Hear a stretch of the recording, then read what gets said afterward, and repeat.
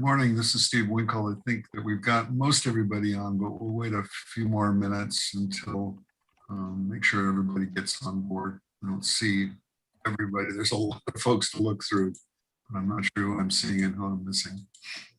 I'm going to unmute the phone. All right. Okay. Good morning, everybody on the phone. We're getting started here in just a few minutes. And in case those of you on Zoom didn't hear that, this is Mike with Building Standards Commission. We're finalizing the technical connections and we should be ready to go in a couple of minutes.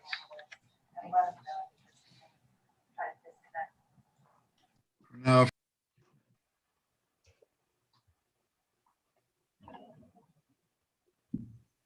I just said this while I was on mute, of course. If everybody could mute themselves for the time being, then we'll come back on in just a sec.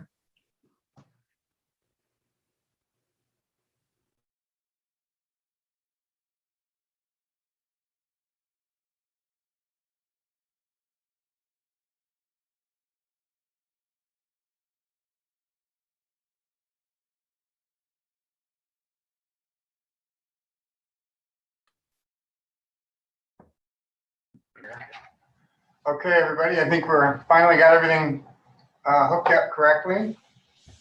We're running a couple minutes after, so we'll go ahead and get started right away. Thank you all for joining me today. Welcome to the California Building Standards Commission's Building, Fire, and Other Code Advisory Committee meeting. I'm Michael Neerman. I'm the Deputy Executive Director for the Building Standards Commission and will be assisting the chairperson throughout the meeting. I'd also like to introduce some of the other staff that will be with us here today. Irina Brosman, our Associate Architect. Timothy O'Malley will be presenting some items, and he's a architectural associate. And then Laura Mills is our technical expert and will be helping us with the connections and the phone. And then Carol Hagler is our newest employee and will be monitoring from the background. You'll see her when Irina's on camera. So with that, today is Wednesday, July 7th, and the time is approximately 9:06. Tomorrow's meeting will also begin at 9 o'clock. And I'll be going over some items for the meeting information now. Please be advised this meeting is being conducted virtually in accordance with Governor Newsom's executive orders N2920 and N3320, as well as recommendations from the California Department of Public Health. I'll now cover a few housekeeping items before we proceed. I wanted to be sure to mention that there was an additional rulemaking package that was added to the Building, Fire, and Other agenda after the initial agenda was mailed. But because BSC issued the agenda for this meeting earlier than the 15 days required, the addition of the agenda was still within the minimum required 15-day notice period. This rulemaking package was submitted by the Housing and Community Development Agency for Part 10, the existing building code. The rulemaking file number for that package is HCD 0721. Due to the agenda having already been established, we added this proposal to the end of the agenda as item number 18. BSC is recommending that this item be taken out of order and included with HCD's other proposed packages. These will help prevent them from having to stand up and sit down a bunch of times. I also wanted to mention that there was an addendum added to item number 15, which is part 9 for the State Fire Marshal's Office, rulemaking file number SFM 0621, as well as a grouped items list that is designed to assist in the processing of the various topics covered within the State Fire Marshal's proposal. Lastly, BSC did receive public comments during the meeting notice period, so staff will assist the committee with identifying the items that the comments were addressing when they occur. With that, I have a lengthy read-in for the participation process, and we'll be following today and tomorrow. This meeting can be viewed in Zoom webinar CBSC YouTube channel, which is linked on the meeting agenda. I would like to remind the viewers that the live stream has an approximate 45-second delay. Closed captioning is available via Zoom's automated transcriptions. Zoom webinar instructions. To avoid feedback or other technical issues, please join the meeting through one device only. If you wish to make a comment on a specific agenda item, please listen for the CAC chair to ask for any comments from the public. At this time, please virtually raise your hand using the raise hand icon in Zoom. You will be recognized and unmuted by the meeting's facilitator in the order you had raised your hand. When you are done speaking, please lower your hand. Note, please ensure that you have a working microphone on or attached to your device prior to raising your hand to make a comment. The chair will continue through the queue until there are no comments remaining.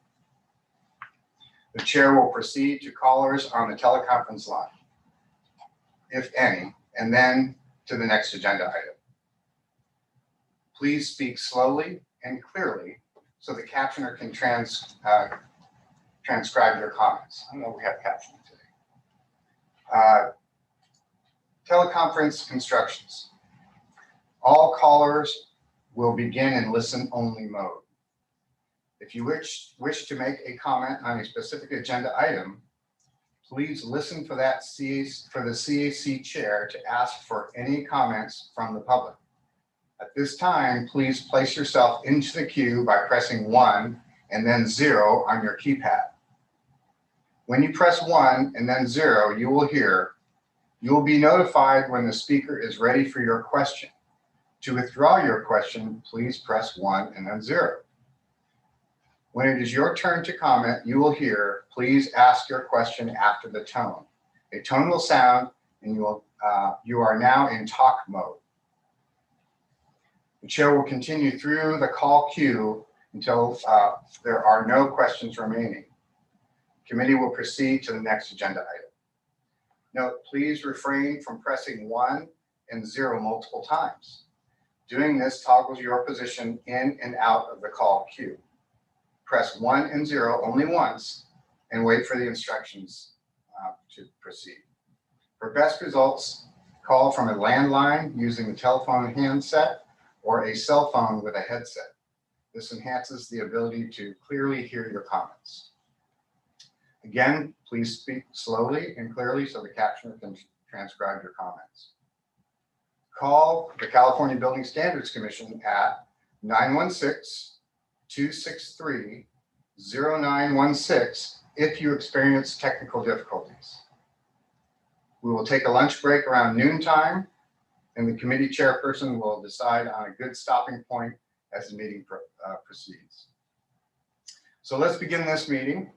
This is an open public meeting of the California Building Standards Commission, Building, Fire, and Other, or BFO Code Advisory Committee.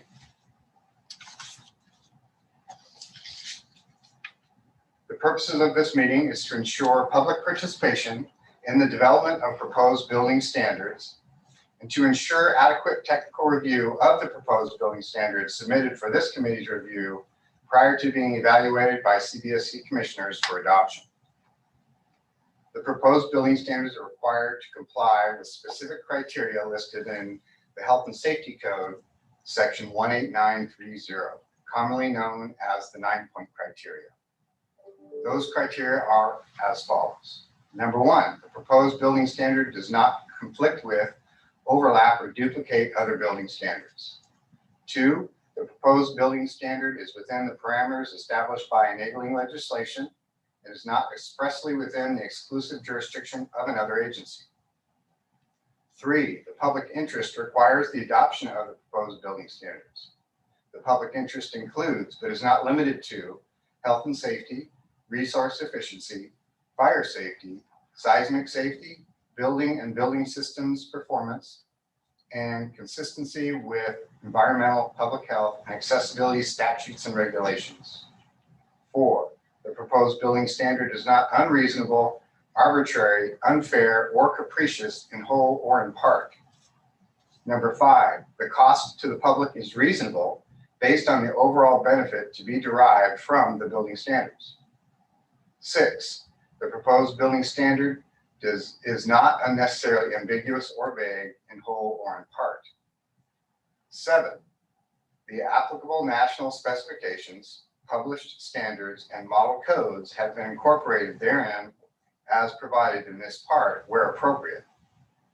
If a national specification, published standard, or model code does not adequately address the goals of the state agency, a statement defining the inadequacy shall accompany the proposed building standard when submitted to the commission. If there is no national specification, published standard, or model code that is relevant to the proposed building standard, the state agency shall prepare a statement informing the commission and submit that statement with the proposed building standard. 8, the format of the proposed building standards is consistent with that adopted by the commission. And the final, number 9, is the proposed building standard, if it promotes fire and panic safety as determined by the state fire marshal, has the written approval of the state fire marshal. Recommendations are restricted to approve, approve as amended, disapprove, or further study.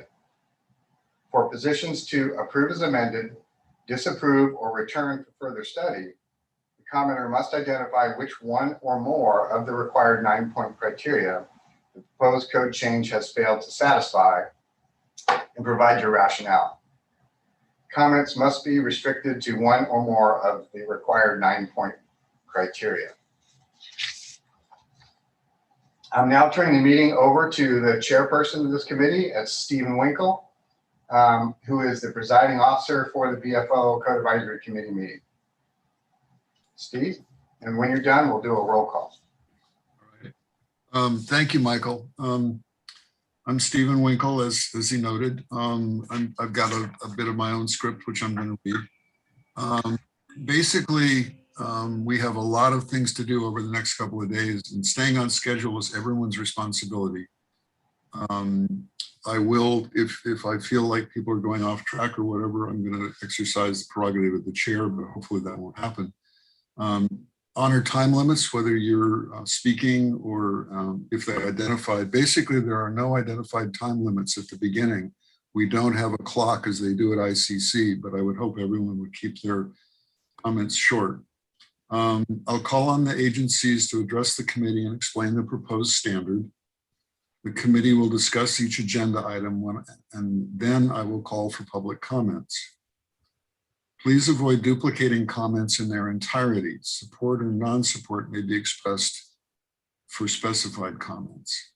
Following all the comments and discussions, I will call for a motion in a second to take action on each agenda item relating to proposed building standards. Please stay on the subject matter being discussed and avoid sidebar conversations. Extraneous discussions disrupt the flow of the meeting. It can be hard for persons on the telephone to understand who is speaking and what is being discussed. That's even more true. That's true on an in-person meeting. It's even more true on these meetings. Please be respectful of others' time and opinion and avoid interrupting folks. The Code Advisory Committee meeting procedures and references are contained in BSC RD10. And basically, I'm going to introduce myself, and then I would hope when we call the roll that everyone at the roll call will briefly identify what interest area they are on the committee for, and just a very brief description of what you do kind of in real life. So basically, also after we do the introductions, we're going to need to nominate a vice chair who would serve in my stead if I'm not able to serve. My role as committee person is to nominate a vice chair, and then the rest of the committee will vote on it. One of the other points, for those of you who are familiar with the ICC process that's subtly different about this one, is the chairs of ICC committees are non-voting members. For the Code Advisory Committees, I, as the chair, have a vote in other than the tie-breaking situation. So I have a vote. There are also a couple of ex officio members who will identify themselves, who are here in advisory capacity and certainly are invited and welcome to make comments, but don't have a vote at the final action of each item. So basically, let's go through kind of roll call and introductions. If the staff could call the roll, and then each of us, when we respond, let us know we're here and a brief description of who you are. Sounds good, Steve. I'll do that. Starting with you, Stephen Winkle. I'm the West Coast office manager of the Preview Group, which is a small building code and accessibility consulting firm. I'm an architect, landscape architect, civil engineer, and a certified access specialist. And I'm the architect member of the committee. Thanks, Steve. Ara Sargassian.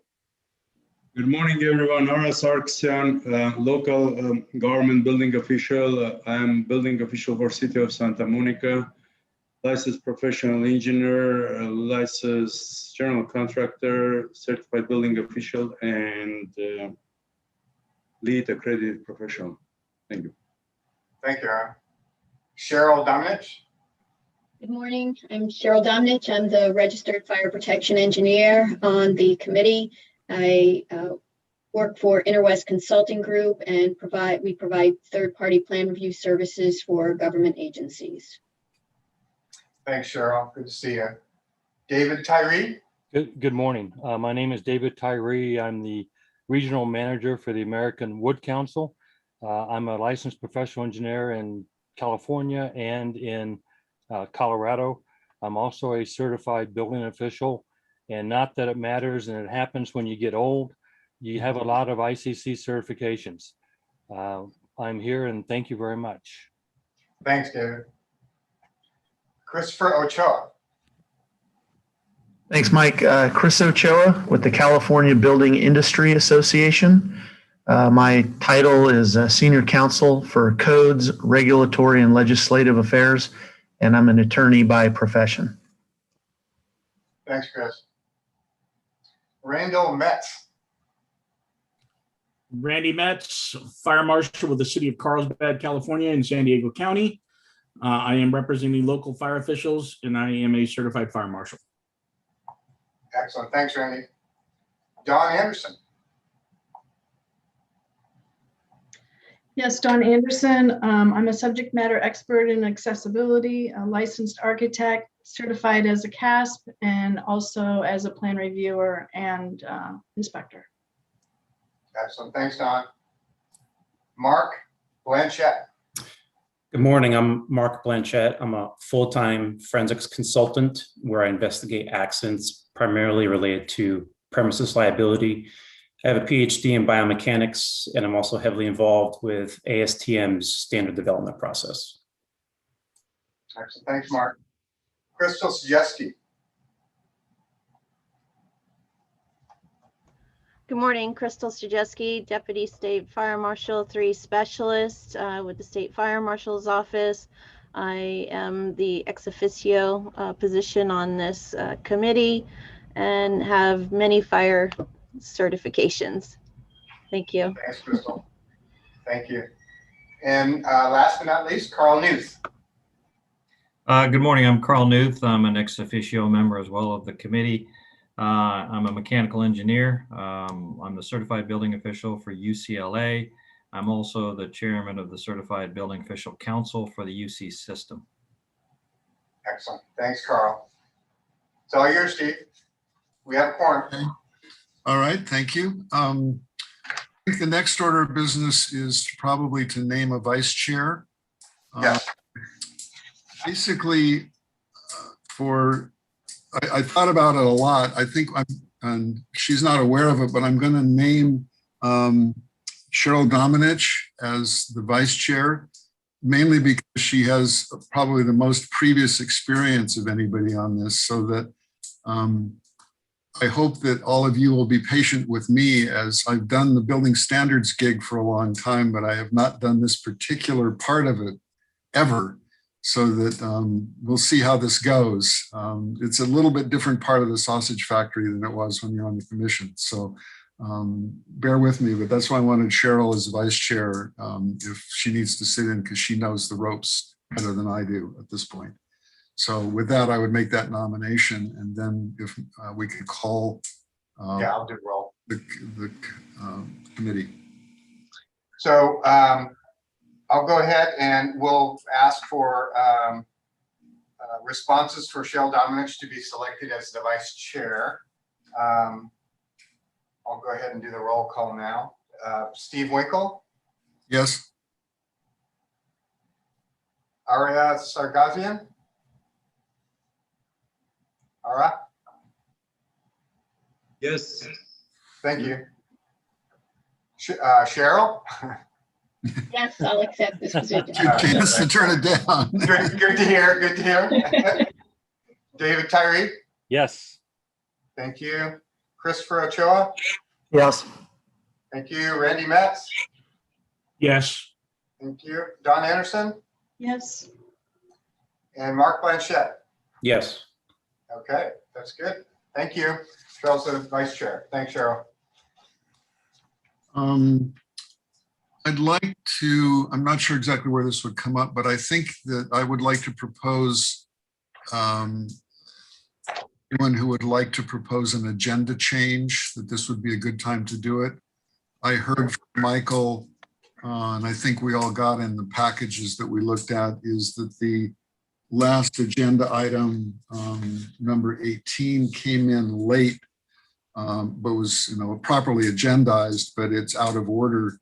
That if Housing and Community Development or the proponent would like to make, or anyone would like to make a motion about moving that up in the agenda to put it together with the other HCD proposals, I think that would be in the interest of expediting the meeting. This is Emily Withers with Department of Housing, and we would very much appreciate having that item moved up past to follow our residential code item. Okay. Mr. Chairman, this is David Tyree. I would make that motion. Okay, I've got a motion. Do I have a second? This is Mark. I second. Okay, got a couple of seconds. Any discussion necessary? So just for clarity, that would mean that item 18 would move up in the agenda to be after the last item 10 of the HCD agenda. So it would be 8, 9, 10, 18, and then 11. Okay, let's call any other discussion. We can call the roll on the motion and second to move that.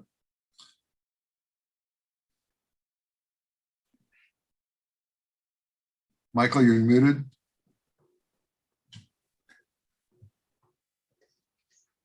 Thank you. This is a motion to relocate item number 18, HCD 0721 for part 10, up to follow the residential package for HCD so they can keep them all together. A motion by Tyree and seconded by Dominich. Steve Winkle. Yes.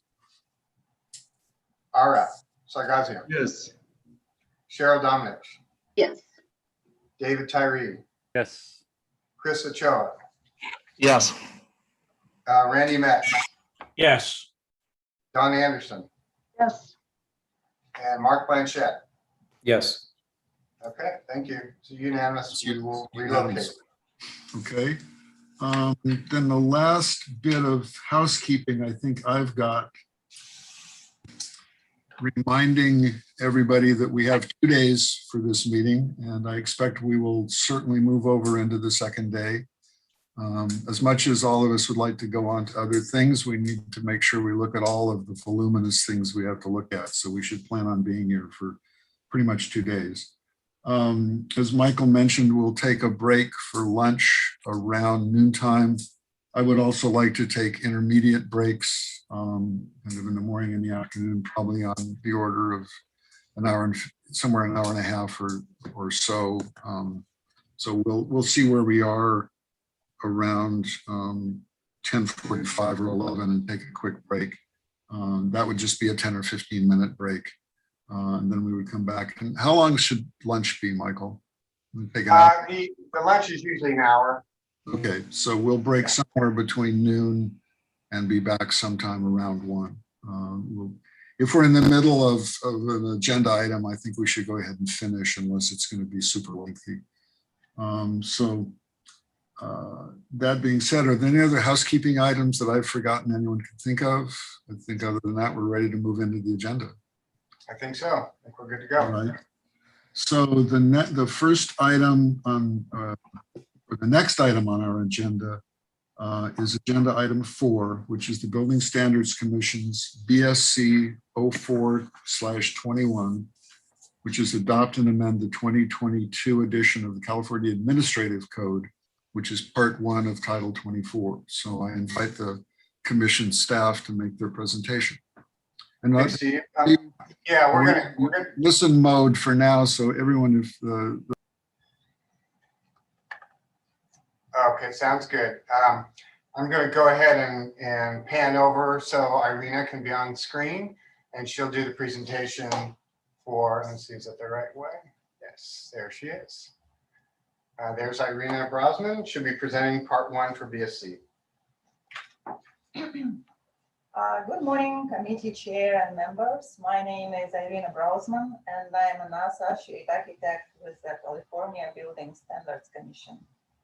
I am here to present agenda item 4, which contains BSC's proposed adoption and amendments of the 2022 California Administrative Code. The proposed BSC's amendments to Chapter 1 are being made to clarify, implement, and make specific requirements relative to procedures for compliance with CBSC rulemaking processes by state adopting and proposing agencies, and specific requirements relative to Code Advisory Committee applicants and key payment methods. So that concludes my overview. Next, I would be happy to present each item and answer any questions. So would you like me to go item by item?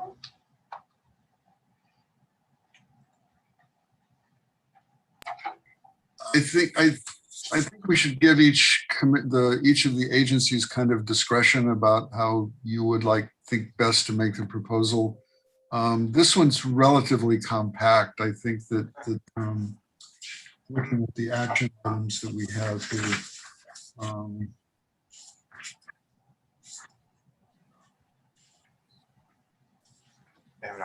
I would propose to go with item 1 and then group item 2 through item 5 together. Oh. Okay, so I guess procedurally, Michael, should we vote on each of those as we go? I think in the smaller packages, that's fine. Some of the larger ones, you're probably going to want to group things because there are quite a few that are just moving forward without any proposed change. Correct. So, yeah. So, but in this case, I think there's only 3. So. Okay. So once you go proceed the way you suggest. Okay. So item 1. Yeah, we're going to move our mic so she can be better heard. All right, we're going to relocate staff to the other side of the room here so she can be closer to the microphone. Yeah, I think I was going to suggest that. Thank you. Yeah, there we go. We'll follow her over there. Perfect. That way you get the microphone now. Yeah. You have a small voice. Yeah, and with all the boards, it's really. Yeah, kind of pain. Yep. Okay. So item 1, is it better now? Yes. Is that better? Can you hear better? Okay.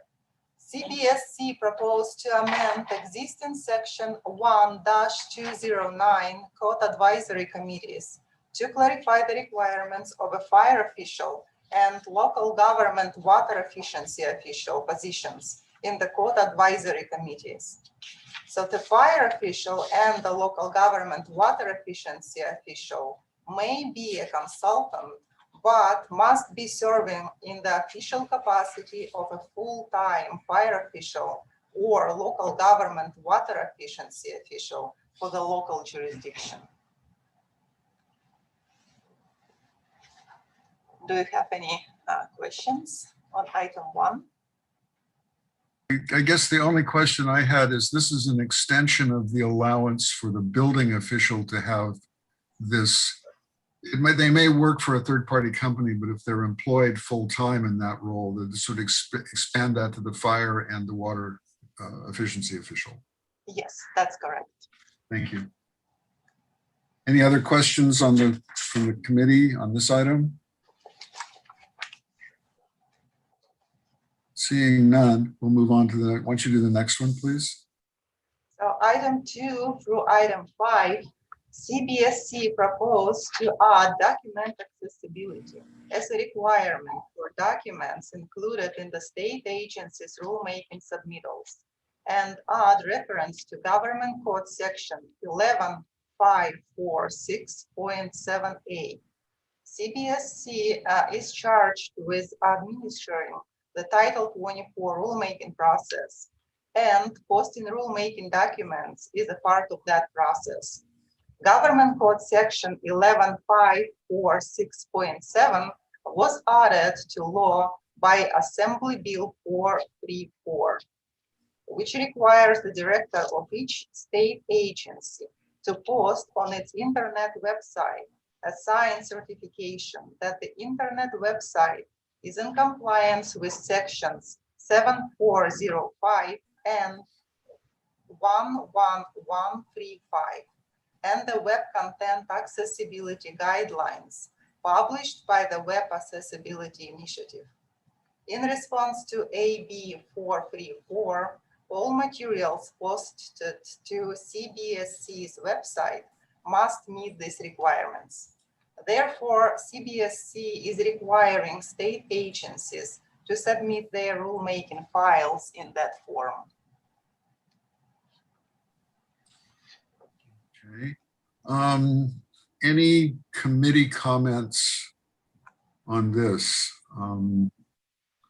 This is basically referring to the accessibility guidelines published by the state and making sure that the agency publications meet those.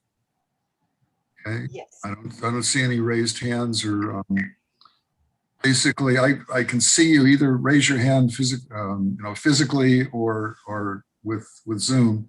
Seeing no comments, I think we'll move on to the next item. And then real quick before we go, when we're done, since this is a smaller package, we'll then go back and get comments, obviously from Zoom and from the phone. As we get to the bigger packages with more items, we may want to, after each item is presented, especially the more complicated ones, we may want to go to Zoom and the phone right after the discussion, and then go from there. Yeah, rather than, in this case, we're not asking people to stay on for the discussion for more than a few minutes. For the other ones, Michael's absolutely correct. But I think we got the easy ones first, so we can find the kinks out as we go. By design, for sure. I'm sure. Thank you. And the last item for part 1 is CBSC proposed to amend existing section 1-507 fee collection to remove information regarding the check-only payment methods, add instructions for submitting payment and forms by mail if that's a check, or email if that's electronic payment platform, and let code users know that they may only use the approved electronic payment platform, and that there is information regarding that platform on our website. So that's it. If you have any questions.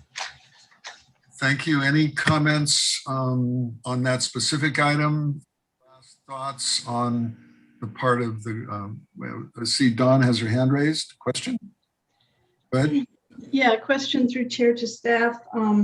I did read the code, and there is reference in item 2 under that code section on a check.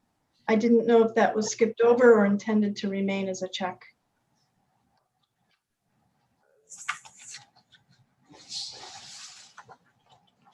Where is my Yeah, item 2 is initial rulemaking file submittals by state proposing agents. So Don, was that item 2 related to chapter 1, article 4, section 1407? It's actually item, I believe, 6, but it's on the same issue. I didn't know if Okay. we can save that comment for later.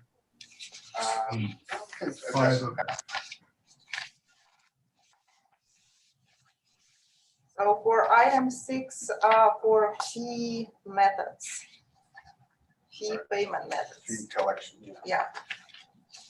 So what's the question related to, the check, number 3? So the fee can be paid by check or electronically. So both options are possible.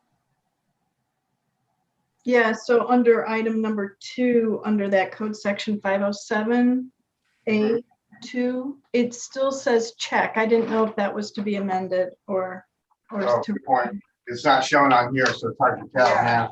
We'll look at that for sure. We Yes. don't want to duplicate something it shouldn't be. Yeah, it just has an ellipsis so that if it. Yeah. Yes. No change was intended, but we'll look at that.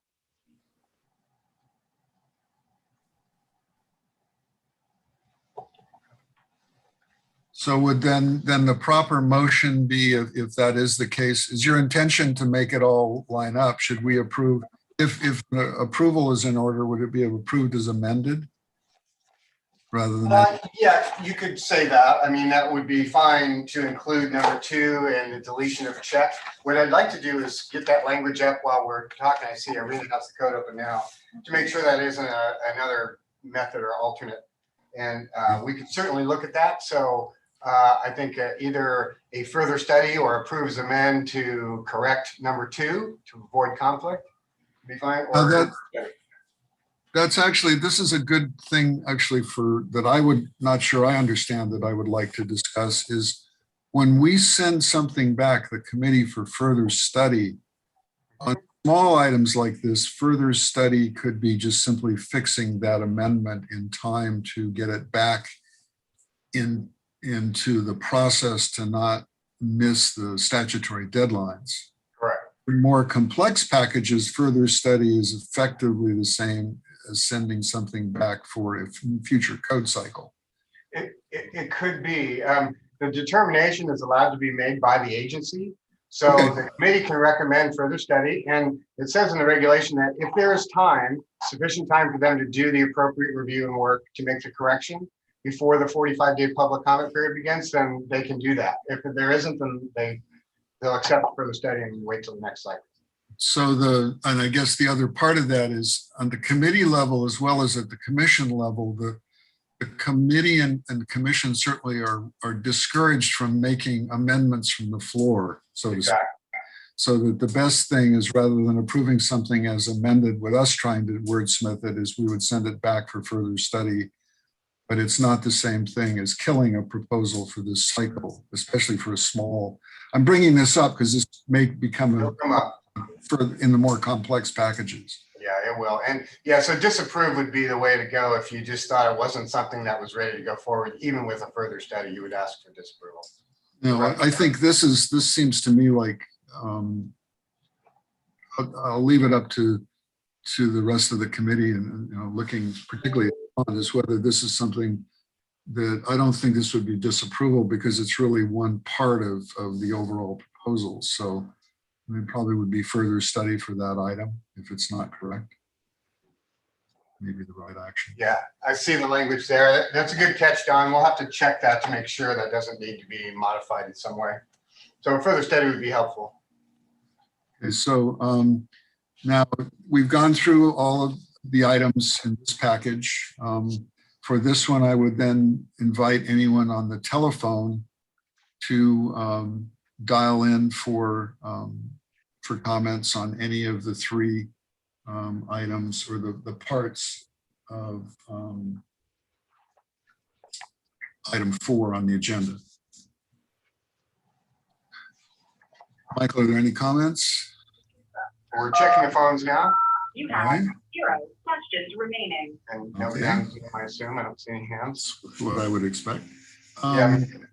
Okay, so then any other further comments or questions from the committee? Okay, I've got one from Crystal and then Christopher. Yes, I just wanted to ask BSC staff, for the first item, is that being proposed because of a lack of qualified fire officials applying for the CAC positions? Yes, basically, yes. And during this and last cycles, we got some applications from people serving as consultants. And that kind of looks appropriate to allow these people to serve in the committee. So, yes. And this is Mike with BSC. Steve had mentioned it early on, a couple cycles back, we had to make the same kind of a change for the building official position. There were a lot of contract building officials who were working in multiple jurisdictions, like a Veritas setup, and they weren't being allowed to serve, and it just didn't make sense. And we talked to legal about it, and they said absolutely they can serve. So we made the change there and realized we had a similar issue with the fire and the water efficiency. So we went ahead and made that similar change for that this time. So Christopher's up next, then Randall, then Cheryl. No, I'm okay, Steve. No question. Okay, Randall?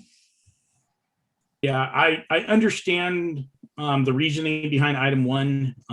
Although I would like to see that we only go to a consultant in the event that we don't have a qualified full-time employee of a local fire agency apply. There are a lot of things that are different between building and fire statutorily. A lot of things that that a building department can contract out that a fire department can't.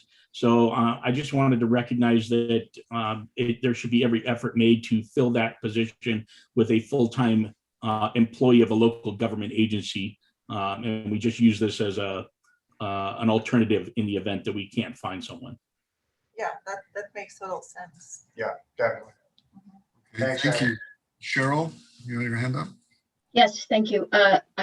I'm following up actually from Crystal's question because I thought I understood the intent of the language, but then Michael Neerman's commentary made me question it.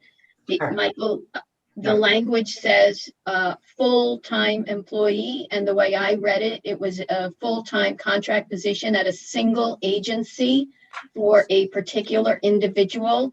But then, Michael, you referenced another consulting firm and said that they sometimes serve for multiple agencies.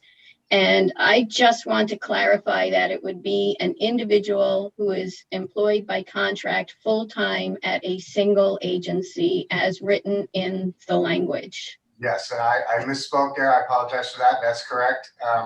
The reference to the building official one was because there were people who had applied who had multiple contracts with different jurisdictions. So that you're correct in your understanding of the language. Thank you. Yeah, I would read the language exactly. I mean, basically authorized full-time building efficiency, et cetera. So that I think it's one-to-one correspondence is how I would read it. Yes. What about in terms of language? Is it possible to put in a what Randall was talking about of in the absence of other qualified applicants, then this kicks in? We can certainly consider that. Yeah, that would be something we'd probably have to look at, maybe get some feedback on in a further study. And then if that would work, we definitely would add something for that. Okay. Any other comments? I don't see any other raised hands. And we've had public comments. So I guess are we going to take this? I think we can still take this as a single motion for the entire package, but if there is a motion, make a comment about which thing you would like further studied or whatever the motion might be. I'll make a motion to accept this agenda item as submitted with request for further study on item number 1 as it relates to appointing third-party consultants for dedicated positions on code advisory committees. Okay, is there a second or any other discussion on that motion? This is Cheryl. Okay, Cheryl. Cheryl. I'm wondering if we can amend Randy's motion to also have further study on item number 6-2 based on Dawn's comments, if Randy would accept that for that amended motion. I'll accept that amendment. There's a motion and a second, an amended motion, and the primary motion maker accepted that. So the motion would be to send back for further study a portion of item 1 and item 6. Any other motions or comments on the motion? This is Mia. Can I chime in real quick, Steve? Sure. Hi. Yeah, I just want to be careful here before we get too far into the packages about multiple actions for a group of items. So my recommendation is if there's a further study proposed for item 1 and item 6, that those be taken on their own and give them that motion. And then if the other items are approve as submitted or approve, that's a separate motion. Okay, yeah, we were hoping to do the smaller ones together, but I think Mia's point's a good one. And we're certainly going to end up there very quickly in the larger motions. So because what we'll end up with for bookkeeping purposes, yeah, it'll be a nightmare. Yeah. Thank you. Appreciate it. Okay, so let's do this. Let's take those motions off the table and do a couple of things. Is what I would suggest is making first a motion to divide the question for each of the maybe 3 items, which would be the entire package, then item 1 separately and item 6 separately, and then move on from there. Steve, could I add, this is Mike with Building Standards, add into that it would be beneficial in our processing to go ahead and start with item 1, make a motion in item 1, and go to item 2, perhaps 2 through 5, and take an action to accept. And then 6 is the other further study, take that, and then we move on. So it keeps it in order and makes some individual motions, follows Mia's recommendation, and we can. Okay, so let's bring up then item 1, which is the voting membership on the Code Advisory Committee with the addition of local government water and fire official positions. So can I have a motion on item 1? I'll make a motion to request further study or approve it with further study on the use of third-party consultants in lieu of full-time local fire officials or water control personnel. And we'll need a 9-point criteria for that too, Randy.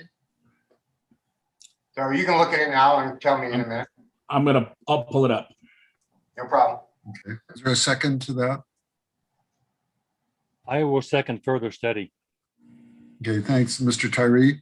The motion maker was Mr. Metz and then Mr. Tyree.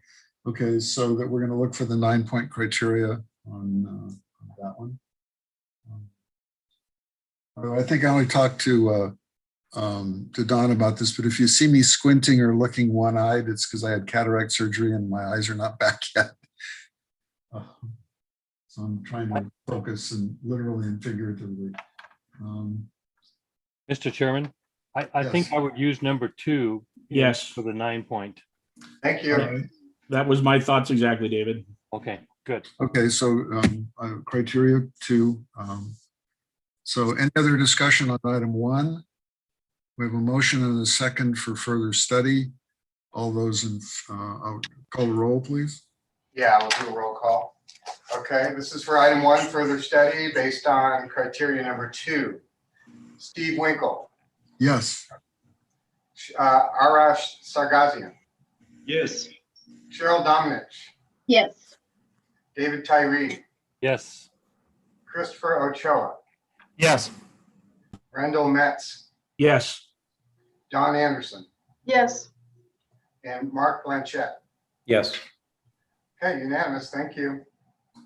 Okay, then that leaves the next thing is we have items 2 through 5 of this agenda item, which I don't think there was any controversy about.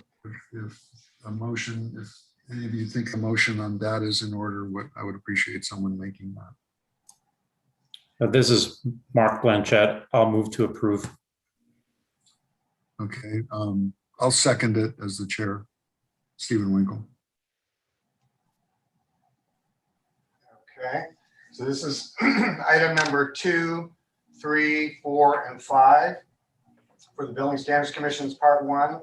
Is approved as submitted. Steve Winkle, Yes. Ara Sagarzian, Yes. Cheryl Domnich, Yes. David Tyree, Yes. Chris Ochoa, Yes. Randy Metz, Yes. Don Anderson, Yes. and Mark Blanchett. Yes. Okay, it's unanimous. So that leaves us just with item 6, which is regarding fee collection. And I think there was a comment about whether that ellipsis in item little a, item 2 should have been amended. Yes, I'll make a motion to require further study on item 6 under 9-point criteria number 2. Okay. Get a second for that? Second. Who was that? David Mr. Tyree. Tyree? Second. Thank you. Okay, any Okay. further discussion? I don't see any raised hands. Mr. Sargisian? Yes, sorry, Mr. Chairman. Item number 1 is for 9-point criteria. I think it's precise exact for this case because it conflicts and overlaps section 507A2 conflicts with newly proposed item 3 and others. Okay, so what 9-point criteria would that be? That will be criteria number 1 for me. Okay, Add it to the other. so would that be a substitution or an addition? Either way. I think we could say 1 and 2. Yes. Objection on the motion maker of the second to adding 1 and 2? Yes, that's fine. Okay. So it would be moved and seconded for further study based on 9-point criteria items 1 and 2. Any other discussion? I don't see any raised hands. So let's call the roll. Okay, thank you. Steve Winkle, Yes. Ara Sagarzian, Yes. Cheryl Domnich, Yes. David Tyree, Yes. Chris Ochoa, Yes. Randy Metz, Yes. Don Anderson, Yes. Mark Blanchett. Yes. Okay, unanimous. Thank you. All right. So the next item up on the agenda is item number 5, California Building Standards Commission BSC 05/21. Adopt and amend the 2022 edition of the California Building Code, Part 2 of Title 24. So I would invite the Building Standards Commission to go ahead and make their presentation on this item. All right. Good morning, Mr. Chair and committee members. My name is Brandon Estes, Associate Construction Analyst with the California Building Standards Commission. I'm here to present agenda item number 5, which contains BSC's proposed adoption and amendments of the 2021 International Building Code into the 2022 California Building Code. The majority of BSC's proposed actions related to Part 2 are adopting the latest model codes and carrying forward existing state language. Notable proposed amendments are the repeal of state tallwood building provisions and replacement with the latest model code provisions, as well as the permit expiration provision in Chapter 1, Division 2, pursuant to Assembly Bill 2913. Items 2 and 12, these are the most substantive throughout this Part 2 package. Most other items are non-substantive and editorial. So with that, we can move item through item, or I can follow your lead. Why don't you go through it item by item very briefly, and then focus on the ones that you identified as more substantive changes. I think we can, your presentation can go through the entire package. We'll probably take the lead of what we did on the other item and divide the question around individual ones or groups of less other changes. But I'd say go ahead and do the whole thing now. Okay. So item 1 is simply editorial. It's updating the edition of the International Building Code. Item number 2 is BSC, where BSC is proposing to add section 105.5.1 expiration. This is pursuant to Assembly Bill 2913, which extends the validity of a permit from 180 days to 12 months with exception. I can go into further detail about that if you like. I have a copy of the Assembly Bill in front of me, but this is statutorily driven.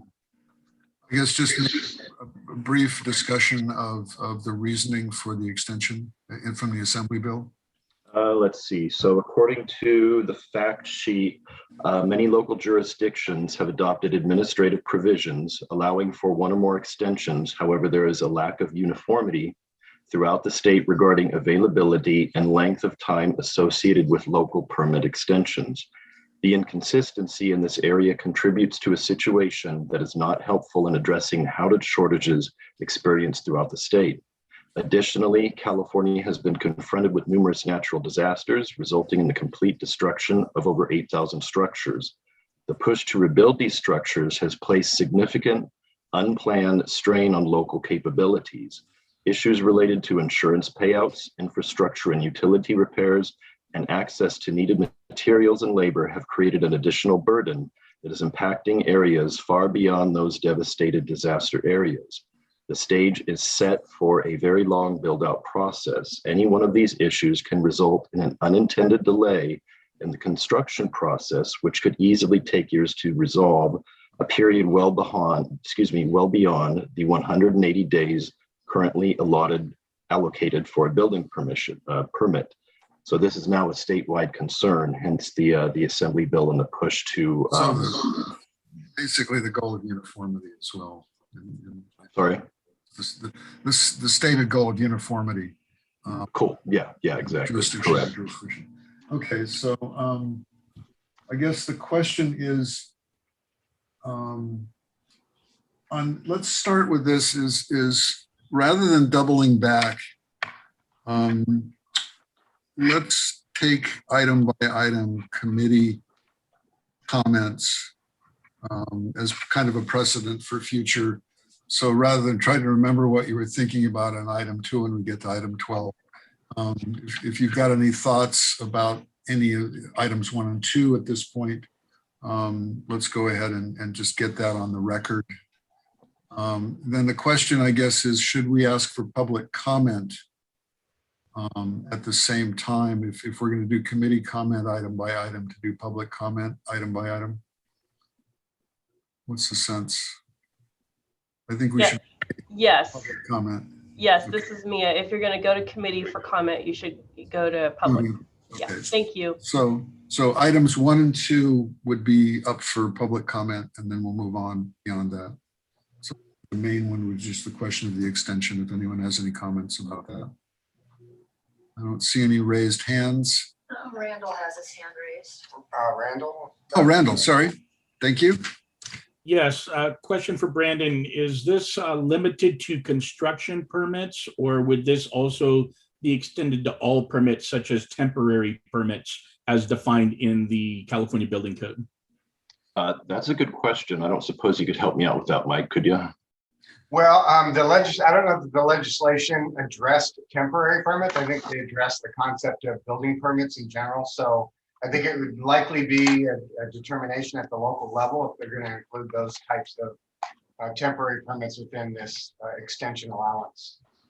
Look a little time. The legislation, it does speak towards a building permit shall apply to Lost you now. We lost you for a minute. I don't know what happened. Try again, Brandon. Yeah, we Okay, lost you. Oh, Can you you're hear me there. now? Yep. Yes. Oh, okay, so I was just mentioning that the beginning part of the legislation specifies application for a building permit that is submitted. It shall apply to the plans and specifications for and to the construction performed under that building permit. Does that answer the question? I believe it does. Thank you.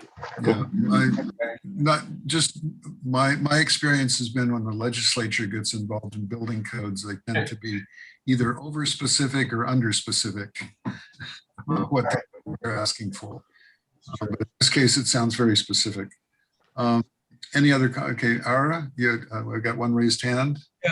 Mr. Segezin. Mr. Chairman, just continuing on around this point, I believe the intent was give 12 months for the as regular all the permits, building permits, but since we have a definition of temporary structures and temporary as more specific, limiting to 180 days, that will still be applying to temporary structures. So my understanding is this 12 month is for general building permits, but temporary will still remain 180 days because it's defined in the code separately and it's more specific section than general.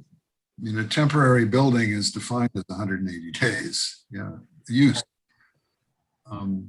Okay, any other comments? So let's look at Steve, real quick, from Mike from Building Standards. I just wanted to mention before you guys move on, this is going to be brought up again a number of times during each of the proposals that BSC has related to parts of Title 24 that are based on model code.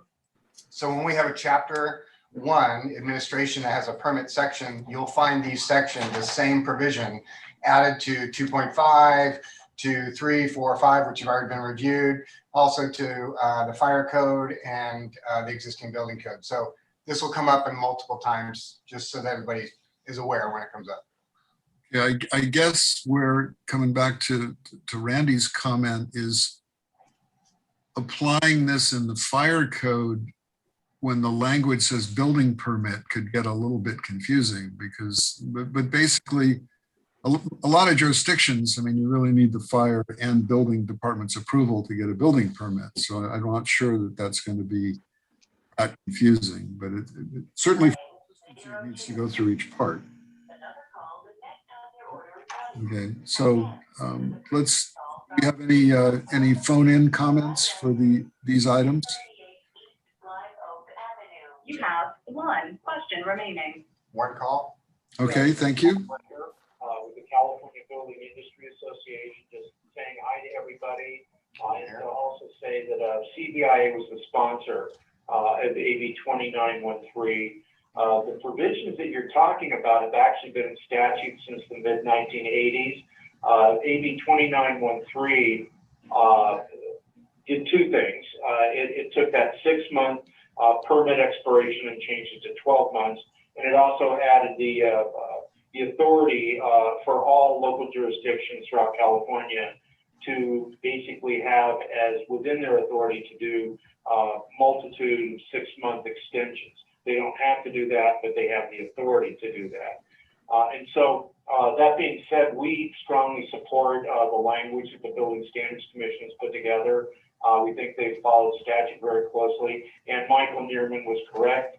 Local jurisdictions have a great deal of authority in determining what the various terms in that statute means. Calvo and the League of Cities were very clear that they did not want the bills, and there's been actually 3 bills over the years that have affected this section. Calvo and the League of Cities did not want the legislation to specify, for example, the definition of a building permit, the definition of permit application, the definition of submittal. All of that is left up to the local jurisdiction. So Michael's correct. They have a lot of authority. And quite frankly, we have seen where jurisdictions have implemented this in different ways. So with that said, we still strongly support what BFC is doing both here and in parts 2.5 and part 9. Thank you. Could you, I didn't catch your name. Could you identify yourself for the record? Yes, Bob Raymer with CBIA. Okay, I thought I recognized the voice, but I wasn't sure. Okay, let's see. I think David was first and then Era. So maybe this is a question for Bob now that he's called in, but when they went through and approved the legislation, or at least supported the legislation, did they mean to include temporary buildings as well? And I don't think they did.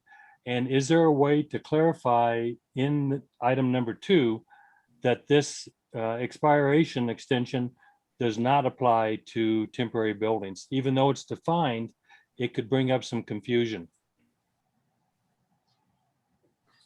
Am I still on the line? Yes, you are, Bob. Yes, you are, Bob. Okay. Well, we didn't specify that because Calvo didn't want us getting that particular with the language.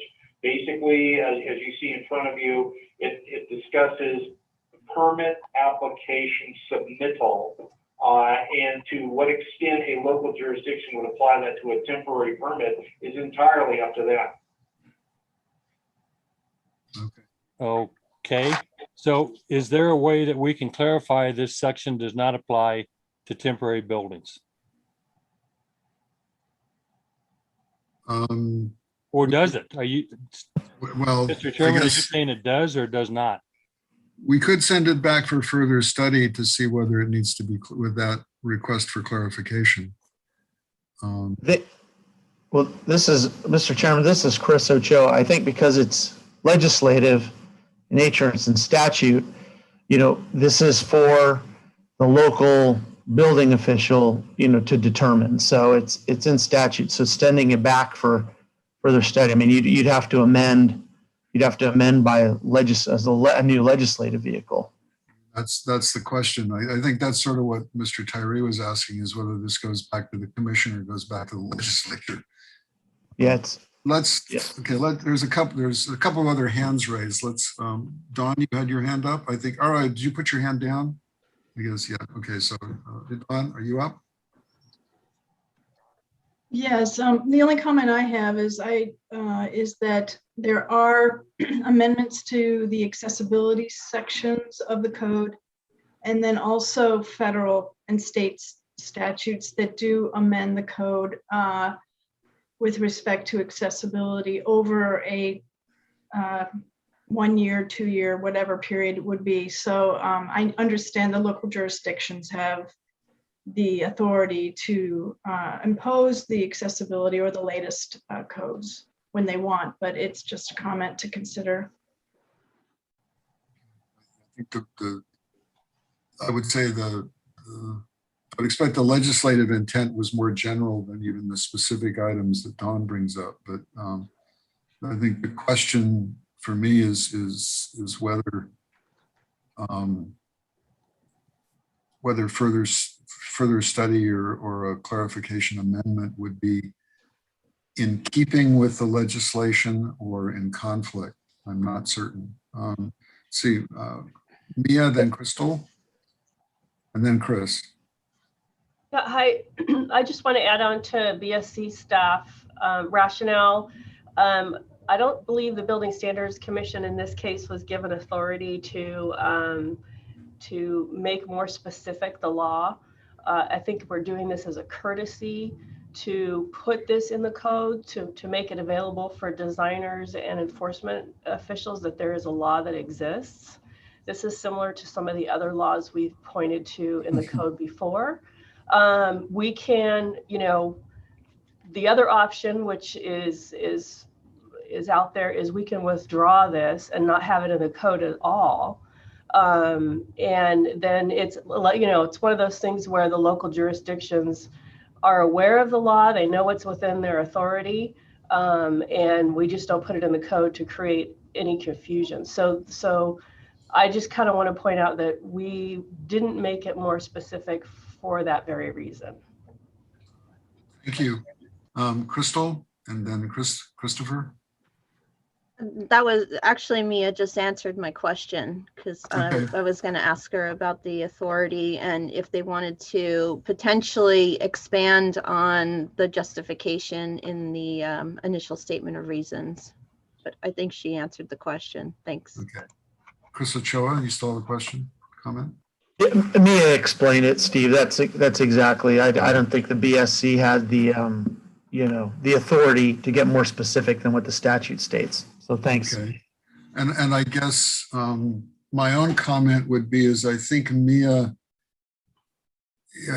we don't have the power to fix the conflict, which I think is actually exists. But that's part of what happens when the legislature messes with codes. But at the same time, I think as a service for jurisdictions, especially smaller ones, and design professionals or owners, that it makes sense to put this reference into the code. So I would think that even though it's not perfect, I think that the reference is better in the code than excluded. That's kind of my take on it, is that we don't have the power, I don't think, to fix it within the purview of even the commission itself who's making this proposal. But at the same time, I think omitting it would not be a good service for the users of the code. The conflict's built into the legislation, so even if we point it out as something applicable, it still at least brings it up in the right venue or right arena, rather than having someone ignore it completely and have problems later. That's, I guess, my take on it. Yeah, this is Mia again. That's absolutely correct. I think the other thing is this legislation was passed prior to the pandemic, and I think the sensitivity of temporary structures right now is perhaps a topic that wasn't a consideration when the legislation was drafted. So that may be something that future legislation may need to clarify that. I don't know, but I just wanted to point that out. Okay, any further discussion? I don't see any other raised hands. Shall we, let's see. So I think that we should go ahead and I just dispose of this one way or the other. So are there any public comments on this item beyond what we've heard? I think we're responding to Mr. Raymer's comments. Are there any other folks on the phone? You have 0 questions remaining. Okay, so let's try a motion on this and see what happens.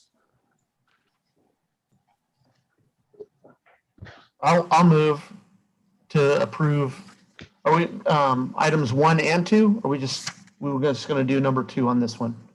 Let's do 1 and 2 if that makes sense. If it's going to be as submitted. Okay, I'll move for approval then of items number 1 and 2 here. As submitted? As submitted. Okay, is there a second for that? I'll second. David Tyree. Okay. Mr. Tyree seconds. Any discussion on the item? I'm not seeing any raised hands. All right, so let's call the roll. Okay. So be approved as submitted items 1 and 2 of the Building Standards Commission package, agenda item 5. Thank you. This is for part 2. Steve Winkle. Yes. Ara Sargassian. Ara? I'll move on. Thank you. Cheryl Dominich. Yes. David Tyree. Yes. Chris Ochoa. Yes. Randy Metz. Yes. Don Anderson. No. And Mark Blanchett. Yes. Thank you. 7-4 and 1 against. Motion passes. Okay, so that brings us up to item number 3, which is, let's hear that individually. Okay, so item 3 and item 4, what we're doing is we're repealing Tallwood building provisions that were adopted early and simply removing them and adopting the model code provisions. So item 4 is just an extension of 3 as well? Correct. Okay, thank you. So let's hear items 3 and 4 on this Building Standards Commission item. You want to go ahead, Brandon? Oh, well, that was pretty much it. Okay. Now, in terms of, it appears to me, my recollection is that the adoption was using the already adopted language of the yet to be published building code. So that in terms of going from the supplement adoption, italics adoption, to the standard text adoption, the text is identical. Is that correct? Is there any changes? Let's see, it looks like there might be some small editorial in buildings of types. Nope. I think other than editorial, I don't think there was any, but that's a leading question, but when we adopted the model code language, I didn't read it word for word, but in essence, it was what was going to be published in the 2021 code. So California early adopted it with the understanding that we were just going to have to repeal and adopt the model codes in the next cycle. But it was a pre-publication, it hadn't gone through editorial, but in terms of adoption into the 21 code, it was the same text. Correct, right. Mr. Tyree, you had some contact something to do with this. I was looking for my hand, but I couldn't find it fast enough. It appears to me that basically there are no technical changes here, and it just really has to do with section revisions, changing from 3.12 to 3.5. The wording appears to be identical, and if I go down to number 4, it's the same thing. So I don't think there's anything technical. I think this is just an update, and maybe with other changes within the code, we had to change some of the sections around. I think they're just a section. The reason I've been looking through the code for other reasons, and that's the thing, that's why I brought it up. But it seems to me in terms of the guts of the thing of the type 4 revision and basically all of the heights and areas and things that goes along with it are unchanged. So I don't think there's any technical changes. I just want the committee to be aware of whether that would be a concern or not. And Chair, this is Mike with Building Standards. Sure, Mike. I would add too that the committee's gonna see this in multiple locations within multiple. Yes, in detail. Yeah, so we all did the same action. And just for clarity, in case, because there was some question, we're striking our italicized language that matches what's going to be the new model. The new model is shown also not underlined, but in straight up model code fashion. So you can see what the model code is going to be. And we're removing our others. We didn't underline the new model because it's part of the model code. It's not our language. So. It's not amended. It's just adoption. That's just for clarity. Yes. Okay. Any other committee comments on these items? There's 2 raised hands. 2 raised hands. Okay, Crystal? I think Cheryl was first. Okay, sorry. Crystal, I had lowered my hand. My hand was going to say, maybe the State Fire Marshal's office can chime in on this to clarify. And also, I was just going to also recognize and acknowledge the State Fire Marshal's effort and hard work to include this information in the intervening code cycle for our 2019 California Building Code. Here. Okay, Yes, so I did want to say that these item 1 and 2 are exactly bringing in the new publication of the tall wood proposals in the 2021. But item number 5 coming up, which is chapters 3, 4, 5, 6, 7, in the height and area, we did maintain our California amendments to the height and area table. So I just wanted to make that clear. I'll have something to say about that later. It's a perennial comment. But in terms of these items, let's see, this is items 3 and 4. I too would second what Cheryl said in terms of my appreciation of the State Fire Marshal moving this forward into the interim cycle and their support at the model code process as well. Any public comments on the telephone? Any other, I don't see any other raised hands or any other committee comments. Michael, anybody on the phone? You have 0 questions remaining. Okay. So can I entertain a motion for, and I think we can take these together for items 3 and 4, dealing with the moving forward the model code language on mass timber and replacing the interim adoption. So, Mr. Chairman, Dave Tyree, I would move approval of items 3 and 4, mainly because it's just a clarification and a revision to match the existing 2021 IBC. What's our 9-point criteria for that? Is it basically matches model code? Well, we don't need one for an approved. I didn't think we needed one for approval. You caught me off guard. Yeah, you don't need one for approval. That's a rookie mistake on my part. No problem. Better safe than sorry. Yep. I'll second that motion. Great, thank you. Any other comments or commentary? All right, so the motion and moved and seconded is to approve items 3 and 4 of the Building Standards Commission package dealing with mass timber. Okay. Oh, Okay, we'll do roll call. Including items 3 and 4. Steve Winkle, Yes. Ara Sagazian, Yes.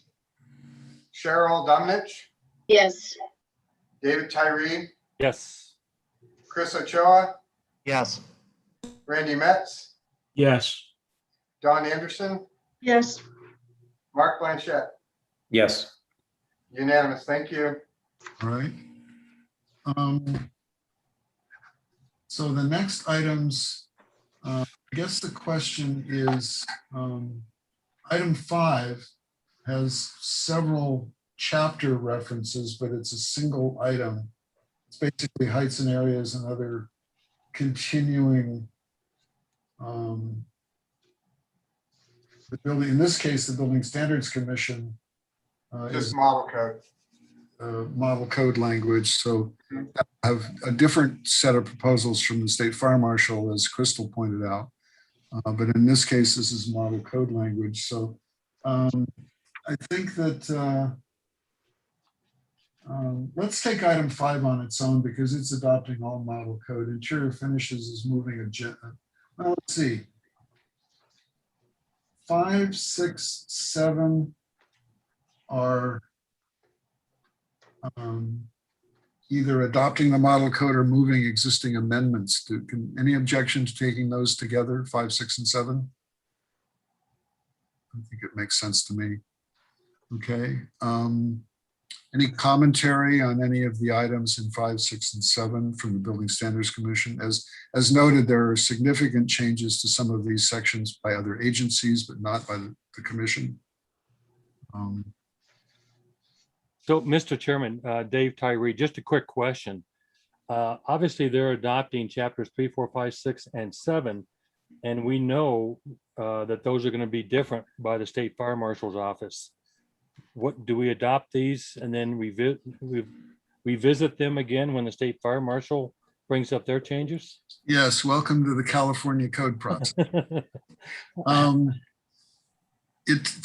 spent a lot of time, I'm sure a lot of us have, reading California Chapter 1, which is basically the administrative provisions. And each agency has purview over different groups of occupancies. Particularly the State Fire Marshal has a range of occupancies that they have purview over that other agencies don't. So yeah, the short answer to what Mr. Tyree asked is yes, there will be discussion of each of these items again on an agency by agency basis, because Like, for example, a B office building may not have state fire marshal purview, whereas the A occupancy in that same B office would be a state fire marshal occupancy. So different parts, different agencies have different purviews in even the same building. So yeah, we have to talk. That's one of the reasons that this is as elongated as it is that the agencies have to make their own adoptions, so that, and they are mutually exclusive and applicable based on their statutory enabling legislation. So that there's not a cross purpose involved, but it's basically they each have to adopt it for what they have purview over. Steve, I could add to that if you don't mind. Sure. In the triennial cycle, as opposed to an intervening where we're providing an update, the triennial is an opportunity for the state to update to the new base model codes. And so that's really what BFC does. We adopt the model codes for our purpose, and then we amend them. So there's kind of two actions occurring during a triennial: the adoption of new model, and then any amendments that the agencies want to make. So Steve's exactly right. Everybody has their own vested authority, and they're each going to propose the adoption of the model code as well as their amended sections. So unfortunately, we have to go through this repetitive nature, or repetitive process, but it's the nature of the adoption that requires us to do that. So it's unfortunate, but it is part of each agency's authority to do that. And BSC as a commission then adopts all the standards, approves and adopts all the standards for publication at the end. So it's a combination. But again, even at the commission level, it's adopted on an agency by agency basis. It's not just a single submittal of the model code as amended. Exactly. That's right. Cheryl, or excuse me, Crystal? Yeah, I just have one clarifying question on the express terms. It says BSC proposes to adopt 3, 4, 5, 6, 7 without change, but then in the eyesore, it says proposed without amendment. So virtually the same. We're not, to change it, we would have to amend, and we're not modifying it, so it's not being changed. So the amendment, I think that's change. Okay. Non-parallel language, but the adoption would be the same. So in item 6, you're saying to bring forward existing amendments, though. So just to be clear, in item 5, there are no amendments to be brought forward? Well, in the rulemaking, if we're going to propose a change, then we would show the change. If we have existing amendments that aren't proposed for change, we will state that we're moving forward existing amendments without change, so that those get republished in the new code, but they're not really open for discussion or being proposed for any modification. We're trying to be as inclusive as possible so that when BSC, as the agency that controls the administrative part of this process, as well as updates to the years and the different portions of the administrative part of the code, that we're trying to do that as part of our model code adoption, as well as making these global changes that are needed. So when we say adopt a chapter as amended, it's the amendments BSC has put in there. And if we're moving forward, we wouldn't be making any modification, then we wouldn't have them included in our rulemaking. That makes sense. Okay, just if you want to check your eyesore on all those chapters. Sure, we'll do that. Any other, I don't see any other raised hands on the committee. Anyone on the telephone on these items? You have 0 questions remaining. Okay.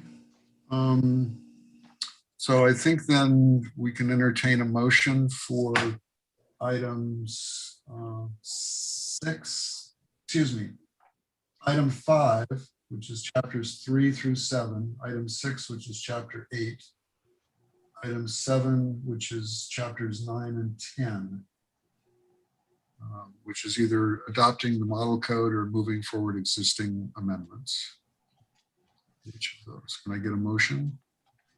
It's I move to approve as submitted items 5, 6, and 7. Thank you. It was a second. Second, I'll second.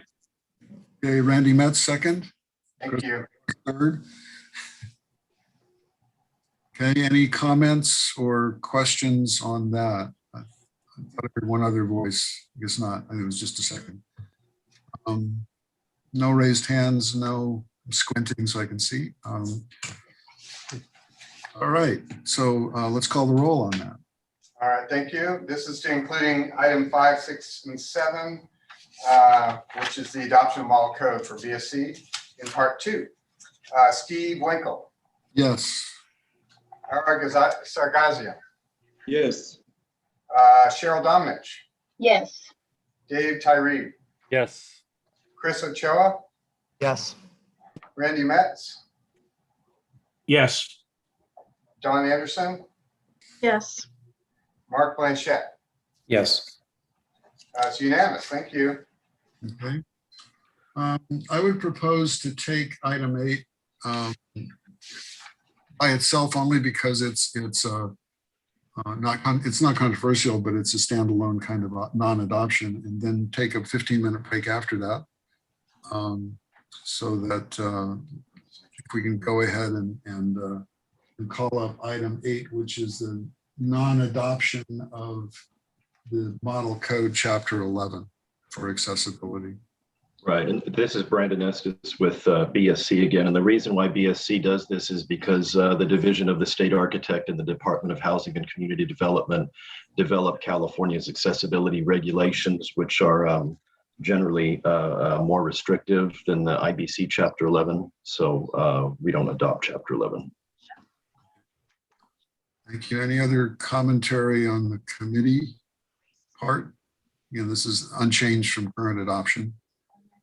There'll continue to be 11A and 11B, which are adopted under other agency purview, but not adopted, so we don't have a conflict.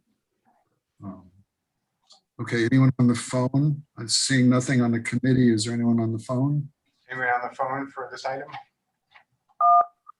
You have 0 questions remaining. All right. So if I don't see any other comments, nothing on the.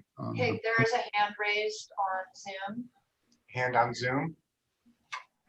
Okay. Go ahead, Kevin. Okay, thank you. Good morning, Kevin Reinerson, Riverside County Fire. Hey, Kevin. Hey, how you doing, Steve? Good morning, committee. Good morning, Mike. Hey, Kevin. I wanted to comment on this item here in support of their action to move forward without adopting Chapter 11.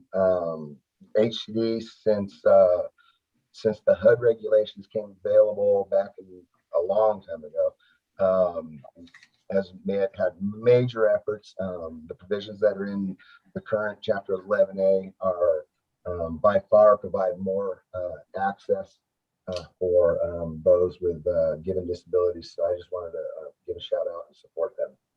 Okay.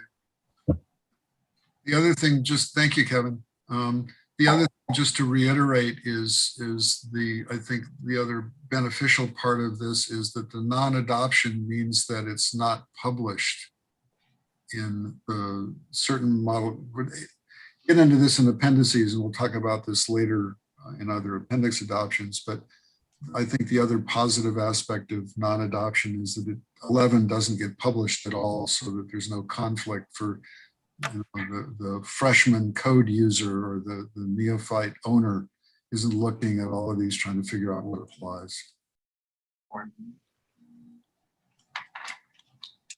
Okay, any other comments? Brandon, you had a comment? No, that pretty much covers it for item number 8. So item number 8 would be the non-adoption of Chapter 11 from the model code. Can I get a motion? This is Mark Blanchett. I move to approve item 8. Thank you. Can I get a second? Second. Don has a second. All right, any comments? All right, let's go ahead and call a roll. Thank you. So item number 8, approve as submitted, the non-adoption of Chapter 11. Steve Winkle. Yes. Ara Sargazian. Sorry, Ara. Cheryl Domnich. Yes. David Tyree. Yes. Chris Ochoa. Yes. Randy Metz. Yes. Don Anderson. Yes. Mark Blanchett. Yes. Unanimous. Thank you. All right. I would like to take a short 15-minute break, basically trying to reconvene back here at just a little bit after 10 minutes of 11.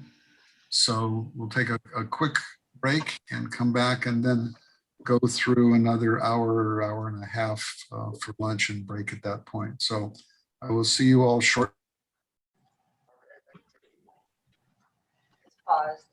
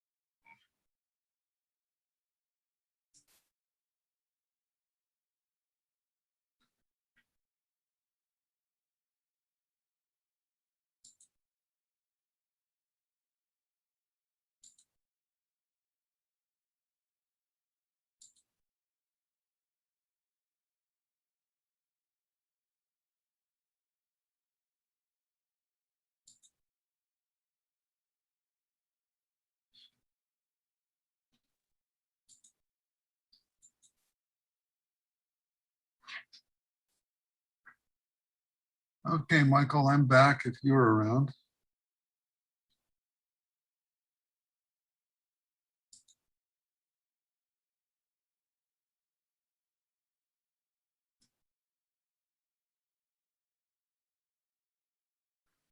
Okay, there we go.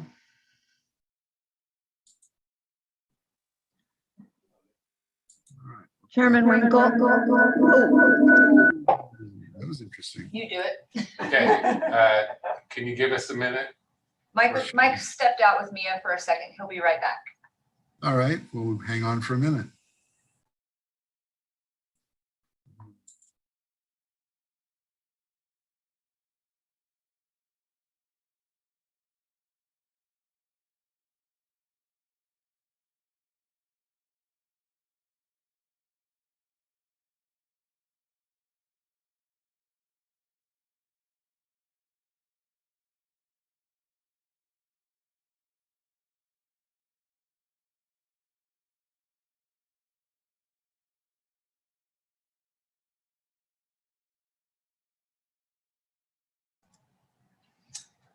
Okay, we'll get started here in a minute. Steve, can you hear me? Yes, I'm here. Okay, real quick, I wanted to remind you that when we're done discussing among the committee members, make sure to let people know that they have to raise their hands for Zoom. And then also that when you go to Zoom, following that, you want to remind people to press 1 and 0 to get into the queue on the phone, so that once we're done with Zoom, we can go to the phone. So the phone is a little delay. If they don't hear it early enough, they can't get it in time to go there. So give them Because a of little that 45-second. So yeah, Yeah. help remind me if I skip over that. I'll do that. I'll help out with that. All right. So, Are we ready to go? I think we're ready to go. Get my agenda up here. There we go. Up to item 9 9. on Building Standards Commission's Part 2, agenda item 5. So this is Brandon, Brandon. if you want to lead off. Yeah, sure. This is Brandon Estes with BSC again. So item number 9, we're not proposing any changes. We're just proposing to carry forward existing amendments pointing to Cal Green and BSC's jurisdiction. Okay.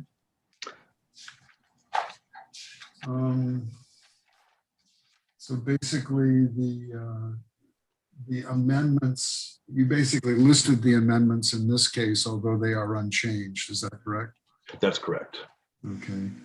I think the only comment I would make about this is, and I realize that this adoption under the Building Standards Commission of the campus lighting for parking facilities only applies to UC and State University campuses, but I would also just kind of like to say on the record for any of the other agencies who might have purview over this, that I would think the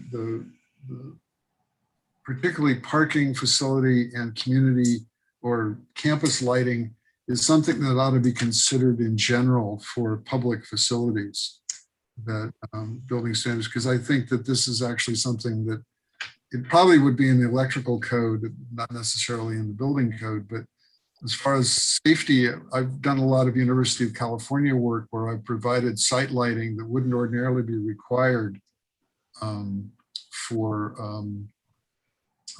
typical buildings if it's not part of what would be the exit discharge. So I think you get into accessible route elements and just public safety elements that lighting should be something to be considered And if it's a good idea for UC campuses, I think it's a good idea for the state in general. Notwithstanding, I'm certainly supporting continuing the amendment, but I would like to see it expanded by other agencies. But that's not our purview today. That's just a comment. So let's just take that item independently. So any other comments from the committee on that item? Okay. I have one from staff. I just wanted to bring the attention, I'm sure you all noticed it, the typo in the table, the commission action matrix. Item 9 is correctly numbered, but the titling is wrong. Chapter 11, it should be chapter 12, and it should be accessibility, or not accessibility. It should be for chapter 12. So just a mistake. Also in terms of wordsmithing, this is really nitpicking on item 5 of 23 on the agenda. Item 1204.7, it says primary walkways. It says as at. Only one of those is right. I think it's at rather than as at. Okay, I'll check that. Thank you. That's in the chicken comment category, but no problem. Okay.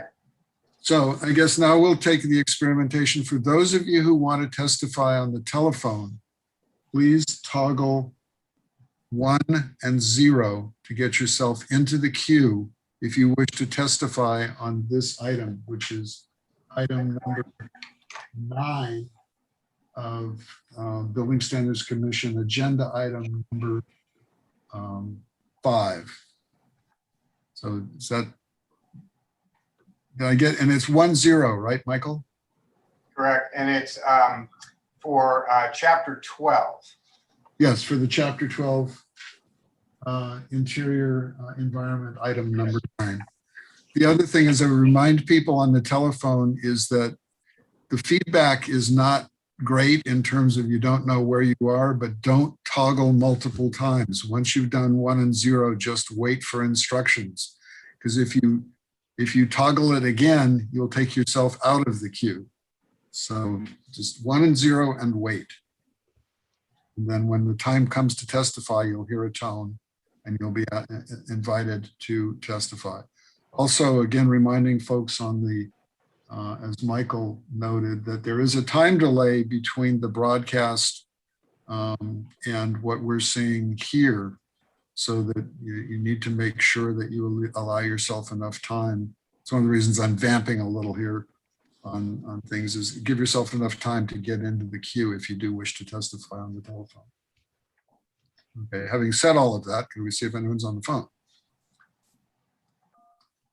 You have 0 questions remaining. Okay, so we're back to the item. Can we get a motion for item number 9? I'll make a motion to adopt and approve item number 9. A second, that's from Don Anderson. Second, Tyree. Okay, thank you. Motion and seconded. I don't think we need any commentary. Can we go ahead and call the roll? Okay, Steve Winkle. Yes. Ara Sagarzian. Yes. Cheryl Domnich. Yes. Dave Tyree. Yes. Chris Ochoa. Yes. Randy Metz. Yes. Don Anderson. Yes. Mark Blanchett. Yes. Thank you, it's unanimous. Okay. So then the next item up is item 10, which is the non-adoption of chapter 13 on energy efficiency. This is the same discussion about energy as we had about accessibility. Is the state has their own, obviously, energy code, and we don't have adopting energy code that's in the model code. 6. Yeah, so I'm sorry, Brandon, I jumped over. oh no, that's fine. So BSC is proposing to not adopt Chapter 13 of the IBC because it would be in conflict with the California Energy Code, Part 6, which is authored by the California Energy Commission. So, and I believe this one is also similar to Chapter 11, not printed. Yes, I believe so. the adoption that we're not including is actually a reference to another international code, so it would be completely confusing. Okay, any commentary on the part of the commission or the committee, excuse me? Anyone who wishes to testify, I doubt that there will be anyone, but I'll go 1 and 0 to get into the queue. Hands on Zoom. Yes, I don't see, let's see, I do not see any hands raised. Okay, we'll check the phone. You have 0 questions remaining. Okay. Okay. So we're back to the item number 10, and I need a motion. Make a motion to approve item number 10. Don Anderson. I'll second Ochoa. Okay, second. Okay, moved and seconded. Can you call roll, please? Yes, Steve Winkle, Yes. Ara Sagazian, Yes. Cheryl Domnich, Yes. Dave Tyree, Yes. Chris Ochoa, Yes. Randy Metz, Yes. Don Anderson, Yes. She's muted. Yes. Mark Blanchett. Yes. Thank you. That's unanimous. Okay. So then the next item up is exterior walls, item 11. This is Brandon with BSC. This is going to be another one where the amendments are existing, simply being carried forward without change. Okay. This also has a cross to the Green Building Standards Code, which is included. So there's amendments without change. So let's go ahead and just consider this individually. It's a little bit different than item 12. So any committee comments on this item on exterior walls? Seeing none, I don't see any hands raised. Ara has his hand raised. Oh, I'm sorry. All right, excuse me. Thank you. Glad someone's watching.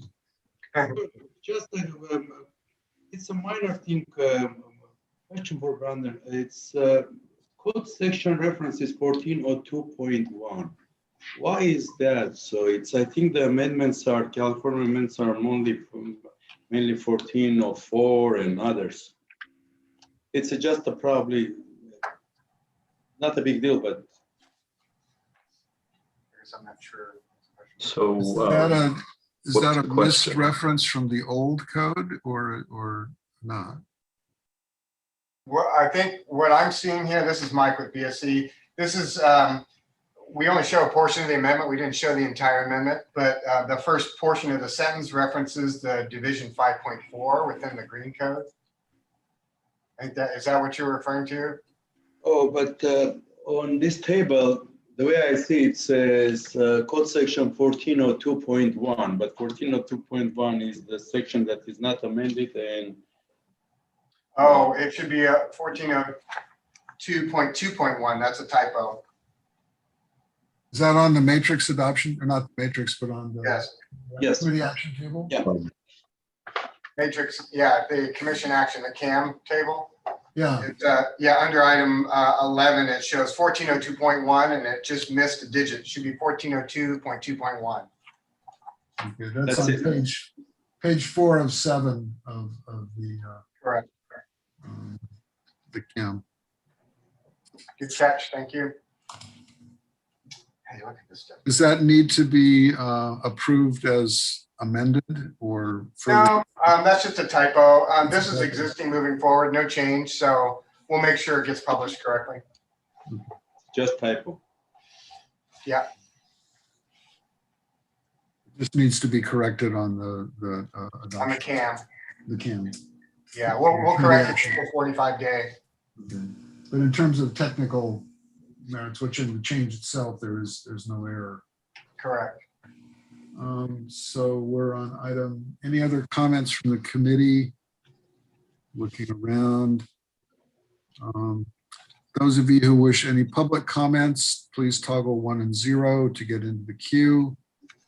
And we'll wait a second for people to get in line. So then we, yeah. You should say we'll check Zoom and then we'll go back. Okay, anyone online? On the telephone?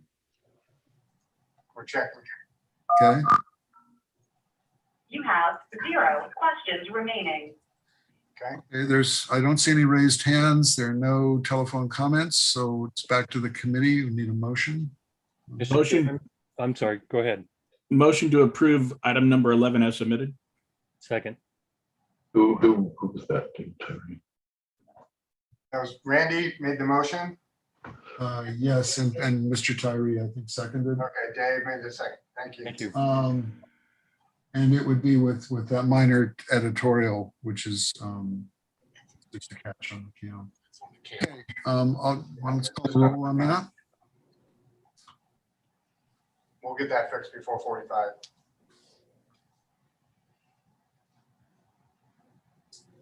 Okay, you ready, Michael? Yes, sorry. Steve Winkle, Yes.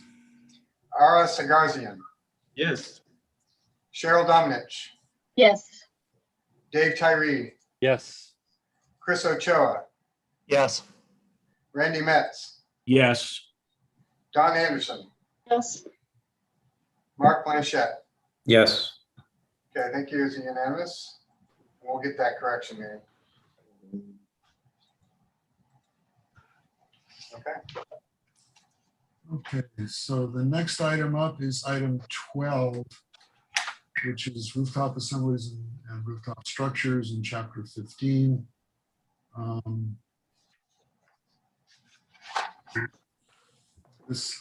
There is a new amendment proposed. Why don't you go ahead and describe it, Brandon?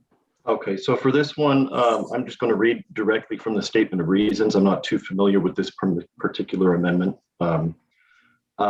Since section 1510.7.2 has been removed from the model code, VSC proposes to co-adopt the DSA amendment to section 1517.9, which was previously 1510.7.2, and repeal BSC's exception. This proposal provides pointers to new sections that were added to ASCE 7, which provide direction regarding seismic and wind design requirements for rooftop solar panels.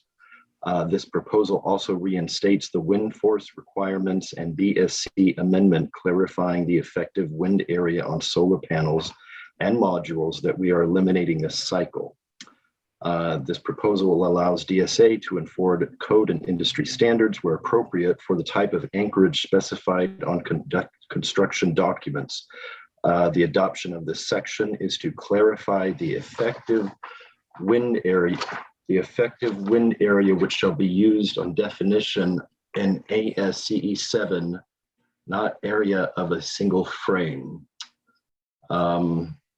Mike, is there anything you could add here that, since I'm not very familiar with this amendment, I feel like I'm butchering it? Well, no, you're fine. I think the important aspect here is that we're trying to coordinate among the agencies. Okay. All the agencies, or many of them, have photovoltaic panel provisions currently in the code related to the green code and other provisions. So the amendment that HCD made was an amendment we thought was consistent with what BSC should be providing as well. So we incorporated it into our package as well. And Brandon's eyesore description is consistent with the intent of this change. It's an update. Okay. So it's a numerical correlation as well as an update of yes, ASCE 7 standards as well. Yes. Okay. And I guess because this is just a reference, this is not something, I've sort of had the same question about the next item as well, is this could have been heard by either this committee or the structural committee, but I think it makes sense either way. Yeah. Okay. The Code Advisory Committee. Okay, any other comments from, I got Diane, you have your hand up. Yes, it's Diane Gould from DSA. I don't know the appropriate time for me to weigh in here, but this is one, as as Michael Neerman mentioned, we're co-adopting with BSC, HCD, and DSA as well. I had an issue raised to my attention quite recently, and we haven't been able to close the loop on it, but I think there may be a typo in this proposal. It's referencing 7103, UL 7103, which is the UL for BIPVs. And this is talking about rooftop solar, which would be a distinct item. The old UL for that is 1703. So we haven't done the time to study it, but I maybe would ask that the committee identify this as for further study, and we would make sure that numerical reference is correct. It would be just simply an editorial work to clarify that we got that numerical reference correct. Good catch, thanks. Okay, thank you. Dawn, you had a hand up? I find the wording of the section a little bit clumsy and misleading. It says at the beginning of the paragraph that the components shall be designed for applied loads per this code. And then it goes on to talk about seismic design shall be determined from ASCE. And so I find that wording a little bit confusing. Also, determined from ASCE and then using effective wind area per. So these may be editorial comments that need to be cleaned up, but it is a little bit misleading. If I was a designer, where do I go to get my dynamic loads? Is it ASCE or is it by the code, or that was my only comment. I guess one of the things is it seems like we're probably going to send this back for further study, because I think it's likely a typo, but we need to make sure what the number is in terms of the correct UL reference. So I would ask DSA or the author of the amendment to look into Don's comments to see if there's any better language as well, if we're going to send it back. Yeah, this is Diane Gould from DSA again. I will I can speak to Dawn's questions. What you're seeing as new language for BSC, that section 1511 9.1, that was actually an existing, well, it is an existing amendment that DSA had in the 2019 CBC, and now BSC and HCD are adopting it as well. So I don't know. I would have to look at our express. I'm looking at BSC's express terms right now. I don't have ours in front of us, but I believe that language is relatively unchanged. And the reason why we're talking about per this code, meaning the CBC, and referring to ASCE 7. ASCE 7 is the reference standard for determining structural loads on buildings. So there is nowhere in the CBC that tells you how to derive those seismic loads and wind loads. It is contained within ASCE 7 on that particular subject. So I don't know if that helps you to understand I think the background to it, or is it more the nomenclature determined by, or I'm trying to make sure I fully understand Dawn's concern so we can look into it and address it properly. I guess my confusion is it's sort of redundant for this code. Don't you want to just give direction on how to determine the seismic wind and then the calculations and drawings and whatnot? You know, another thing behind that as well is when we put this in, I'm sorry, I interrupted you. Did you have more? No, I was getting ahead of myself. I remembered another reason why we put this amendment in the 2019 CBC was that these were new sections in ASCE 7, specifically addressing rooftop mounted photovoltaic panels, because there are different design constraints and criteria which come to those structures that weren't previously included before. So I know that was one reason for us calling out those particular sections, to make sure the designers were aware of that before you were just trying to interpret, okay, what's the closest thing to what this structure is, and how would I apply the wind loads, and how would I apply the seismic loads? So that is one reason why we are calling out those very specific sections in ASCE 7, but I can see. Is this repeated at all in chapter 16 at all? These, because ASC is usually the dynamic loading is in chapter 16. I, off the top of my head, I don't know if we have a reference to these sections in chapter 16. So, but I can look into that as far as our study and make sure we're not duplicating. Yeah, here's the confusion. If I was just going to chapter 15 for my roofing design and construction, then the calculations and drawings would be performed by who, a roofing contractor or a structural engineer? Structural engineer. So that's why it would, chapter 16. I think our chapter 16 points to this section now that I'm thinking about it, but I'll double check that. Yeah. The other thing I think per this code doesn't trouble me. I think per this code would include chapter 16, and the applied loads are in chapter 16. So I think that, but I think the other point that Don raised is determined from. I don't see why that just can't be per the way it is in the rest, in those two sections, two elements, rather than in the rest of that section. Because basically what it's saying is use this code, which would be chapter 16 for applied loads. Then you look in ASCE 7, which is the reference standard, and apply those things to the applicable things. So determined from or per, it may be the same thing, but it kind of changed text format in the middle of the section. I would make it more consistent if you're going to, I wouldn't send it back if we weren't going to do the UL number, but if you're going to look at it one more time, just take a look at it. If you're redoing the amendment, it's kind of a chance to clean the language up a little.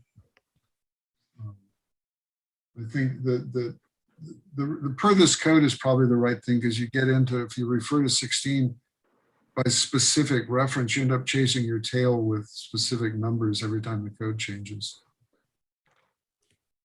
That's true. So, Mr. Chairman, Dave Tyree, just a quick clarification. I don't think we need to send this back just because of the UL listing. If you go to California Building Code section 1505.9, it does reference UL 1703. If you go to CRC R 902.4, it also specifies UL 1703. So I don't think there's a question on the UL reference. Yeah, I guess I think it needs to be, I think it's more than a typo, but I don't think it's controversial. I think they know where to get the number. I think in terms of I'm not sure what the 9-point criteria would be if we're going to send it back.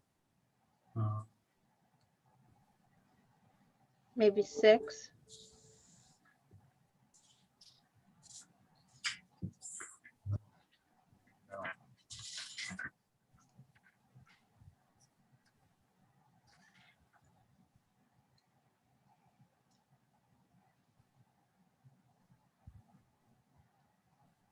I would say even just number 1, it conflicts with the other standard. I think, and basically what David brought up is actually the reason we can send it back, is it's a conflict internal to that chapter between the two UL numbers. They just need to be corrected.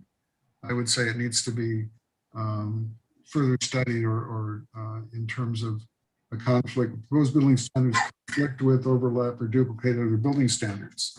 And it's wrong, and it's different in two parts of the same chapter. So it's easy to fix, but I think we can just remand it on item 1.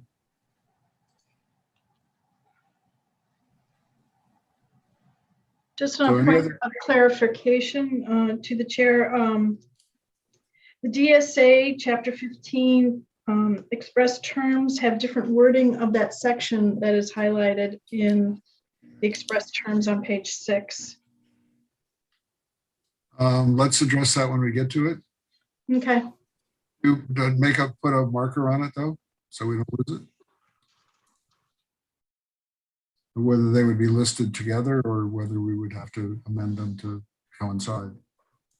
Because yeah, the idea is that they're co-adopted.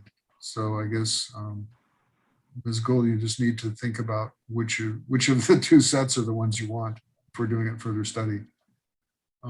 Any other comments? I don't see any raised hands in the audience. Anybody else on the committee? I'm not seeing anyone. A raised hand on Zoom if we're going to public. So are you going to Zoom now, Steve? I'm You didn't see it. I don't see the entire. That's fine. So you said there's a hand in Zoom? So No, I did not. So you should tell people on the phone and put them in the queue and then we'll. Mike, it looks like your hand is actually raised. Or the. Is anybody else seeing that? All right, let's go ahead and let our IT take care of this. So we have somebody in Zoom that's raised their hand. Can you identify who that is? Kevin, go ahead and speak. Thank you. Okay, now he showed up. Okay, there you are. Right, there's only so much space, so they can only show up on the top. Good morning again, committee and commission staff. The reference for UL 1703 is actually fairly accurate. We did a lot of work on this, both here at the state and the national level. It also correlates with the SFM's revisions for 1703. So I just wanted to point that out, that there's quite a bit of existing language that references 1703. Yeah, I think I get the sense that we know what the correct reference is. It's just not fixed right now. And we can't amend it ourselves. Okay. Any other hands raised that I can't see?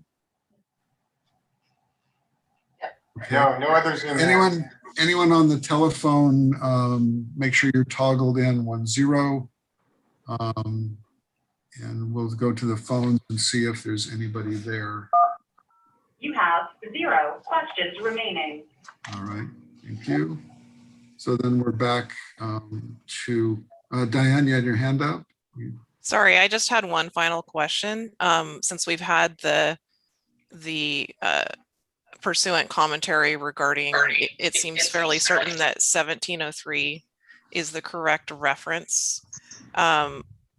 Would there be a procedural difference in noting that it would be approved as amended versus a further study, or do we want to leave it as further study?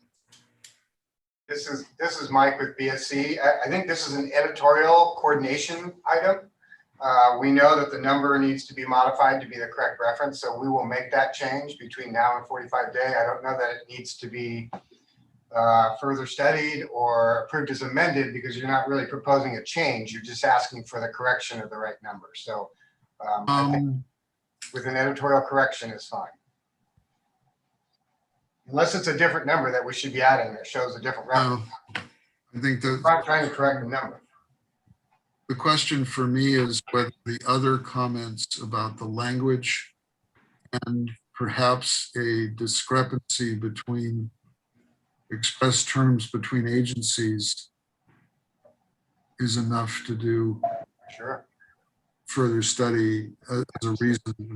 Again, I think it would be item 1 in conflicts. I think this should be easily resolved, but I think it probably has enough things happening around it that further study would be in order. Okay, sounds good. For somebody else to make the motion, the chair shouldn't be doing that. But right. So, Mr. Chairman, just a quick question, Dave Tyree here. So the only reason we would be further studying this is because there's something in the reason statement that's not exactly the same? No, there's something, if I understood Dawn's comment. Well, first of all, I think that the non-parallel language in the two sets, dealing with how it refers to AS. I understand the reference, outside reference to applied loads for this code. I don't have a problem with. Determined from ASCE 7, I think is kind of clunky language. But the other thing Don, if you can reiterate your comment about there is another section or another proposal from DSA where the language is not parallel. Yeah, DSA's express terms, I'm looking on page 5 of 91. This is referring to the same section, 1511.9.1 installation. The different wording is used. The wording in DSA's express terms is much better, to be honest. So, and it's different. Okay, so do you, somebody want to make a motion that we do further study on align the terms? I'll make a motion for further study under 9-point criteria number 1. Okay. Blanchett, second. I'll second the motion too, and Blanchett. So, Mr. Chairman, I'm sorry, I'm confused because does the eyesore also become part of the code? That's not an Because it's eyesore. worded She's reading. differently, huh? Now, if I understand, Don's not reading the eyesore. She's reading the express terms. Okay. That there's a conflict in the express terms. Yeah, the eyesore is really just background. It's like a reason statement in IC. Okay, thank you. But Don, is that an accurate statement that the things you're talking about is, yeah, I get a thumbs up that that there's a conflict in the express terms. Okay. Sorry, can I ask a question? Because I'm looking at both express terms, Dawn, and I'm not seeing the difference. So I want to make sure I understand. Yeah, thank you. I wish there was a way I could share my screen. Unfortunately. I mean, I'm on page, this is initial express terms, page 5 of 91. yes, and I'm comparing it to BSC's initial express terms, page 6, and it goes on to 7 of 23. Oh, it appears that it's different language. Are you saying that it's identical? I am not seeing a difference other than our language in 1511.9.1 is not underlined because, as I mentioned, that's not new language. What changed is the numbering. So in what I'm seeing in DSA's express terms, 1511.9.1 is underlined because that was a number change, and then the remainder of that section is not underlined because it's not new. Whereas with BSC, and I would expect we would see similar with HCD's package when we get to 1511.9.1, that is all underlined because it is new for them. Are you seeing word differences or format differences or both? This is Aura, and I'm comparing these two languages. I don't see any difference. Yeah, it appears Page to be 5 the of same. 91 and page 6 of 23, continuing on 7, the other one continuing on 6. It's identical, exact same language. I don't see Okay, any- I apologize for the confusion. Okay, then. So do you want to keep your motion or you want to withdraw it? I can withdraw a motion. We can make comment on DSA's package later. Okay, so the question is whether the somebody want to make a motion for approval as submitted with an editorial notation about the UL number, or do Yes, I'll make a motion to we further approve study? with editorial comments.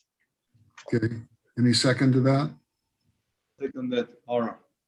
Okay, so we have a motion and a second for the proposal as submitted with the editorial change to correct the UL number from 7103 to 1703.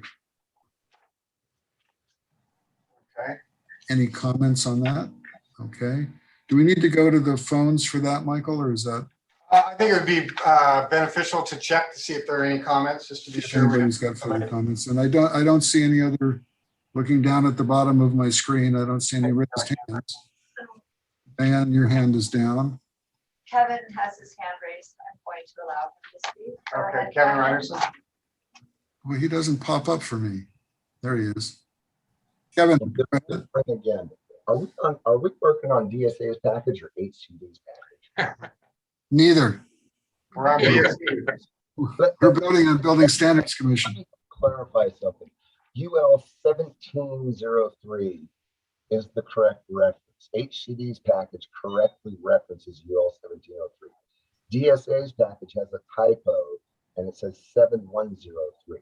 If we're on HCD's package, there's nothing for HCD to do. No, we're actually on the building standards commission, which duplicated DSA's mistake. Oh, all right. I'm completely lost is where we're at. Yeah. Talking about HCD's package, DSA's package. Sorry, I'm adding to the confusion. Yeah, Kevin. Thanks, Kev. I'm not going to say it. Ironically, Thank you, Kevin. UL 7103 also pertains to photovoltaic panels. Oh, interesting. Yeah, but it's a different kind of PV panel. So anyway, are we suitably? I think so. Can I just chime in real quick? This is Mia. It seems as though we can see people in the phone queue, but they cannot hear the meeting. So we're wondering if we've lost some connection in the phone. Oh, interesting. Yeah, we're gonna pause for a minute. Yeah, can we just pause for just a couple minutes to figure out what's going on with the phone system? Okay. Let's do this. Minutes. We'll come back at 20 of. Okay. Let's just take a really quick adjournment. Yeah, that'll help us out. Thank you. Thanks, Steve. Okay, thank you.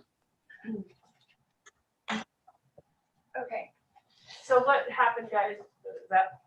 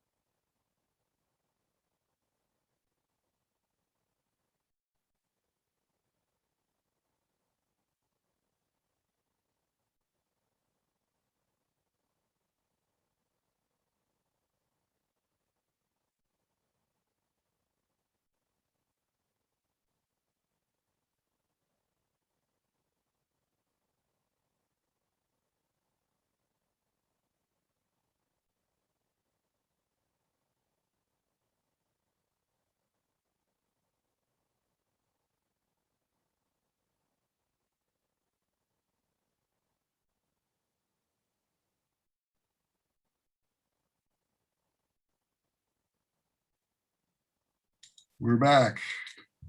Okay. Mute and camera. Okay, And I'm we're turning back. the phone back on. All right, so real quick, as we get the phone back up, those who may have been listening on the phone or trying to participate through the phone, you'll need to call back through because we had to reset the phone system. So you may have gotten booted out. So go ahead and call back in and you'll get back in the queue. And I think we're ready to go then, right? Thumbs up. Michael? Yes. Just a clarification, we can't see the other attendees that raise their hands until you guys push them over to our screen. So that's why we can only see the people that are invited people until you authorize them to speak. That's correct. Yeah, because there could be hundreds of people out listening and we Correct. couldn't have them all on there, so. But that's why we can't see their hand raised. Correct. Yeah, so just so that what you've been doing is we're not missing the hand, it just hasn't been shoved over to us. But you're letting us know when the staff puts them, like when Kevin or other people, they'll show up at the bottom of our screen as hand raised.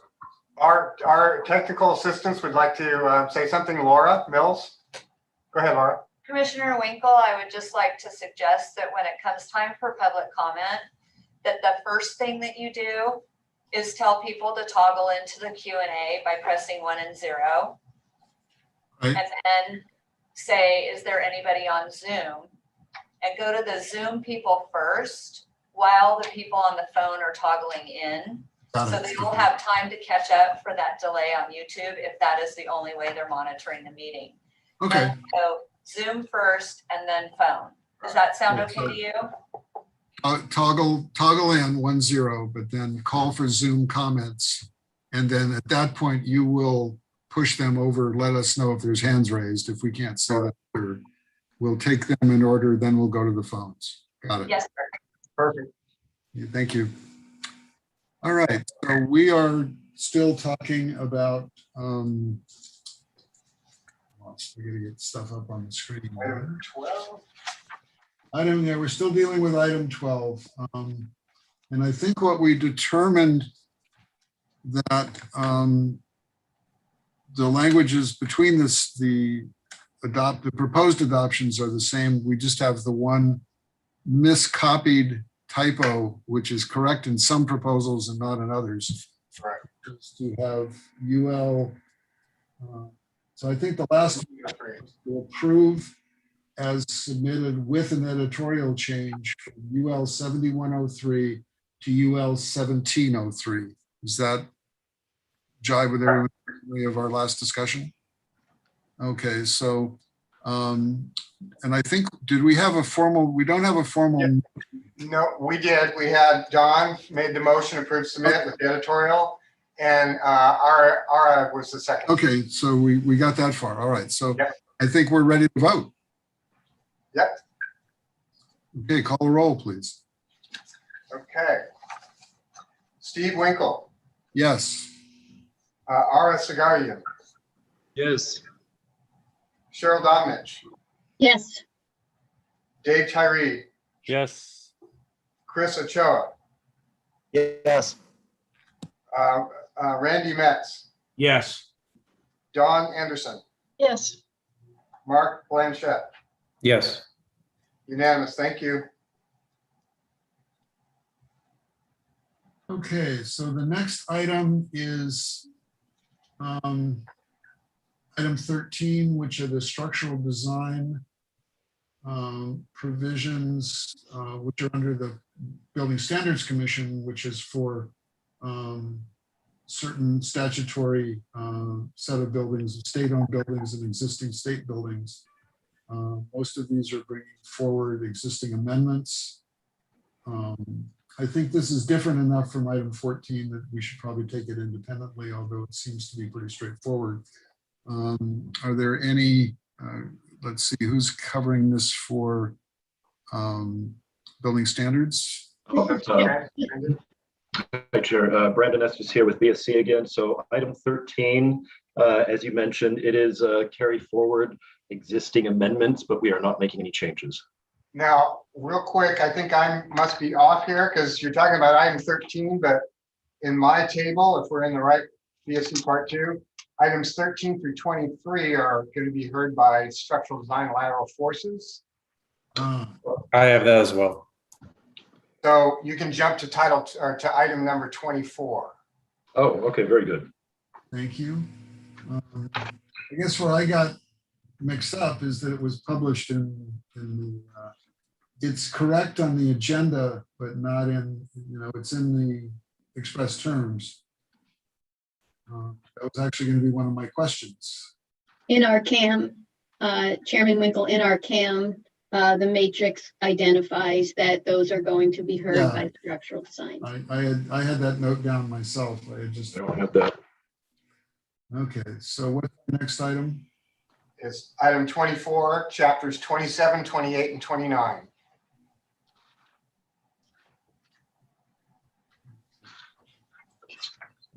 Bear with me just a moment, please. Those are all basic. Not adopt. Those are non-adoptions, basically, for BFO. Yes, that's correct. Electrical, mechanical, and plumbing, which are separate California codes. You even need to make the motion. Brandon, do you have anything more to say on that? Just one moment, please. Sorry for the delay. I wanted to get to the express terms. My CAM does not reflect the SDLF committee. So, hey, Mike, what items, where am I starting at now? Item 24, which includes 24. chapter 27, 28, 29, which are conflicting chapters with parts 3, 4, and 5. So we don't adopt the ICC model code chapters for those because we already have other parts that address those provisions. Adopt chapter without change. In my notes, the rest of this looks rather editorial, adopting stuff without change, bringing forward a couple changes without change. In item 26, the sub-item 26-3, we are adding a note regarding the Swimming Pool Safety Act.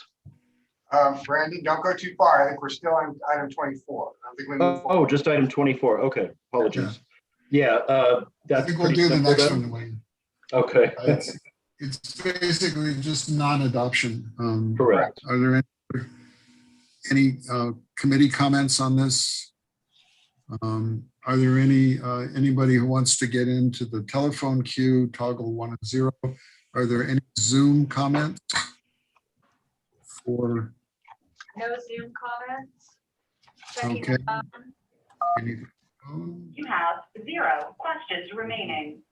All right. So I need a motion for item 24. Blanchett, motion to approve 24. Second. Okay. Can I get a second? Second. Thanks, Don. Don Anderson, second. Any comments from the committee? Okay, let's call the roll. This is item 24. Item 24, chapters 28, 27, 29. non-adoption of 27, 28, 29. Correct. Okay, Steve Winkle, Yes. Ara Sagarian, Yes. Cheryl Domnich, Yes. Dave Tyree, Yes. Chris Ochoa, Yes. Randy Metz, Yes. Don Anderson, Yes. Mark Blanchett. Yes. It's unanimous. Thank you. Okay, I would propose that we hear 25 through actually 29, which are the moving forward with existing amendments, essentially in the chapters that are included in that. I did not include 30, which is appendix, because that's sort of a different animal than the body of the code.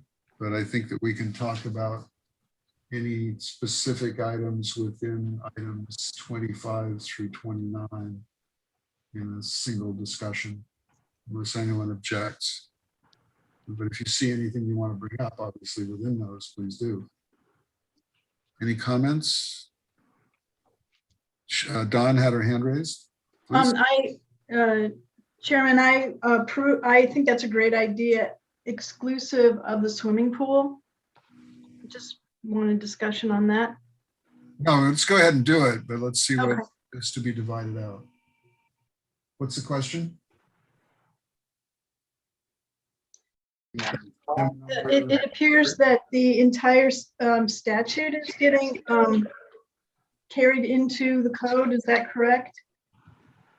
Yes. Well, actually, why don't you go ahead and Brandon and Michael, why don't you go ahead and do exposition on that? Thank you. Thank you. I can do an overview, then fill in, Mike, if you'd like. It's Sure. my Go ahead, understanding. Mike. It's my understanding that the statute requires that the statutory language be reprinted in the code, the Swimming Pool Safety Act. That's correct. So that Ms. Anderson or committee member Anderson, that's why you would see that being brought forward. And that language is as per the legislation, so we can't tinker with it. Correct. Correct.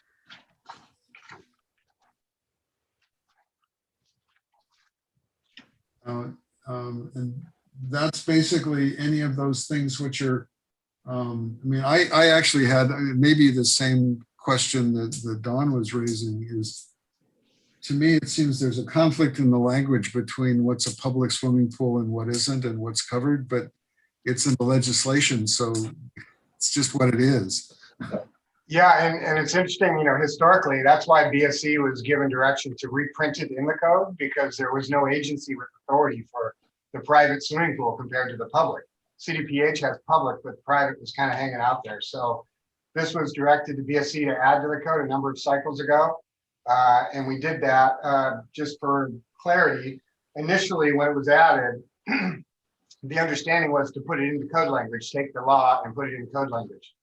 And so it got rearranged a little bit later to only discover that it really should be reprinted the way it's shown in law to be accurate and complete. So a couple cycles back, we proposed to follow the way that it's printed in law and not move the sections around. So when you see it now, it references the actual code sections that are in law and the language verbatim.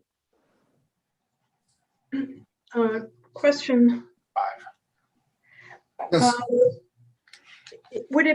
I'm concerned that it's not clear that this is for certain types of pools. The scoping, there's no scoping in this section. It talks about private single-family homes. The reason that I'm concerned is because of the lock set being mounted higher than 54 inches. And it shouldn't be misinterpreted that this pool statute applies to all pools, even though swimming pool and does include, it's not specific to private pools.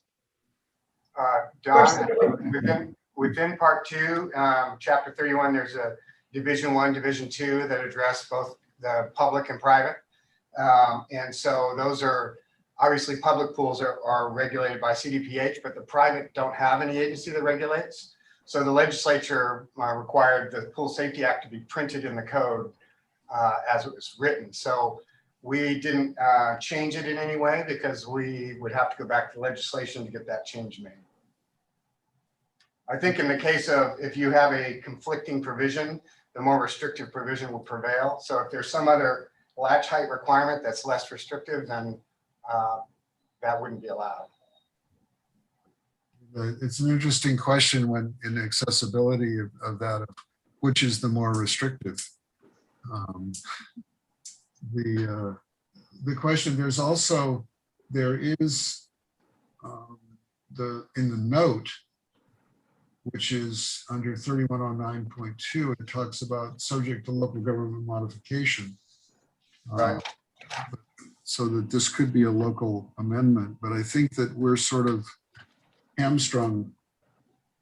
I share the confusion or the concern about scoping, but it's what it is. Well, and this is a good example of why BSC requests that legislation doesn't try to write building standards, because this is what happens. We get law forced into the code that can create conflicts. So. Question to the chair, to staff, if there is a conflict with federal law, how is this body to address it? Not up to us. Legislation. It's not up to us. We don't propose that. So we don't. The law specifically directed BSC to print their section of law, so that's what we did.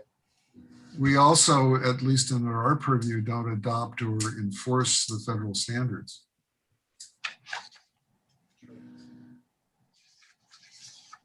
As the commission, or certainly not the committee. Michael put it as succinctly as I could, is why we all encourage this legislature not to write code. That's right. This is the first of several. This is one of the ones, and I highlighted, I think, all of the same sections and lines that Don noted. In terms of further study would be, the commission would come back and say, the legislature told us we had to do this. Yeah, and in fact, in this particular proposal, because it includes a couple of edits that we're making to align it.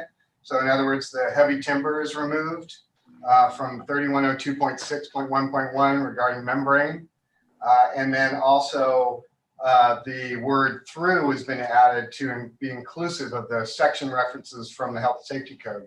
So if it were further studied and agreed, then those items, or disapproved, I'd say those items may not make it in. If it was a further study, we probably wouldn't accept it because we want to make these changes to the section that's shown, and we can't change the law. So the other thing is, just to make, and staff, I hope will correct me if I get this wrong, but this is again the rookie chair and some new committee members, is our recommendations to the agencies are recommendations in terms of the action of the committee, that they are under no, they being the agencies, are under no obligation to agree with the committee. Hopefully they will put great weight on what we say, because we're the ones who are looking in detailed technical areas into the things that the commission doesn't have anywhere near the time to do. So that the agencies put great weight in what we ask them to do, but they can simply reject our recommendation. Is that an accurate statement, Michael? Yes, it is. And in fact, I think the wording is similar to when there is a request from a code advisory committee to make a modification, and the agency does not agree with it, then the commission will give the agency's determination great weight, because the agency is the subject matter expert that went through the development process, the workshops early on, and then of course the public review process to create the language that then comes before the CAC. And while the subject matter expertise of the code advisory committees is very valuable and important, and we have one of those processes that nobody else gets to have, so we really think it's important. There is an element of how much time and effort's been put in by the agency, and then to have a code advisory committee change that with a 2-week review compared to almost a year's development process sometimes doesn't hold weight. Now, having said that, if the commission believes that the committee found or saw something that the agencies missed, then absolutely they'll give that credit and they'll support it there. Okay. But in terms of, I guess the question is, are there any other comments that go with, I think I'm still proposing that we take 25 through 29 together, but there's been comments on item, what is it, 30? 29.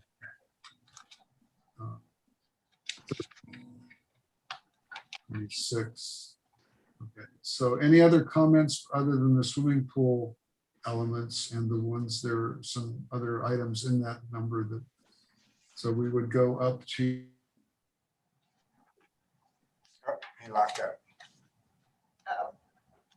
Looks like Steve froze. Everybody else is still moving, so it must be his system.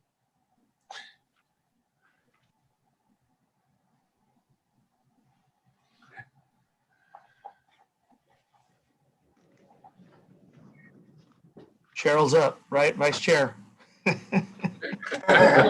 Would you like me to step in, Michael?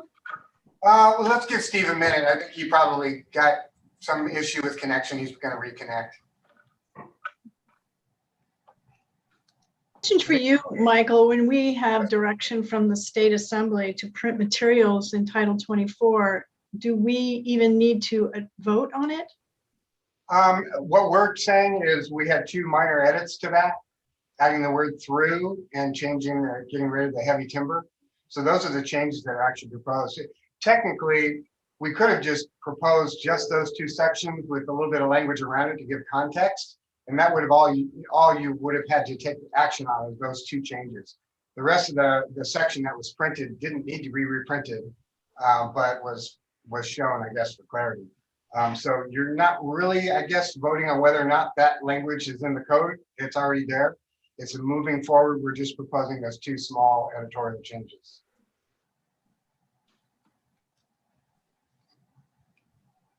I lost my internet connection, but I'm back. Okay, good. Well, we waited. We're going to have Cheryl take over, but we thought, well, we'll give you a minute. All right, give me a minute. Yeah, it's just I lost my. But anyway, we were calling for any. I don't see any Zoom comments. I don't see any hands raised. No. Anything on the screen? And can you check the telephone, please? Up to item 29. Questions remaining. Yeah, nobody on the phone. All right, so then we're back to the consideration of the items up to 29. Any other? So can we get a motion on that approval, which would be items 25 through 29? Correct. This is Cheryl Domnich. I make a motion to approve item numbers 25 through 29 as submitted. Okay, thank you. Can I get a second? I agree. Yes, sir. Ara, second? Thank you. So I don't think we need any more commentary on this. So can we call the roll, please? All right. Steve Winkle, Yes. Ara Sagarian, Yes. Cheryl Domnich, Yes. Dave Tyree, Yes. Chris Ochoa, Yes. Randy Metz, Yes. Don Anderson, No. Mark Blanchett. Yes. Okay, thank you. So 1, 2, 3, 7, 4, and 1 against. Thank you. Motion passes. So that leaves us item number 30, which is basically the non-adoption of appendix chapters of the 21 IBC by the Building Standards Commission. And again, this is just Building Standards Commission adoption. There are some other appendix adoptions from other agencies. Can we get a commentary from Brandon? Is there anything much to go over on this? Generally, this is Brandon with BSC. So the appendices, they are printed, except for Appendix E, because that would create a conflict with accessibility provisions. And really, BSC, by not adopting these appendix, it's avoiding potential conflicts. Additionally, however, the local jurisdictions can adopt these by ordinance as necessary. I think you just answered my question, or just my point is that they're not adopted, but that allows the local adoption with or without amendments by the local jurisdictions. Any comments on any of those items? Okay, not seeing any is anyone who wants to get into the telephone queue, toggle 1 and 0. Any Zoom comments on this, on any non-adoptions of these appendices? There are no hands raised in Zoom. No Zoom hands. Okay, 0 questions remaining. okay. So that brings us back to the main motion, which is item 30, which I think is the last item on the Building Standards Commission. It is. Item number 5. Okay, So, Mr. Chairman, I'd like to move approval of item 30 as submitted. all right, thank you. Ochoa seconds. Okay, Thanks, we got a Brad. motion and a second. Any discussion? Don't see any raised hands. Okay, all those in favor of the motion. Roll call. Number 30. Yeah, sorry. That's okay. Okay, Steve Winkle, Yes. Ara Sagarian, Yes. Cheryl Domnich, Yes. Dave Tyree, Yes. Chris Ochoa, Yes. Randy Metz, Yes. Don Anderson, Yes. Mark Blanchett. Yes. Okay, unanimous. Thank you. Now, it is a little bit after 12. What's the pleasure of the group as far as the residential code of commission? It seems pretty straightforward. Yeah, very minimal, related mainly to the Chapter 1, Division 1 change for the permitting extension. Okay, so let's take this one and we'll take our lunch break after that. So it would be Building Standards Commission agenda item number 6, which is BSC 0621, and this is the adoption of the 2022 edition of the California Residential Code, Part 2.5 of Title 24. Is that the right way? Okay, so you want to go ahead and make a presentation? Brandon, are you doing it? I gotta go the right way here. I'm zooming. So We're panning. Oh, Here we there we go. are. Are we doing this? So you did. Hello, There. my name is Timothy O'Malley. I work for Speak California. Okay. Are you hearing me? Yeah. Okay. Yes, yes, we are. I'm an architectural associate with the California Building Standards Commission. I'm here to present the BSC's. There's 3 proposed items to amend the 2022 California Residential Code. 2 amendments are editorial, which we already discussed previously with Brandon's presentation. And except for, actually, yes, with Brandon's presentation. And then another one is exactly the same one that we discussed on the, pardon? Swimming pool safety act. Yeah, the Swimming Pool Safety Act. And then recently the statutory requirements, building standards regarding the permitting. So with me is Michael Neerman, who will chime in. So in item 1, we already discussed this previously. It's in section 1.1.3.2. It's to replace a reference to an incorrect location. It's simply editorial. All in part 10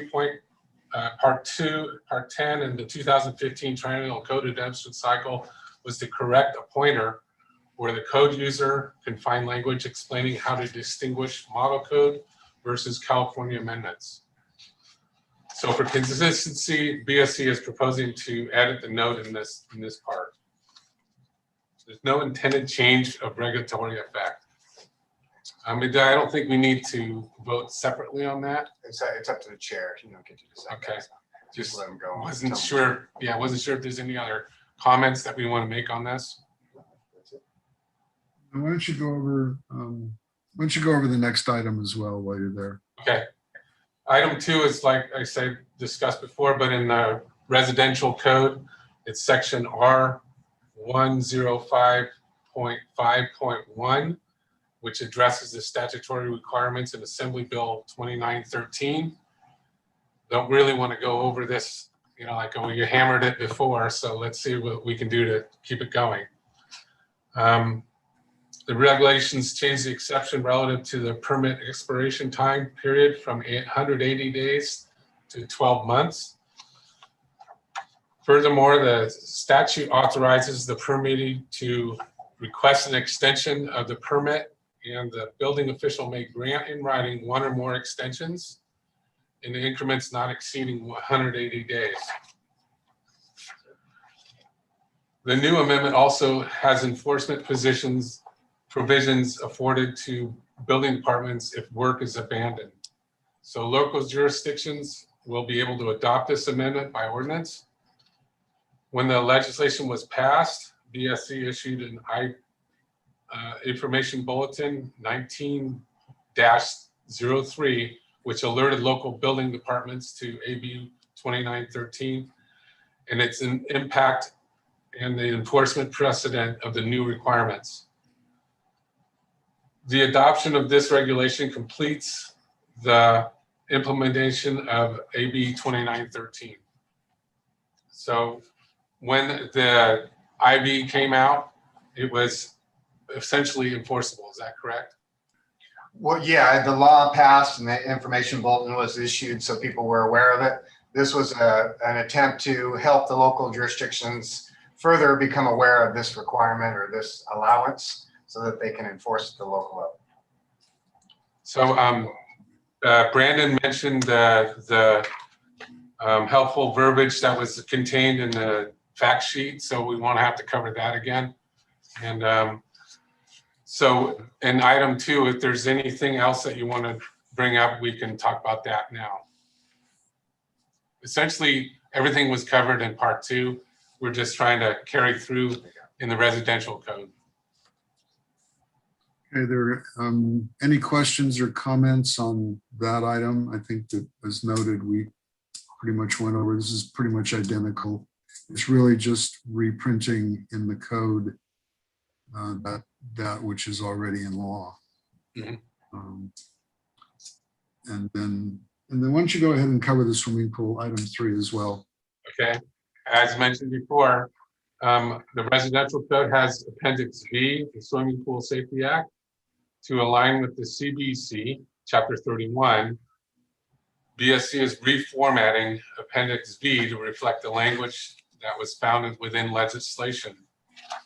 BSC also proposes changes to the title note since the provisions contained in the appendix are mandatory to reflect the Swimming Pool and Safety Act found in legislation SB 442. No changes to the regulations were intended with this action. It's simply an update. There's no other regulatory effect either or fiscal impact.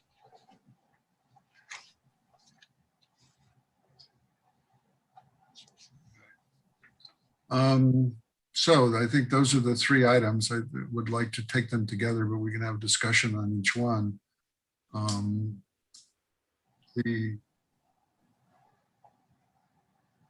think the only question or is the lack of clarity of the legislation on the swimming pools, but it's a legislative mandate. There seems to me that there is actually, well, the confusion in 2.5 is actually, in my mind, is the reverse of that in 2, is it's not clear what's public and private and covered. And just the reverse thing happens in 2.5 because this is really 1 and 2 family dwellings. But whether this is intended to be applicable or not, I think it is, but it's not crystal clear to me. But again, that's the legislation, not anything that the commission or the review committee can do much about. The other things seem to be quite clear and I think are identical to what we disposed of earlier in terms of the permit extension and the other basic change in just a correction in item 1. Yeah, and I was just kind of looking. Paper is a lot faster than computers at certain times. Stuff out. that basically how to distinguish model code language. I mean, this is essential for one-family dwellings because these are folks who may or may not be as proficient at codes as other design professionals. So it's important that that language be in here. So any other comments? I see a raised hand. Dawn, you got a comment? Yeah, a comment to the commission chair through to staff. If the residential code can include statutory language as an appendix, is that an opportunity for the public pool placement of the statutory language? Could we put it as an amendment to the building code? Just curious. I guess I don't understand the question because the provision applies to both public and private. So I'm not sure that there's any delineation between that. Well, in the Go ahead, Steve. No, go ahead, Don. In the residential code, it's cited in an appendix. Correct. In the building code, it's actually in the text of the code, not in an appendix. And it's under public pool. Well, there's the problem with the residential code is there's no special construction chapter like there is in the building code. And so the only place that it could be placed, or the only location it could be placed in the residential code is within an appendix chapter. So it's available and the public's aware of it. Other than that, we didn't consider adding an additional chapter to the body of the code just as an appendix. I believe that's the same in the model code. I guess the other question, or just for my clarification, I think following on to what Don's saying is an appendix is adopted by an agency. It becomes equal in weight to the body of the code. It isn't an appendix anymore. So in terms of the title appendix, I think it sort of has equal weight. Even if we put it in an appendix in the building code and then BSC adopted it, it would still have the equal applicability and all the same, have all the same confusion, but it wouldn't be any more or less clear, and it wouldn't have any more or less weight. And I think what Michael said, if I understood correctly, is the reason it's an appendix in the residential code is it doesn't have a parking spot otherwise the way it does in that. The only difference would be that it wouldn't be under a public pool heading. It would be as written and applicable as written.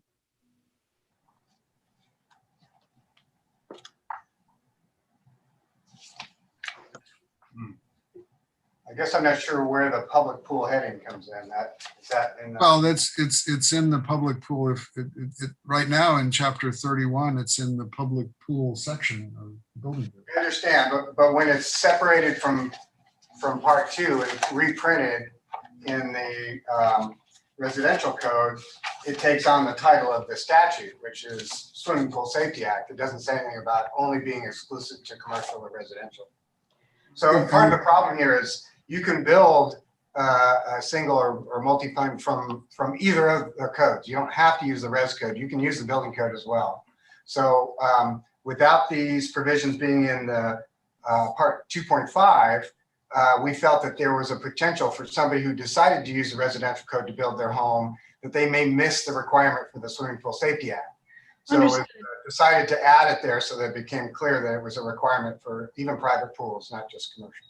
Yes, and Michael, I guess what I'm saying is that why didn't we take the same methodology for the building code and put it in an appendix instead of putting it under a public pool header? Public buildings, and you know that well, has a... I'm sorry, go ahead.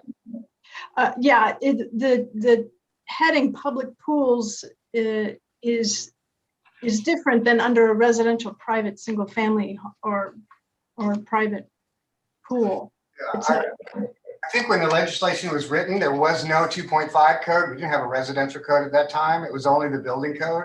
And within the building code, chapter 31 had pool provisions for both commercial and residential. And so it seemed logical at that time to locate the law provision that was directed for BSC to make sure we're being applied to commercial pools, that it be printed where it ended up in 3109. It was a decision made at the agency. Yeah, and the complexity in the relationship of the model code and the California code is even a little bit more murky, because there's now an international pool and spa code, so that the reference in the building code model code is to another document. Right, which isn't part of Title 24. So we want to make sure that that the Pool Safety Act is identified and incorporated. That's our main goal. It still needs to be adopted though. And it would be applied. It's a law, so it's still required. But in terms of, I think the question Don's asking is kind of about the last item, dealing with what's in the building code. In terms of 2.5, the appendix is proper. The question of whether it should be an appendix on the other is wasn't brought up before. So any other comments on this? Are there any? Mr. Chairman, Dave Tyree, I have a quick question. Even though it's an appendix, it would still be a state requirement, whether it's because I mean, yes, that was the thrust of my question is if it's adopted by an agency, it then becomes the body of the code, even though it's titled an appendix. Right. So Don is actually saying that this should actually become part of the residential code, the way she's specifying it to be No, I think with the building code. Well, Don, I'm thinking you're talking about the last item, not about this one. Why we didn't do it with the building code? Well, it is true, but I think David has a good point, is that you know, when you have it under public pools, you're assuming it's a commercial pool, but then if you were looking at public pools, like a pool that was built by a local jurisdiction, that's a public pool too, because it uses public funds. And you know, it is in the residential because there is language in the statute on residential, but it also applies to all pools. I guess we have conflicting language even in 11B. So we need to be very careful. I mean, I don't know, I just see it, if it's an appendix, it would apply to pools, but it doesn't necessarily have to be under public pools. I have no comment on the statute being reprinted in residential, since there's no accessibility requirement there that covers. Again, this is Mike with BSC. I think one of the items that we're seeing, I see Mia's hands raised too, so I'll be brief and let her chime in. But I think part of the idea here is that statutorily, this is the law that's written that has to be incorporated for all pools that are built in the state. And in an effort to make sure that there weren't any holes in that application, we decided to incorporate it into the residential code, because once the residential code became part of Title 24, it was quickly realized that residential pools weren't being addressed in the Swimming Pool Safety Act within the residential code.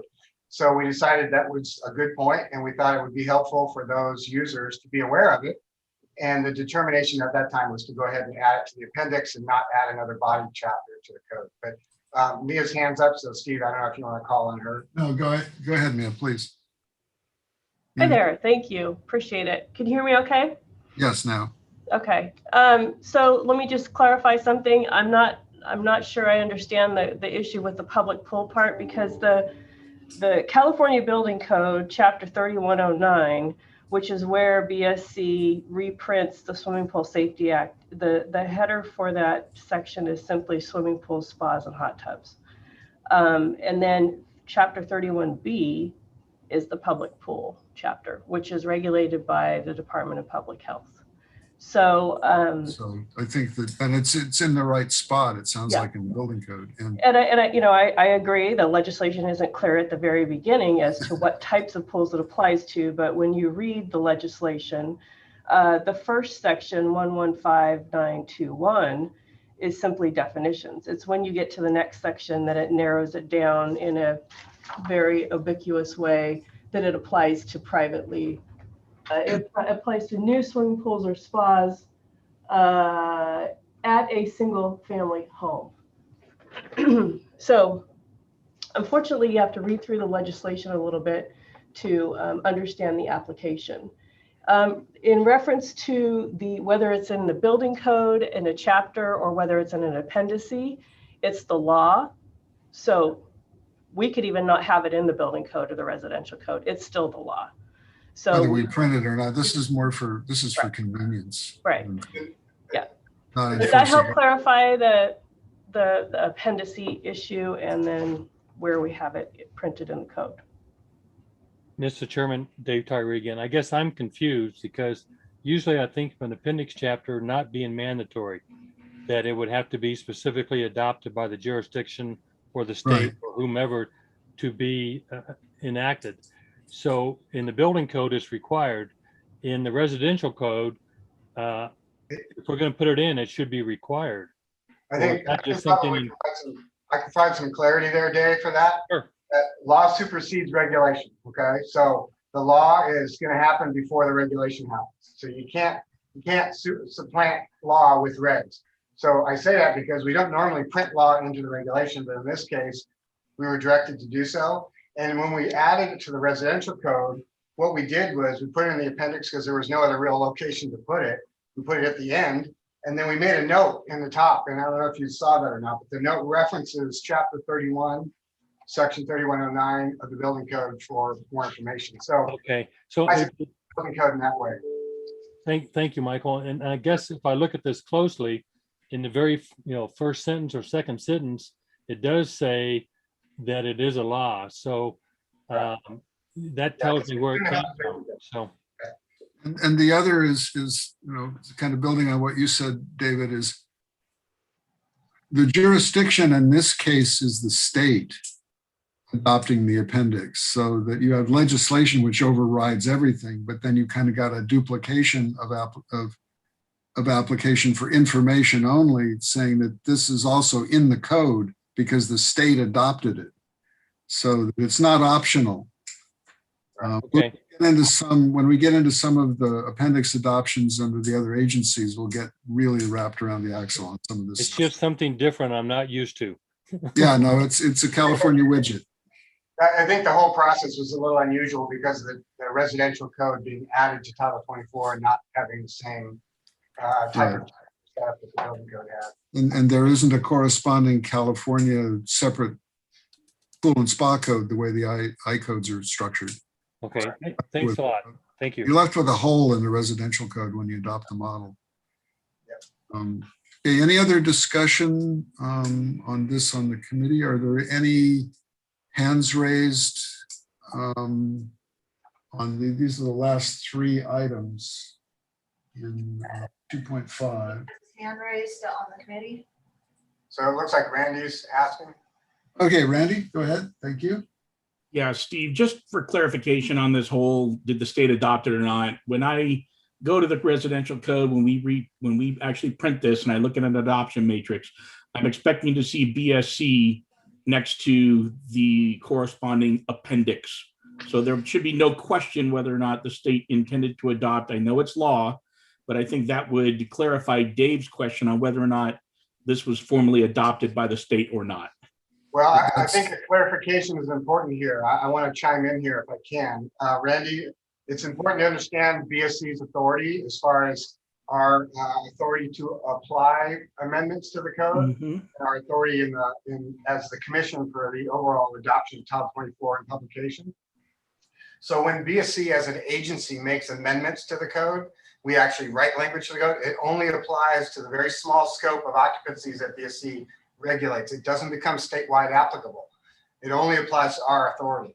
The commission's adoption of Title 24 as a whole and publication and effective date is what then triggers all the jurisdictions to then enforce the new standards. But if BSC as an agency writes an amendment to the code, it doesn't apply statewide to everything. It only applies to our scope of authority.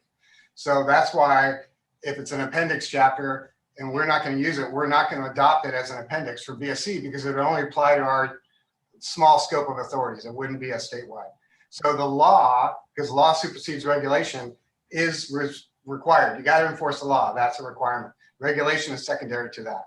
So by printing it, it's there. So yeah, understand all that. I'm just, as a local official, doing a local code adoption, to keep the confusion on whether or not this is applicable or law versus regulation, hopefully all of the local adoption processors are going to be picking up this appendix, because I can see a lot of the confusion. I mean, we're having a long discussion here, whether or not, is it, isn't it, law versus regulation.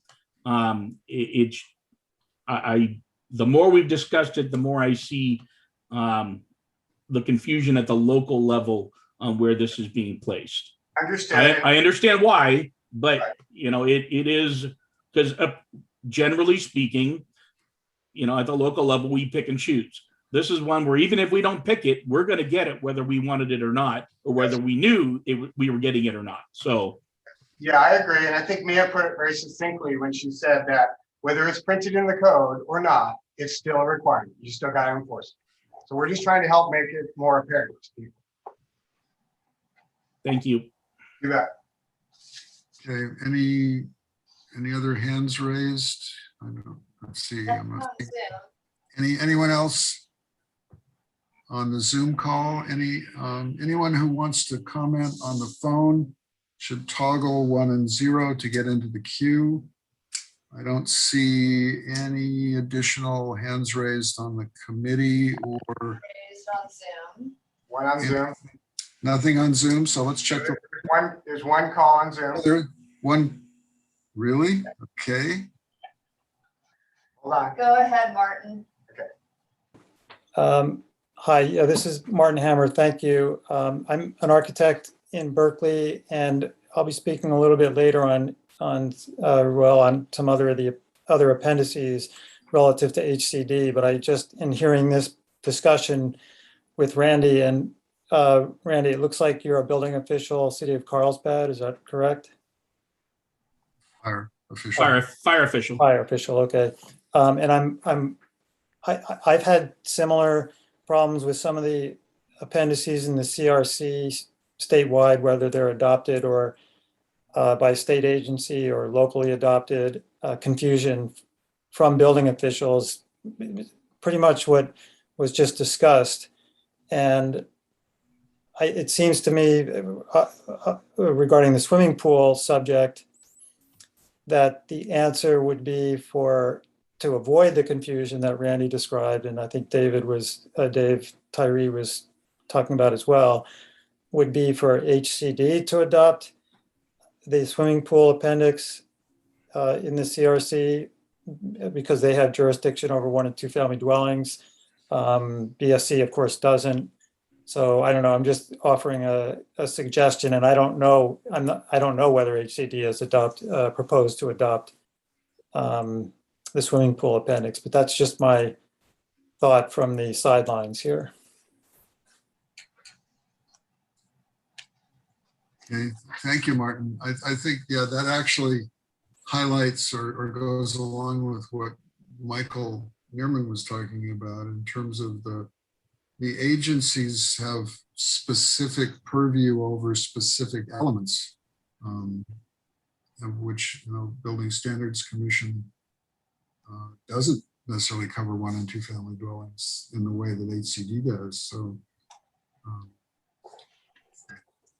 in terms of getting it into the code, somebody needs to adopt it. So we start with this. The other thing is procedurally. Let me ask a procedural question in terms of adoption into the 22 code. This is the round of proposals that will go into the hopper for commission consideration for the 2022 code. There isn't another submittal round for agencies. There will be a second look. The agencies will look at our recommendations and all of the other code advisory committee recommendations, but we're not going to sit as a committee looking at proposed code changes until we get to the intermediate cycle of the 2022 intermediate cycle. There's not another round of 22 code proposals. That's correct. Accurate statement? Yep. Okay. So even though it might be a good idea for HCD to do that, if it's not on the agenda, it ain't gonna make it in the code. Unless somehow we make an amendment to do that, which I think is way out of our scope of review. Yeah, and I would defer to HCD for their determination as to whether or not they would consider that type of action. I know they don't currently regulate pools, so I'm not sure that they'd be interested in doing that, but that would be up to them. Yeah, I mean, the other thing would be is the public health as the regulator of, they regulate public and private pools, do they not? Yes. So that they might be the agency, but they don't go through us. Chair Winkle, this is Kyle Kraus from HCD, Deputy Director, Codes and Standards. Hi. Good morning. Good to see you. So we will be presenting either later today or tomorrow a proposal that will ask the committee to approve HCD adoption of the public pool Chapter 31B for specifically for mobile home parks. That said, HCD is certainly willing to work with the commission on, trying to clarify pool safety and roles and responsibilities and, state agency adoption. We've clearly taken a second look at this, and we feel it is the right time for HCD to clarify for all local building departments pool safety in mobile home parks, because that's our area of expertise. So we're happy to support that concept. Okay, thank you. All right, so are there any other comments? Anybody else in the queue for Zoom? Dave has his hand up. Oh, sorry, David. Hi, Steve, I'm sorry. And I'm sorry to be a thorn in everyone's side here, but I'm trying to get this together. In part 3 that we're discussing here, would it be in order to further study that and recommend that it be rewritten and put into the body of the code? Just to clarify, is that out of order? I don't think it's out of order. I mean, it's the question is, in that sense, further study. I'm sort of jumping off from what I think you're suggesting, David, and if I get it wrong, let me know. Further study in this case would be simply renumbering the residential code proposal to be somewhere in the body of the code rather than an appendix. I think it's just for clarification. If it doesn't make any difference where it is, then I don't see, if it clarifies the intent to the building officials, and that's really the hat I'm wearing right now, is a building official in California. I sometimes don't recognize when these appendix chapters are state law and not. I've learned a lot today, but I'm not sure that you would get the same answer if you went to Calbo and asked the building officials. But I guess it may be even more confusing if it's in the body of the code, because you're then looking at the matrix adoption tables about whether it's a Building Standards Commission adoption and have purview, whether they actually have purview over the project you're looking at. That's the confusion that I get. They're trying to figure out whether it's an HCD project or a BSA or DSA, State Fire Marshal, whatever the range of applications are. This is not, it's not a simple answer. It seems to me that the biggest, I think having it in an appendix actually puts a flag on it that will, if there's any doubt at the local level, it will be locally adopted, going back, I think, to what Randy was talking about. I think it maybe actually has more of a bullseye on it as an appendix than if it's embedded in the code. Yeah, this is Mike from Building Standards. I would tend to agree in that for the same. Oh, can you zoom, do your camera? You're not on screen. Not that your smiling face isn't there. Get us both in there. There you go. So sorry about that. But Dave, I think the same concept could be applied in that if it were part of the body of the chapters in the code, it may be overlooked is whether it's been adopted or specifically applicable or not. Because BFC, again, as an agency proposing the change, we can't make it so for everybody. We can only print it in and it applies only to us. So as a body chapter, if we did that, it would say BSC, but it wouldn't automatically mean, because it'd be a full amendment chapter. It wouldn't be a model code chapter. It'd still be an amendment and all italics. So it would be whatever agency marked it would be the ones that adopted it, and it would only apply to their occupancies. But in this case, because it's law, doesn't matter as long as it's printed, or even if it isn't printed, it still has to be enforced. And I think that's the big picture here. We have to look at the big picture, and that is this is legislative mandate for pool safety. I think it should be applied regardless of who has an X in the table. So Okay, I think that we're not going to solve the legislative issues here. I think that we need to move on. Are there any other folks in the Zoom call or any other hands raised on the committee? I'm not seeing any. I think I need to check the phone. We're going to check. Let's check the phones, obviously, but there's no other hands raised. This is Emily Withers with Department of Housing. And since you mentioned HCD, we are not proposing adoption of section 3109 in the CBC, and that's the swimming pool section. Understood. And then on a separate note, I emailed Mike Neerman, but the model code IRC does have a section that's R327, and it's titled swimming pools, spas, and got the rest of it. But it actually refers to that other model code for the swimming pools, but there is that section there. And then also wanted to highlight the section in chapter 1, which is 1.1.4, talking about the appendices and how they're to be implemented. Thanks, Emily. Thank you. Thank you. Okay, so any other comments? So we go to the phones, please. You have 0 questions remaining. Okay, so we're back. Let's try a motion. Motion to approve is submitted. Can I get a second? Second. Second. Okay, Dominic second, and Ochoa third. Okay, any commentary on this?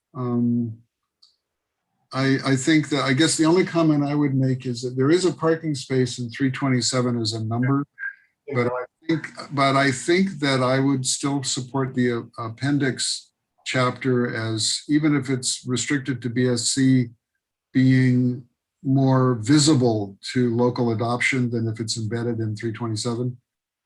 So I think it's in the right place, and I don't have any objections to any of the other. So any other comments about this? Okay, let's call the roll and then we can maybe get some lunch. Okay, sounds good. Well, we can be quick 9. Well, let's not talk about that. Steve Winkle. Yes. Carl Sagardi. Yes. Cheryl Dominic. Yes. Dave Tyree. Yes. Chris Ochoa. Yes. Randy Metz. Yes. Don Anderson. Yes. Don. Okay, thank you. Mark Blanchett. Yes. Thank you. Unanimous. All right. So we're going to take a break. It's just before 1:45. Let's come back at 1:45. We only have 2 days.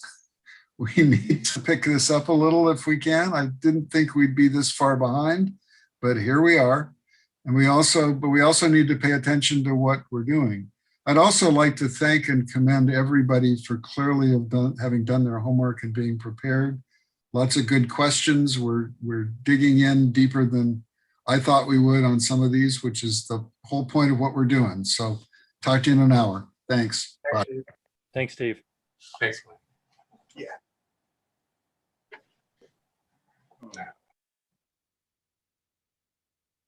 42.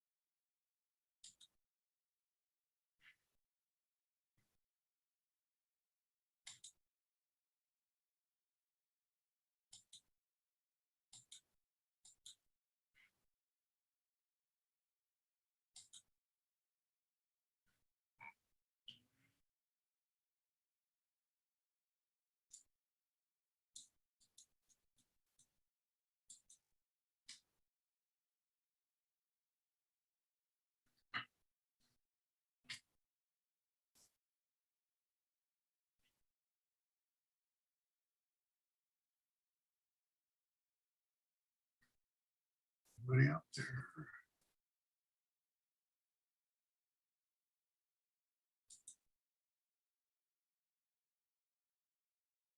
There we go. Okay, I think we're back. Here we are. Okay. Here we are. Okay. So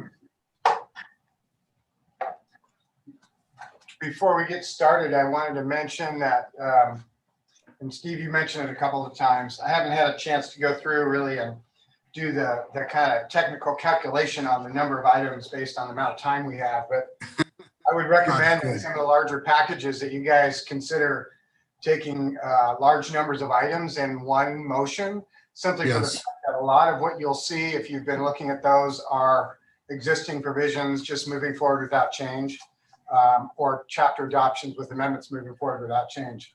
So anywhere Yes. you can save time by grouping, I think that would be helpful.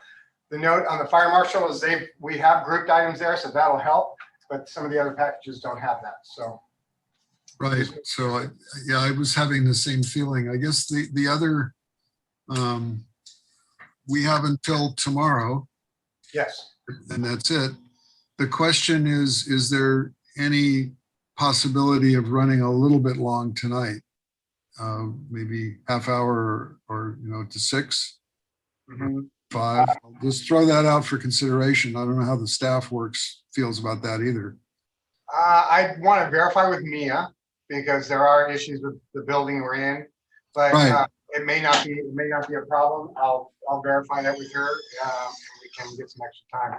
I don't have a problem with it, and I think a couple of the staff who would need to stay are okay with it too. Okay. I mean, also, got to think about the committee members as well, because Exactly. we hadn't said it, but just keep that in mind. The other thing, I'll leave that as an incentive, is the sooner we get done, the more we get done, the sooner you get to go away. Yeah, that's true. So keep that in mind. Well, and I think Good, that wasn't recorded. That's even better. Yeah, and one other thing that might help as well is that, this is the first pass. I mean, this is the first time it's been exposed, if you will, in public. You guys are getting the first pass on it.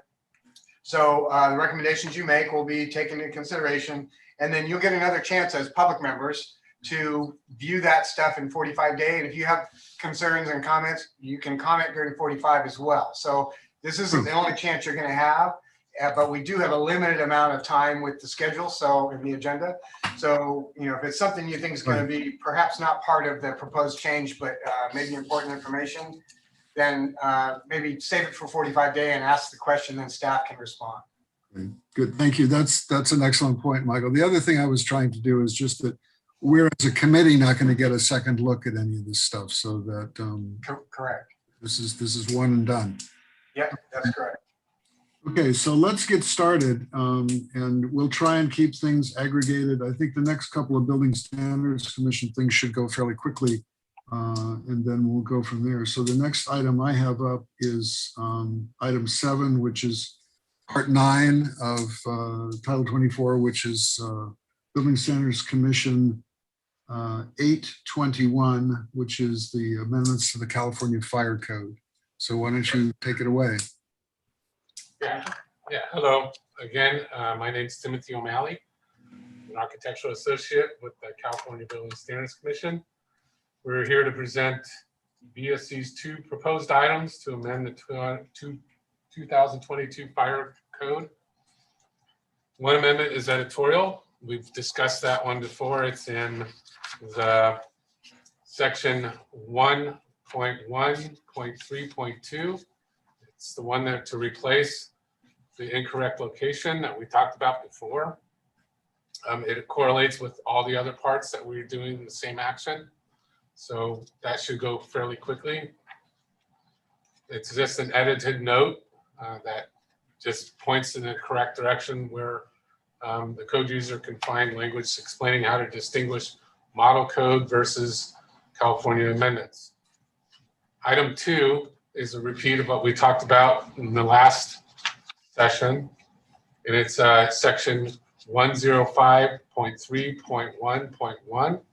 It addresses the recent statutory requirements in Assembly Bill 2913, which has amended Health and Safety Code sections 18938.5 and 18938.6, which became operative in January 1, 2019. As mentioned before, that changes the range of the permit expiration period to alleviate some of the time pressures on permittees and building officials, which will provide more consistent approach to how permitting is implemented throughout the state. Also, it will grant more extensions in increments of exceeding 180 days. And it also allow building departments additional enforcement provisions afforded to the department if work is abandoned. So local jurisdictions will be able to amend this by ordinance. And with this legislation that was passed, it's already enforceable, I believe, right? Yeah, I think it's Yeah. already available, yeah, through the IB. With the IB that was mentioned before also, it's just IB 19-03. So thank you. This amendment language will be published in the 2022 edition of the California Fire Code, and BSC respectfully requests that the committee's review and recommendation of the proposed regulations be approved as submitted. Thank you. Any questions or comments on the part of the committee about, we're going to take this, I think we can keep these grouped together. Certainly. Yes. Seeing no hands raised. Yeah. Are there any? Hand raised Yeah. on the screen. Oh, Carl? Yeah. Carl, Just just a question. If we're extending this to 12 months, what happens if somebody submits something, it gets a permit, and then we have a code change in between? That means that we're locked into the previous code? Correct. Yes. Hmm. That would be true whether the extension that has, I mean, my take on that, the extension has no impact on that. Is basically different jurisdictions handle it differently. Some put the code date as the date of submission, you know, when you take it across the counter. Some take it as the date you got the permit issued, when it was issued to you. But in either case, it doesn't revert, you know, it doesn't, an extension wouldn't kick you into the next code. Okay. All right. Thank you. Anybody else?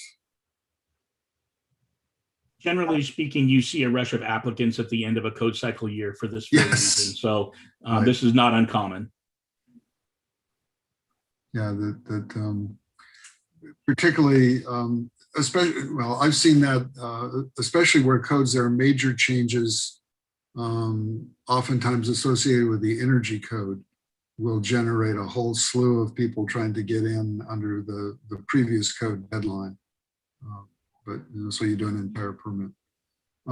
Any hands raised in the Zoom meeting? No hands raised. Okay, any of you who are on the telephone listening in, toggle in at 1 and 0. We'll wait for just a second to see if there's anybody online. Can you check the phone line and see if anyone's here for this item? You have 0 questions remaining. Okay. Back to the motion, the main motion, which is item 7 for the Fire Code BSC amendments. Can I get a motion? Motion to approve is submitted. Second? That's items 1 and 2. Okay, so we got Chris. Ochoa second. Yep. And then Ochoa second. Who is first? Randy Metz. Okay, thank you. It's helpful if you say your name when you make your motion, please. They did. They just spoke at the same time. Okay. Okay, I think that, do we think we need any further discussion? I don't see any hands raised. So let's go ahead and call the roll. Okay, Steve Winkle. Yes. Ari Sigardi.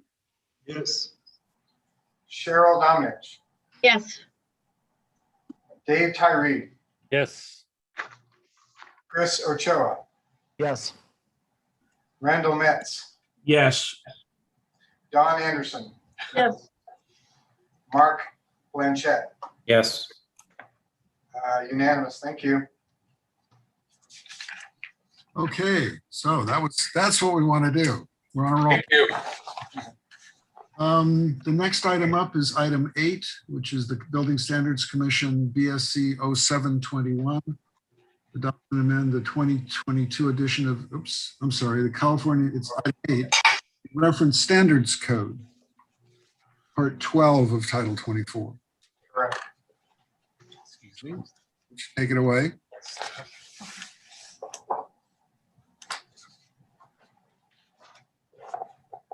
Good morning again. Good afternoon now. Yeah. That Oh, too. yeah. Good afternoon.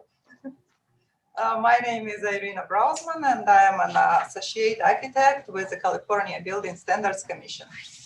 I'm here to present agenda item 8, which contains CBSC proposed adoption and amendments of the 2022 California Reference Standards Code.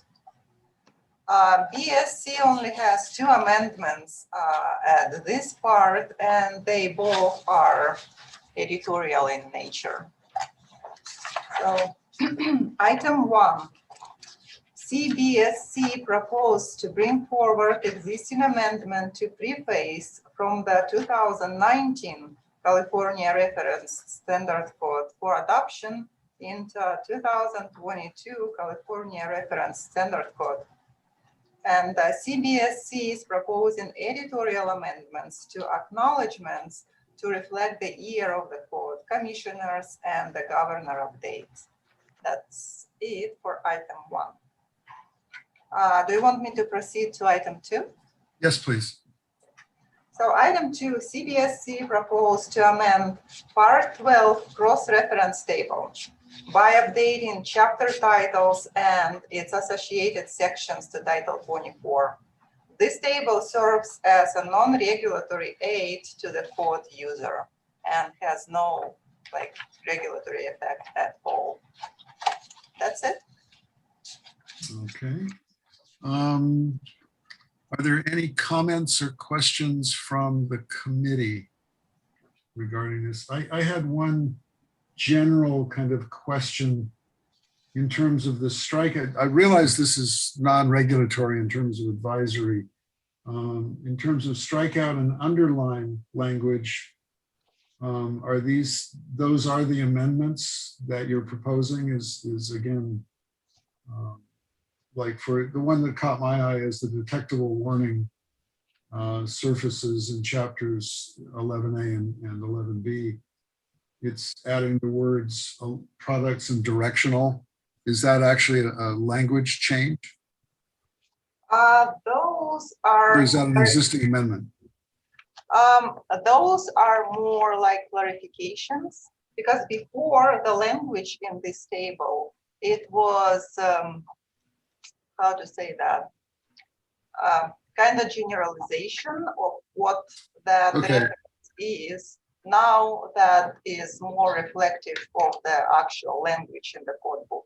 Okay, so, thank yeah, you. But again, this is really without regulatory effect. It doesn't affect any of the applicable portions of the code.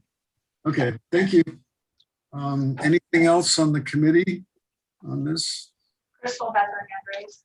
Okay, Crystal, go ahead. Yeah, this is Crystal, and I'd like to commend Building Standards Commission staff for doing this update. It's been a long time since this table was looked at, so really good job. Thanks. Thank you. Appreciate it. Good job. Thank you.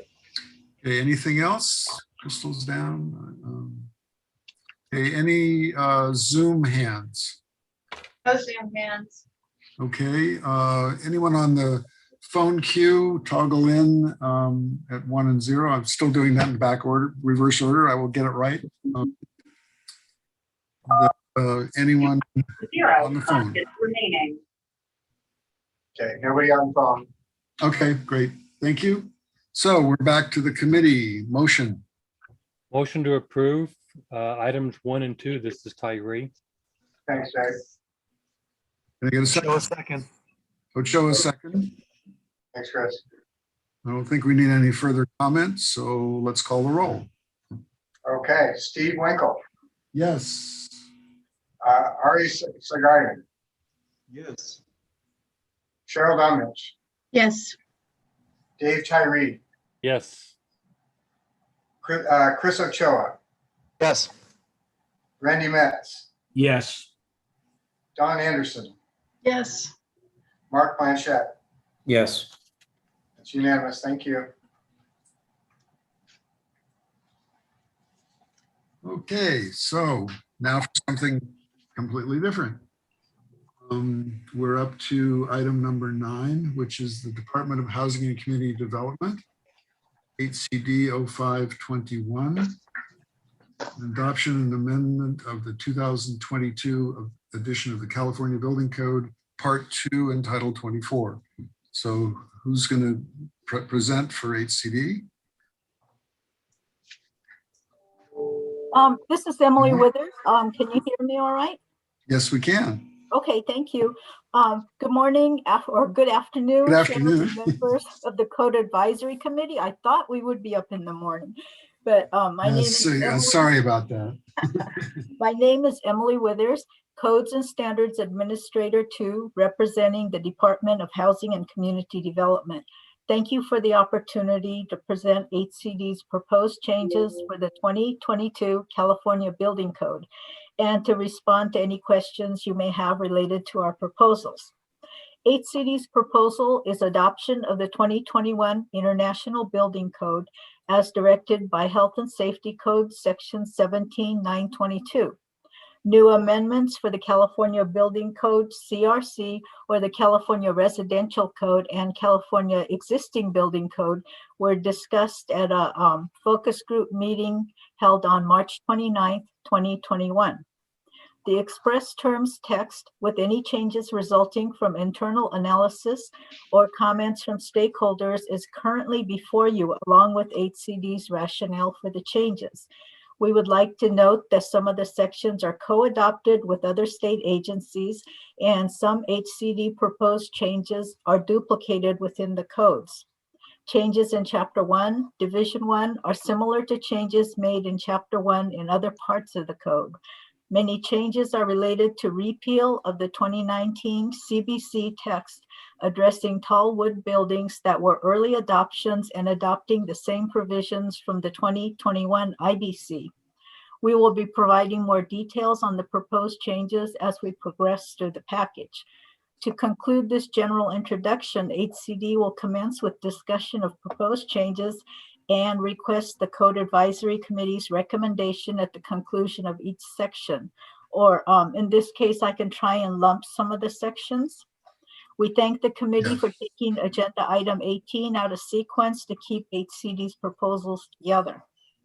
So I also have with me Tom Martin, who is a district representative too. He'll be presenting on the CRC package and the CEBC package. And also online is Deputy Director Kyle Kraus. He had spoken a little bit earlier about the swimming pool provisions for the mobile home parks. And with that, thank you for sharing your time and expertise. And as I mentioned before, I'm available to answer any of your questions. So with that, let's see how fast and efficiently I can group these provisions. Okay, so as I mentioned, we are carrying forward many of the existing amendments, and that is a result of that is many of these item numbers in this matrix. So item number 1, this is Chapter 1, Scope and Administration, the California Administration section. We're carrying forward existing amendments. We're changing the version of the IBC to be incorporated by reference. We're making editorial changes, and we're also making corrections to our mailing address and updating our authority and reference citations. So most of the changes are in items number 1.1, 1.3, and 1.8. And are there any questions from the committee? No, I think it's probably I think you're doing this as probably as efficiently as you can, is just sort of a quick summary and then moving on to the next one. And then after we get done is let's figure out how many of those we can aggregate, or are you doing them in the order you'd like them aggregated? They're pretty much carrying forward existing amendments, though I can go through them. At the pleasure of the committee, let me ask this in reverse order, or reverse looking at the other end of it. Which of these are things that you think deserve or require special attention? And I would say in the opinion of HCD and or the opinion of the committee, do you have anything that you being all of you are concerned about? And can we say, absent those, we would lump everything else together? Is that possible to do?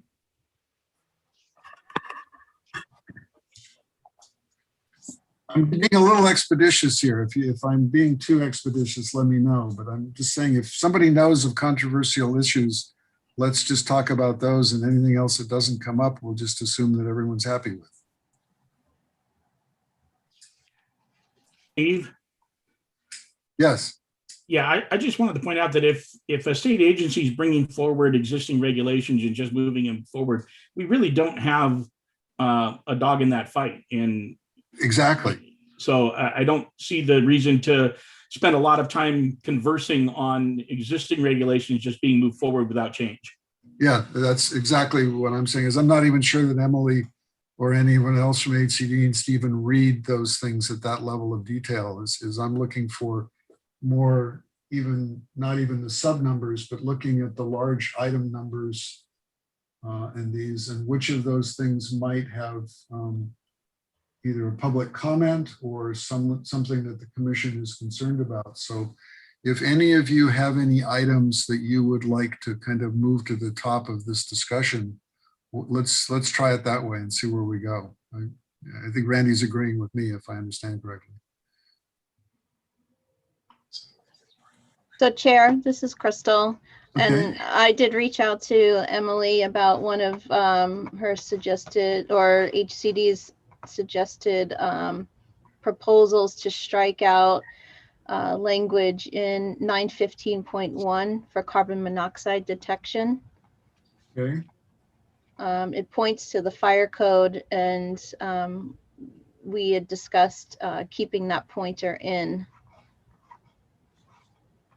Okay, do you remember what item number that was? Or I know, Teresa. I thought it was 11, but And the fourth one. Aren't we just covering item number 1 now, that's Chairman? what I thought too, but no, I was actually talking about the entire package. Like I said, being overly expeditious here. Right, it is item number 11. And to be specific, item 11-5.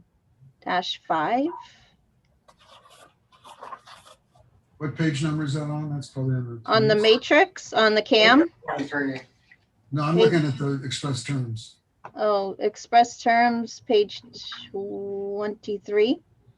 Okay, thank you. Chair, I may ask that we do it item by item, but that's just a personal request. Okay, let's try it that way. So let's go through item 1. Yeah, I think the jumping around is not going to work. I think, like I said, I thought I'd try it. I wasn't sure it would work, and it probably won't. So let's go through item 1.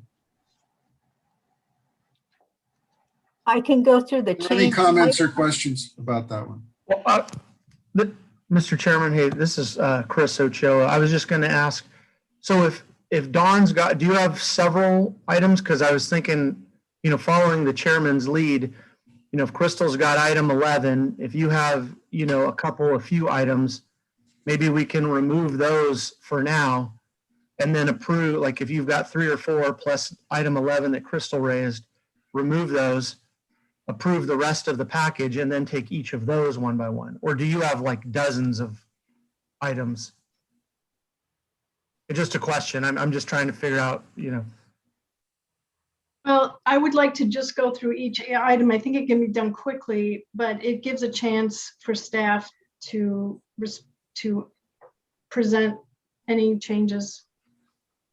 I don't see a lot of changes to answer your question, perhaps more directly, but it gives us a chance to go through them with staff. Let's look at, so we've talked about item 1. Emily, is it possible to do a quick discussion of, you've already done item 2, so, or item 1, so let's just bring that up. Any other comments from the committee about item 1?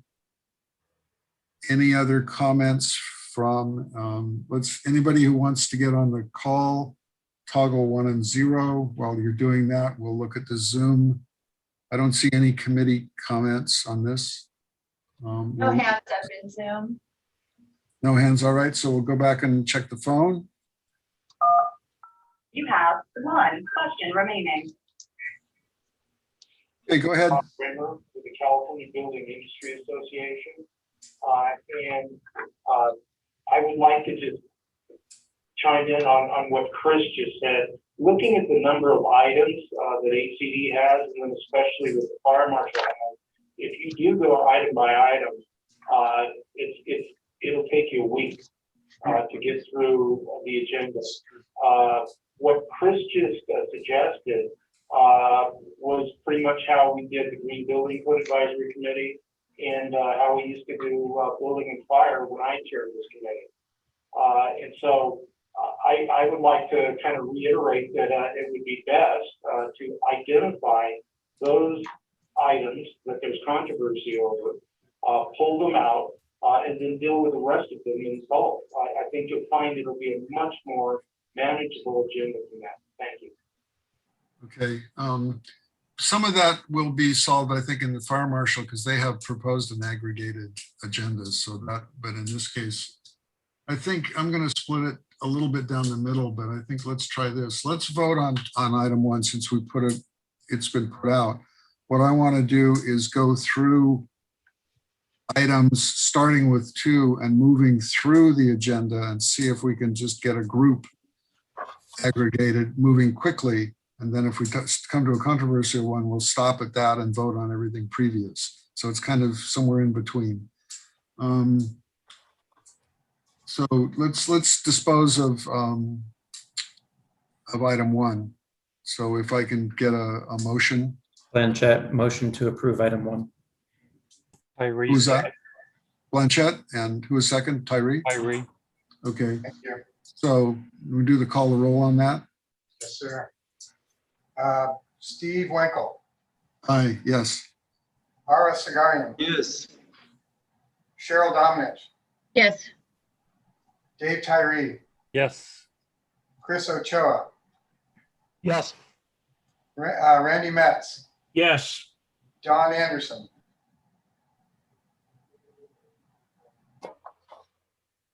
Don, oh, you're muted. Sorry, Don. I apologize. Yes. Thank you. Mark Blanchett. Yes. Okay, it's unanimous. Thank you. I need to push 1 and 0 on the conference call again to move away from Bob. Okay. So that it tells me. So when we If hear there's any somebody other talk, we need to check it again. Okay. To get it to. You have 0 questions remaining. Okay, thank you. So then that way Bob doesn't hang up the conference. Gotcha. Good call. Okay. Item 2. Okay, item 2 is chapter 1, division 2, scope and administration. This is the model code section. We're carrying forward existing amendments. We're repealing the tall wood provisions that were adopted. It was an early adoption in the intervening code cycle, and we're adopting model code language for that. And then we're also renumbering provisions due to changes in the model code.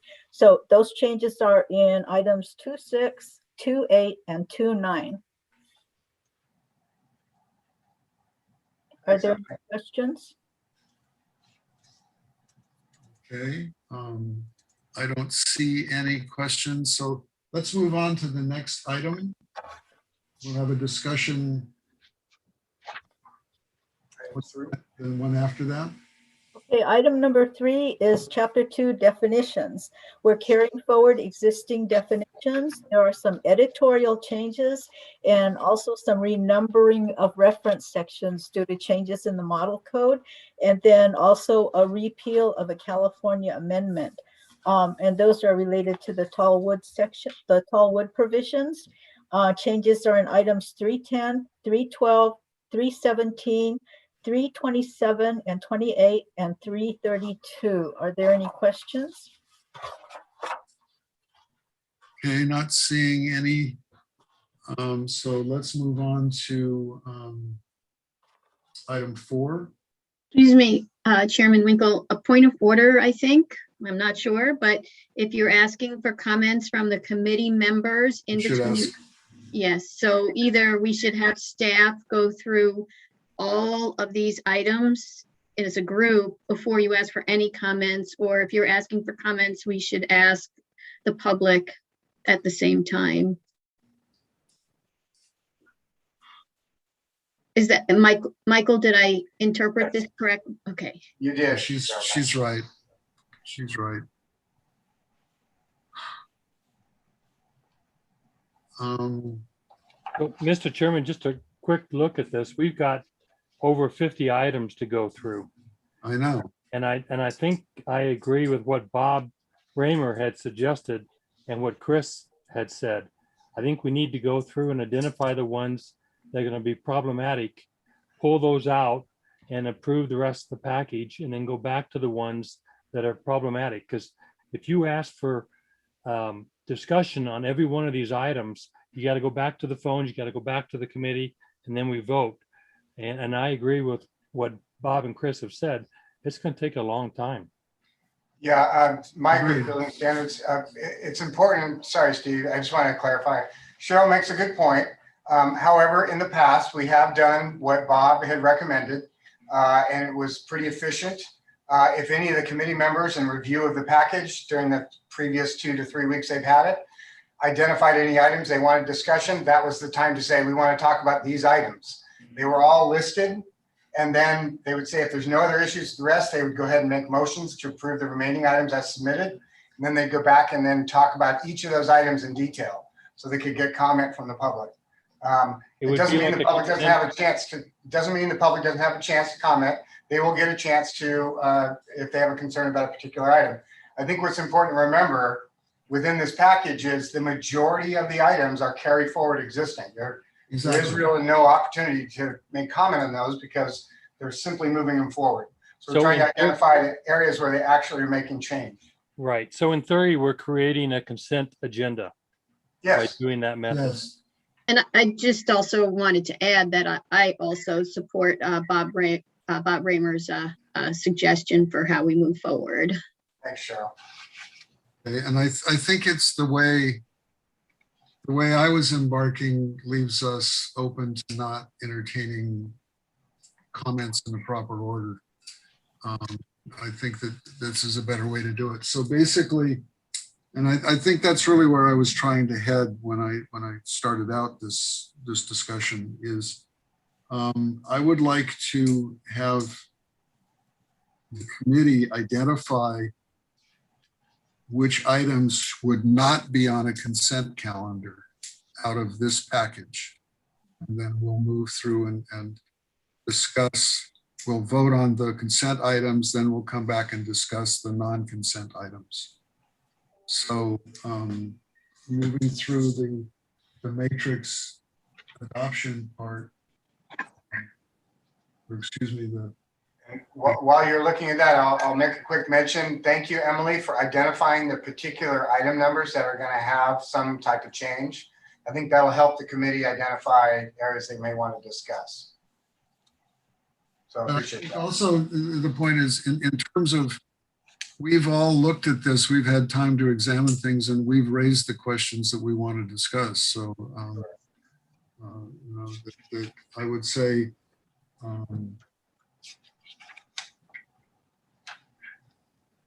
that, you know, let us know which things are of concern that you've identified. I think item 11,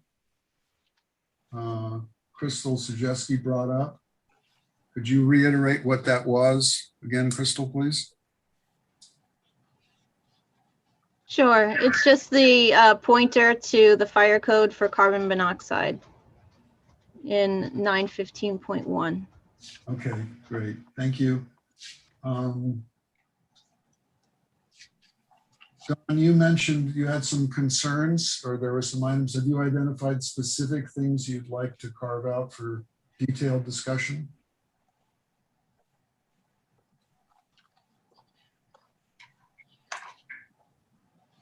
And anybody else can jump in while we're all looking for our own sets of comments. But Mr. Chairman, I do have a question for Crystal. What was the concern with 915.1.1? Let's wait on that. I don't want to have a sidebar. I'm sorry. I was trying to figure out what the problem was. That's all. Yeah, and I think that's what the discussion will be about. So let's just wait when the public is paying. I had one item in chapter 10 on area of refuge sizing 1009.6.3. And I'm trying to figure out what item number that's in. It's in item number 12. I'd like to discuss that. It's about the area of refuge, wheelchair description size. So that would be, so we have 11 and 12.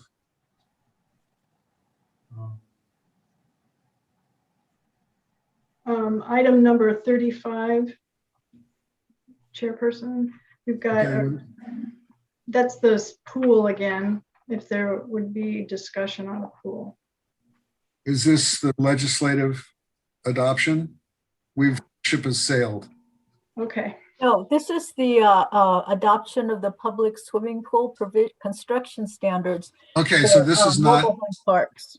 Okay, that's the other. That's actually, yeah, we did want to talk about that. That's a different item. It's related, but it doesn't. It's not a reprint of the legislative language. Right. It has a different scope. Okay, so 35. That's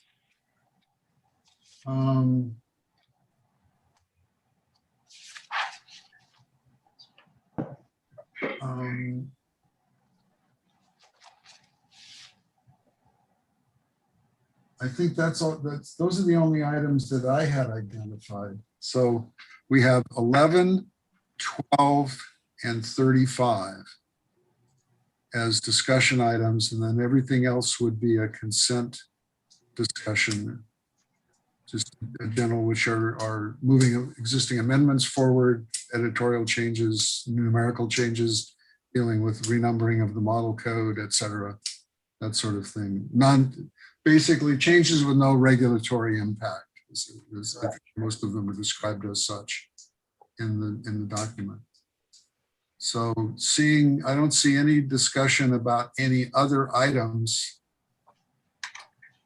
Thank you for the committee members pushing me in the right direction.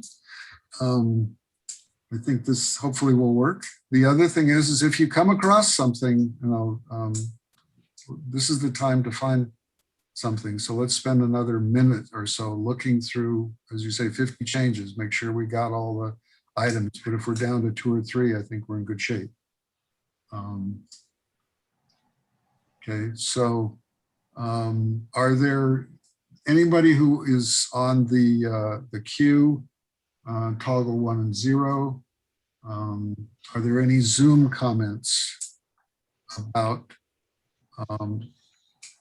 taking out items? Basically, the discussion is a consent calendar exclusive of items 11, 12, and was it 35? Yes. 35, okay. No hands raised on Zoom. Okay, good, thank you. Anything on the telephone discussion? You have 0 questions remaining. Okay, So let's try entertaining a motion, which would be to something to the effect of approve everything except certain elements. And somebody about it. Motion to approve the HCD rulemaking package with the exception of items 11, 12, and 35. Tyree, a second. Okay, That was everyone? Metz had the first. Yeah, Metz was first. Yes, you were, Randy. First among equals. Thank you very much. I think that we took a little bit of a detour, but I think we ended up in hopefully is something we can do for all of the packages. Get out of here this week.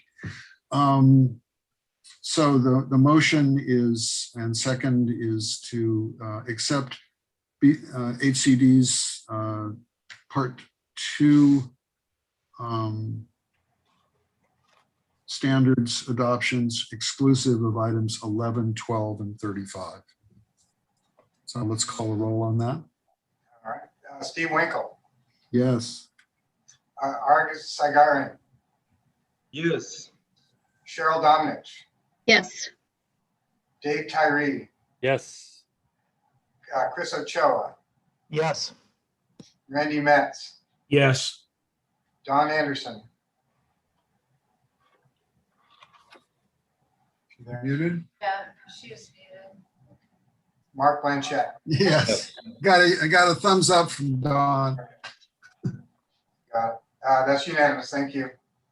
Now, Okay. item 11 is up for discussion. Yes. Those of you who brought it up, could I ask a favor, I think for everyone following on here at home, to give us the ISOR, not the ISOR, but the express terms page for the discussion. So we can all kind of look at that in detail. At least that's my own personal preference, is to see the precise language, not the reason. So I believe it's, was it 23? Page 23 of 25, 65? Looks like 23. Yeah. Yes, 23. Okay, so Crystal, you want to lead this discussion, or you brought this up? Sure. As I said, you know, State Fire Marshal's Office reached out to HCD to coordinate their proposed strikeout of the pointer to Chapter 11 of the Fire Code. In previous cycles, we had worked with DSA for the schools to bring in carbon monoxide for existing schools, and so it would hate that pointer to go away. Even though there is a pointer for the Health and Safety Code section that requires it for Group R. Okay, I just had a question. Do you think that the reference to NFPA 72 takes care of that, or do you need the additional one? No, the provisions in the Fire Code explain what's needed and how it's connected and where it goes for existing. Okay, so it's an adjunct to what's the 72. It's not covered Yes. in that. Okay, thank you. This is Emily Withers with HCD. The reason we didn't propose this for adoption, and I recognize that it's in the published code, is HCD doesn't adopt the fire code, so it's that kind of an issue. And I think Mike Neerman can probably help me out on this one. When there's a conflict between state agencies, some amendments can override other amendments. And I think that's probably the case with this particular issue. So for those on the phone, there's language in the model code that talks about carbon monoxide detection shall be installed in existing buildings in accordance with Chapter 11 of the International Fire Code. And that was the sentence we weren't adopting.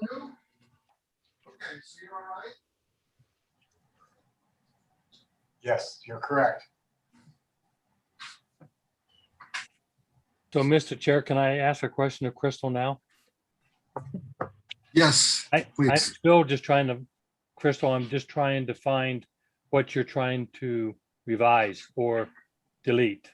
What section number? I don't want it to be, well, not me, but State Fire Marshal's Office would not approve to see this language stricken from the code. And Which one? What section? 915.1, Okay. where it says carbon monoxide detection shall be installed existing buildings in accordance with chapter 11 of the, and we modify international to say California Fire Code. Oh, okay. Thank you. And then just to elaborate on Crystal's comments, this is Cheryl Domnich. The pointer is important because it references specific California language regarding existing, particularly Group E occupancies.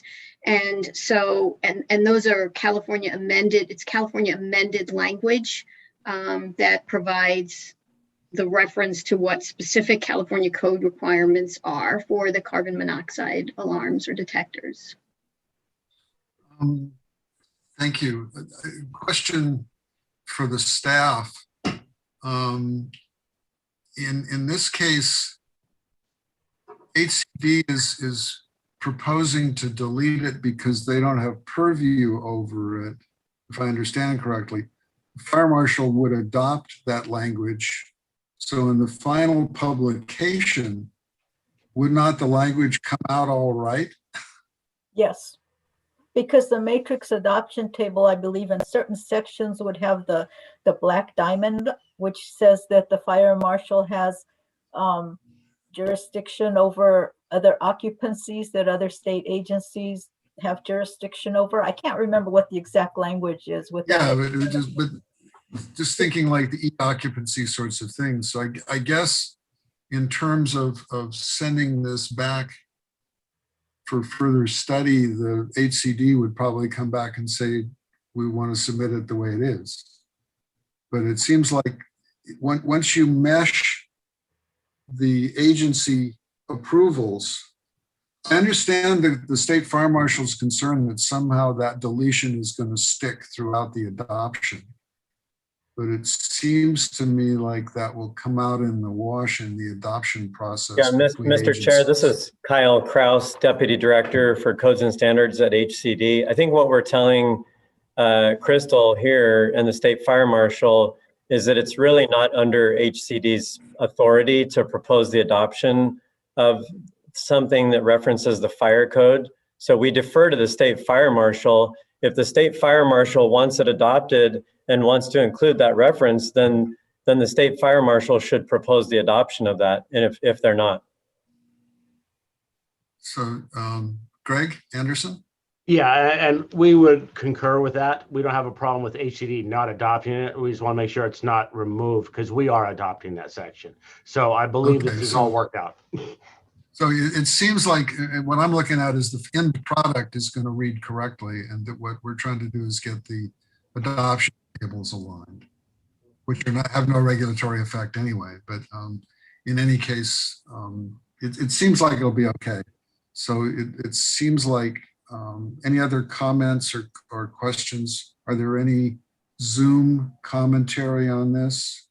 Crystal, please. Yeah, I would guess it would be an ask then to put that into the rationale. So then when it does come to publication, that we assure that language doesn't get stricken. Actually, I think that's actually would make sense in the final statement of reasons if the HCD just reiterates the reason for that they're as Kyle Kraus said, is we're not adopting something we don't have the right to adopt anyway, or something to that effect. That everyone's staying in their lane, which is the right thing to do. So, Mr. Chair, Dave Tyree here, just a quick question. When we started the meeting, we have a motion we can make is as modified. Can we not use an as modified motion? I'm basically saying I think as modified would be incorrect because the agency that's proposing to not adopt I think HCD is doing the right thing in terms of what's before us for that proposal. Okay, I'm just making sure because it just makes one more thing that the state fire marshal has to make sure they catch on the backside. they've already, I mean, what I'm hearing from Greg Anderson at the State Fire Marshal's office, which he just testified, is that they've got it caught, that it's okay. It's going to come out. If Greg says it's okay by me. Yeah. Okay. So I don't think it needs to be modified. So since we only have 3 items, let's go ahead and go through all of the commentary. Let's vote on each item individually. We're not going to re-aggregate them. So I don't see any other hands raised on the committee. Anybody? Dawn, you had a question? Yeah, please. You're on. Are we skipping to the next item number? No, we're Okay. going to vote on this one and move on. There is an attendee with their hand up too. Say again? There is an attendee with their hand up. Okay, yeah, you can see him. I can't. I'm sorry, say it again, Steve. There, I couldn't see the hand until now. There's Kevin Reinertson. Gotta be that Kevin Reinertson again. It's that Kevin Reinertson guy. Hold on, wait a minute now. I just want to make sure procedurally we follow the right step. I realize Kevin's there, but he's not a committee member. You're still in committee discussion. Then you go to Zoom call, then we can get all the comments on Zoom. Are we at the Zoom call? I thought I had done that. Well, we didn't hear it on this end, so. Okay, sorry. Sorry. No, I'd gotten to any phone calls, get in the queue, 1 and 0. We'll go to, I think Crystal raised it as a committee member, but then. Good point. So now we're going to Kevin Reinertson as with his Zoom. Thank you. Kevin, Thank you. Good afternoon, Kevin Reinertson. Go ahead, Kevin. Go ahead. Again. Riverside County Fire, representing California Fire Chiefs Association on this item here specifically. Speak loudly. Yeah, we can't hear you, Kevin. And slow. Kevin Reinertson, Riverside County Fire, representing the California Fire Chiefs Association on this specific item. Showing this language as struck out in the text creates a lot of confusion. When they go out for 45-day comment period, it's going to continue to cause greater confusion. In the past, when these types of items have been done, it's been done in the rationale or the ISOR, the informed statement of reasons, and explains it there. And then within the matrix adoption table, it shows the obelisk. It looks like a little T, that they don't specifically adopt something. So I worry more so than probably anybody else on this committee. I really worry about the publication when this comes out. There have been so many problems in the 2019 California Building the 2019 California Building Standards Codes as a whole, with the amount of publication errors. We've had several erratas, and then we couldn't do erratas because the state agencies didn't have time to do it. So in the supplements that came out, when the supplements came out, we thought new language was coming out.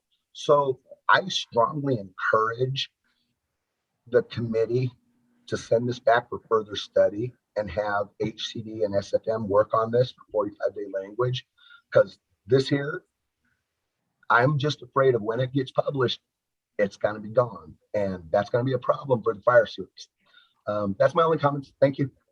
Okay, thank you. Any other raised hands on the Zoom call? Kevin, you put your hand down, please.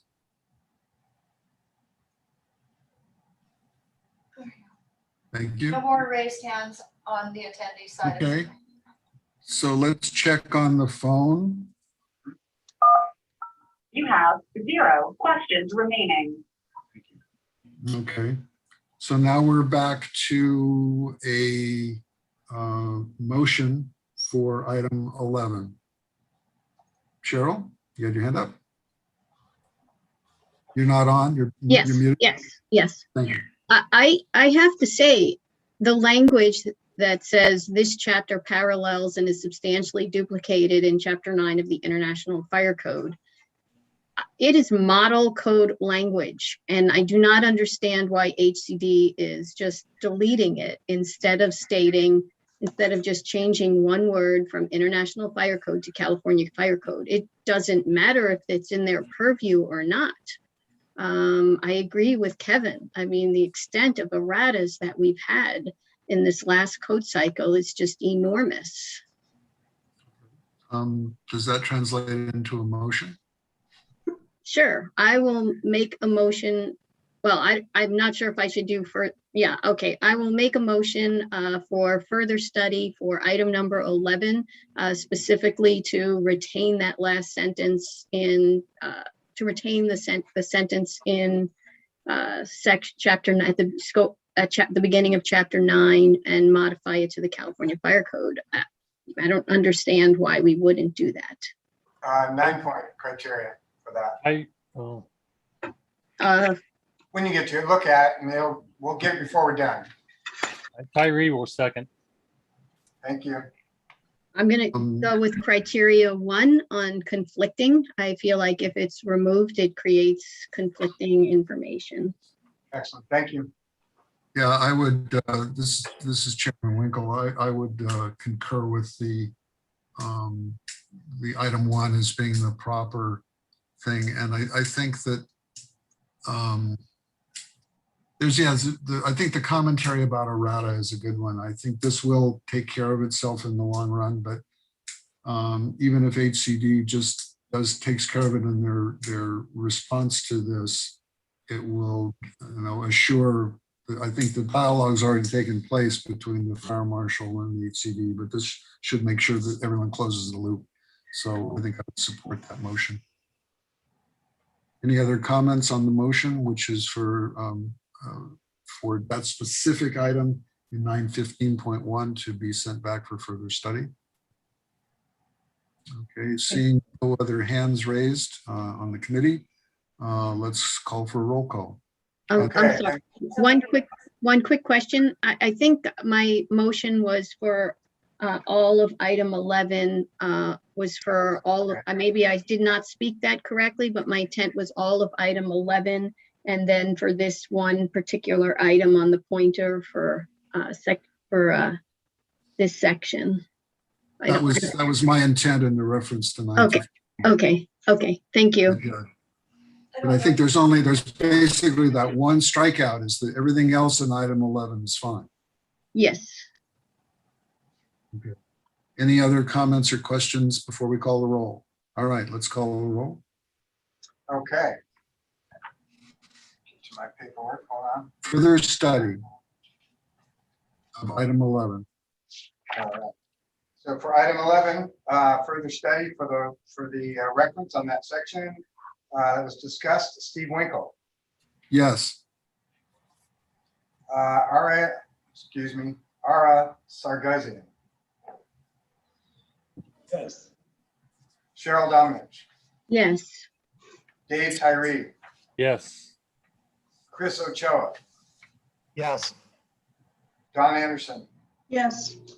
Randy Metz. Yes. Mark Blanchett. Yes. Thank you. It's unanimous.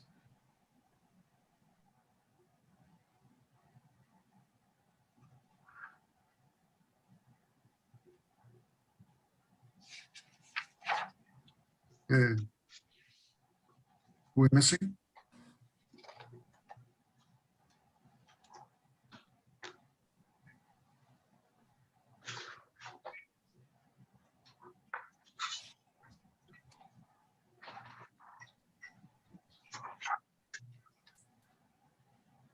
That was the. Okay. Go ahead, Steve. All right, so that brings us up. Then the next item is item 12.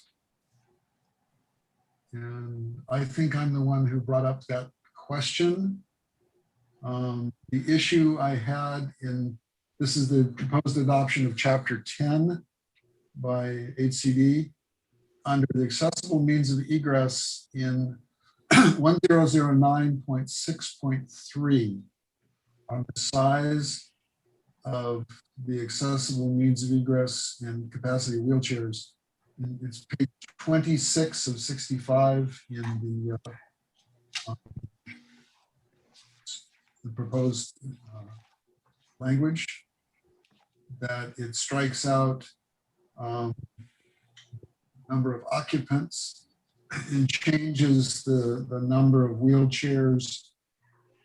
I do understand, and I think that one question I had is they're talking about a 30 by 52 inch wheelchair, which I believe is the new model code standard. So I'm not questioning that. I'm just questioning the change of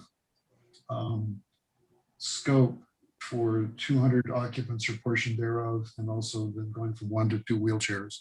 The other thing I would point out is that the area of refuge section is one of my least favorite in the entire code. But the other thing is all of these requirements are typically never enforced because you don't put them in sprinkler buildings. But I mean, it's kind of like this almost never happens. But if it does, this would be an interesting change. I'd like to hear the explanation for the change.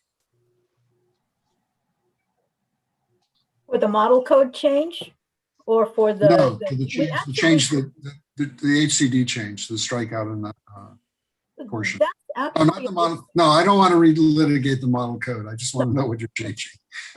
We actually didn't change the existing amendment. We only showed the strikeout because so we could show ICC, you know, what the change was to the model code, but we really didn't change it. It's actually an existing amendment.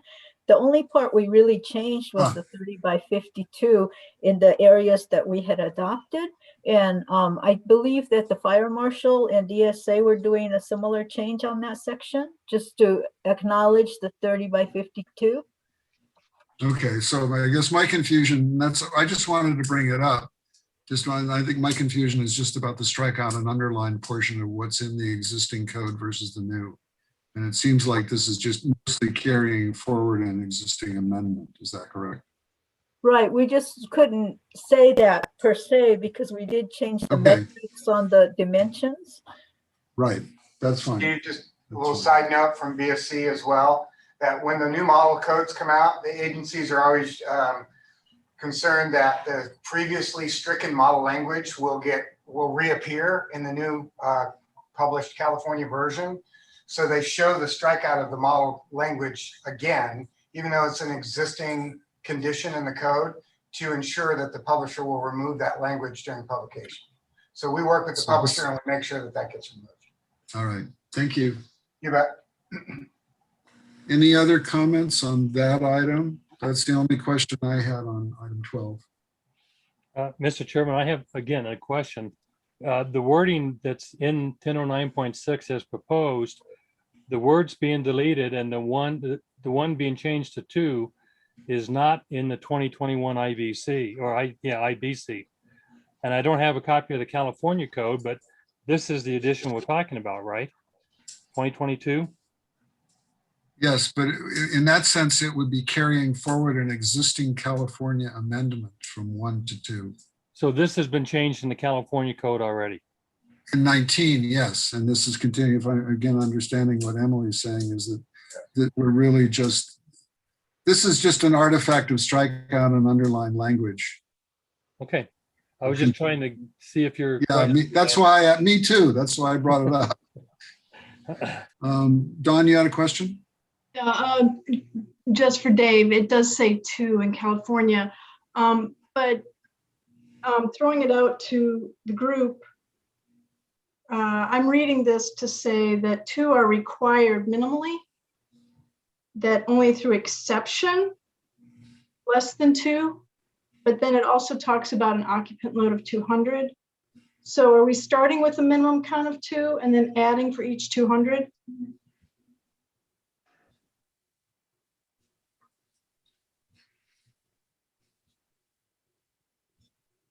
That's an HCD.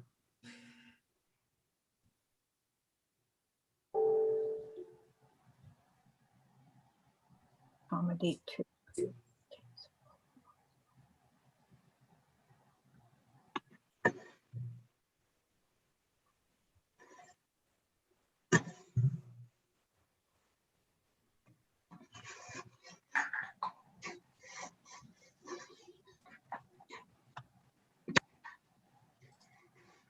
I think the exception reduces it where the occupant load is less than 200. Correct. I have to see what Greg has to say. Greg and Crystal have to say on this too, because it's a co-adopted section. The second sentence in point 3 is the total number of such 30 by 52 spaces per story shall not be less than 1 for every 200 So is the code saying that you can have one with 200, or you have to have a minimum of 2, which is in the first sentence?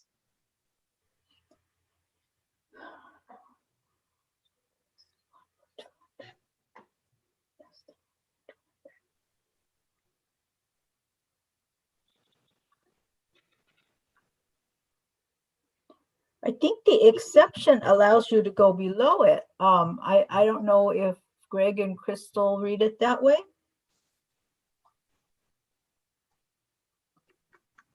I might be able to help here because I'm looking what's in the 2021 codes from the model code, and they've basically added the 200 people in the model code. So the deletion of this language puts us basically back with the model code. The one change on here would actually be the model code requires 1, but it no longer has the exception that allows them to reduce that. Currently, our code would say 2, and then you add the 200 more about that, again, with the California exception to reduce that. I guess, Greg, a question then is, if the exception is saying you can have less than 2 as an exception, then the second sentence, I don't understand. The total number of 30 by 52 inch spaces per story shall not be less than 1. Well, it should never be less than 1. Yeah, Well, but I guess in the previous sentence, it said 2. So I'm not sure where the exception comes in. I think there's that confusion. I think also, what Dawn's brought up is I think you need one other editorial change, which I think would be fairly minor, is something rather than getting into 1 and 2.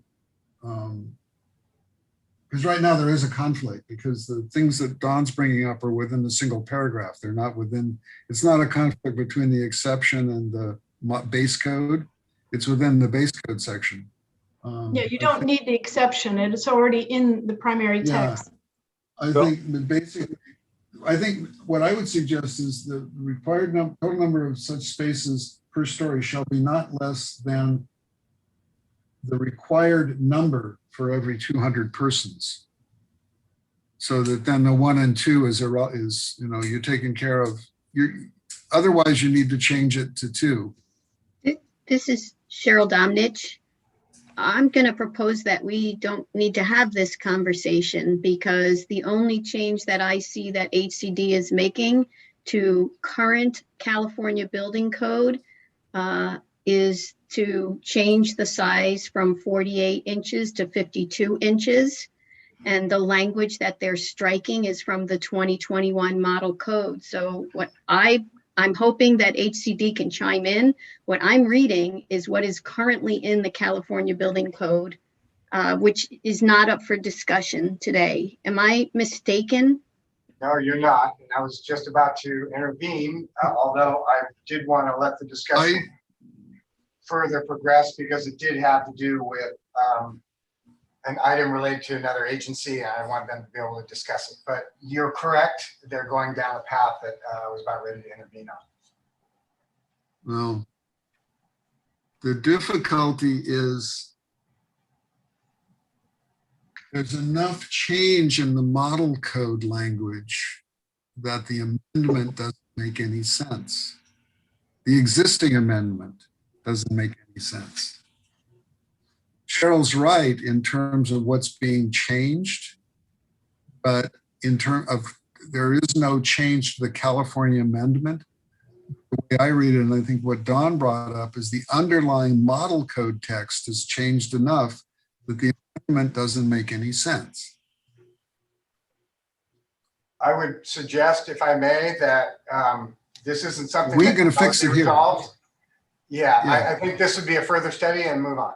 That would be my suggestion. That's exactly what I was going to suggest. I think that I don't think the fix is that difficult, but I think it is not quite right. Would it be further study, or would this be something that could be handled in the 45-day comment period? Since this is not associated with the change that we're looking at here. I disagree in terms of this has a two aspects Let's do it. One of them is adoption of the model code revised language coupled to the existing amendments, which is, in my mind, where the difficulty occurs. I think they're proposing both. It's more than editorial.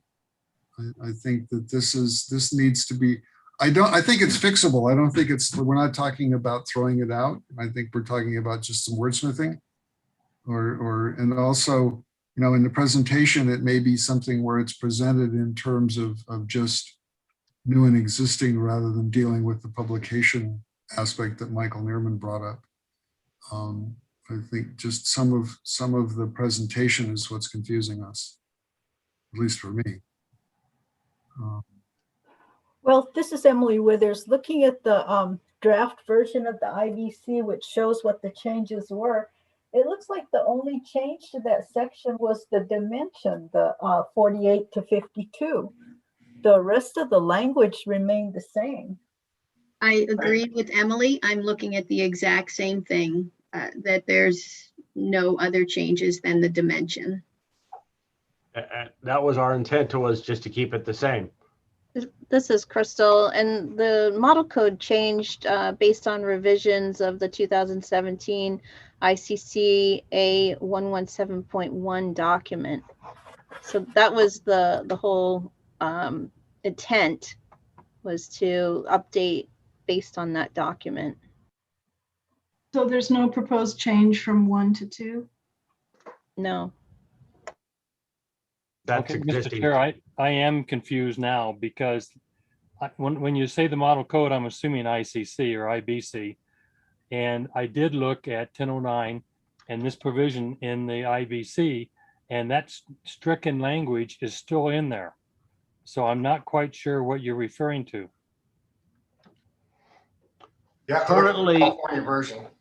Go ahead, Greg, sorry. Yeah, currently the California version already has the amendment for 2. With the new language that came out and the way it was written a little different, we had to delete some and put the 2 back in. So it is maintaining the way it is right now, even though there were things that were tweaked in the model code. I'm sorry, Chief, I didn't make it explicit. I'm actually talking about the cross out for the 200 occupants or portion thereof. That statement is still in the IBC. Correct. And there's also in the California version, which also has the 200. So it was just a change to take out the model code language with the 200 and add the 200 back in below in the existing amendment. Time out. We're not going to fix it here. It's not our job.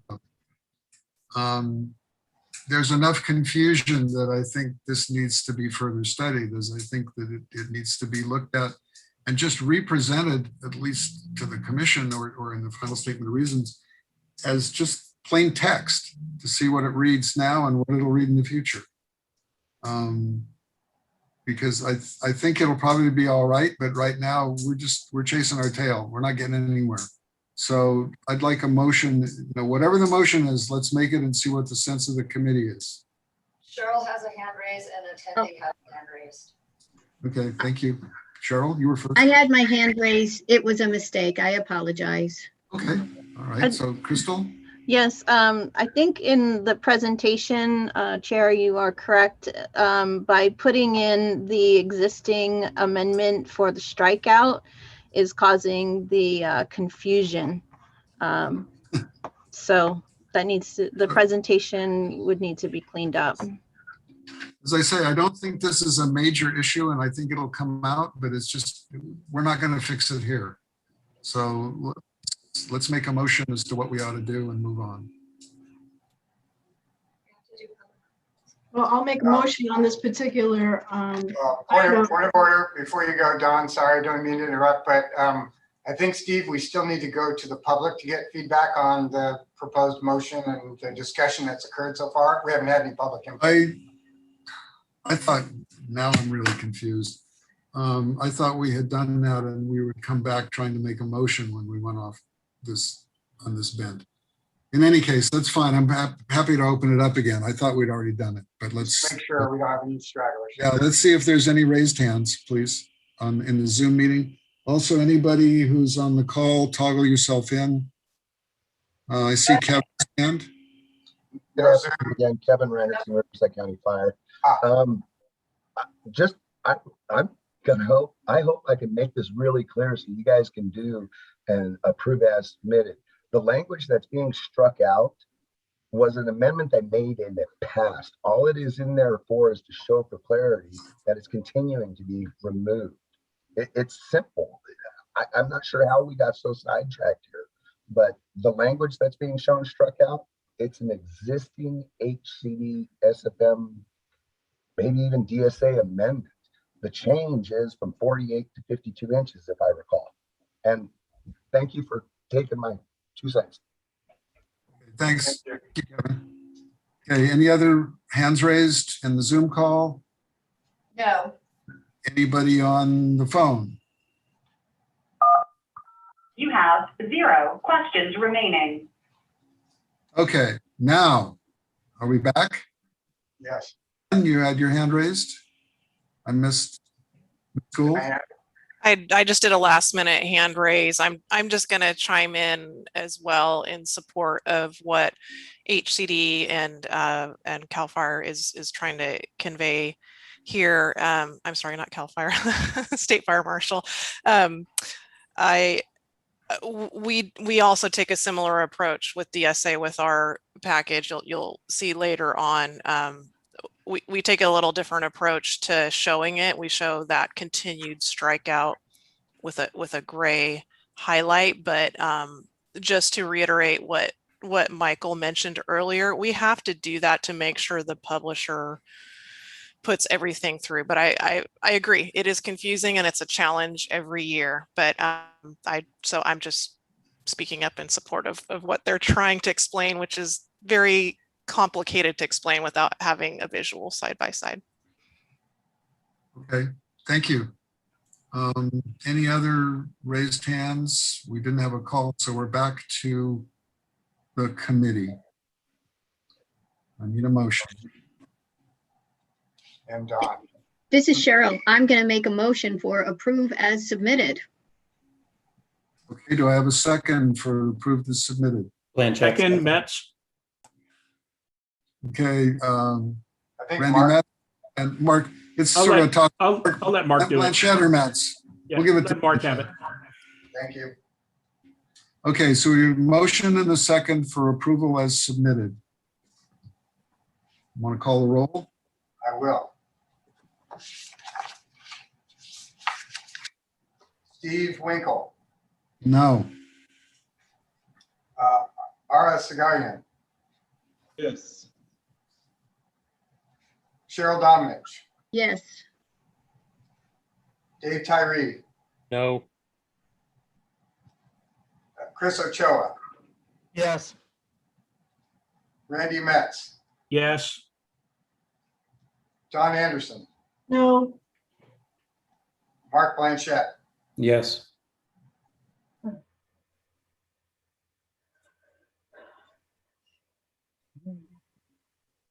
okay, 5, 4, 3 against, the motion passes.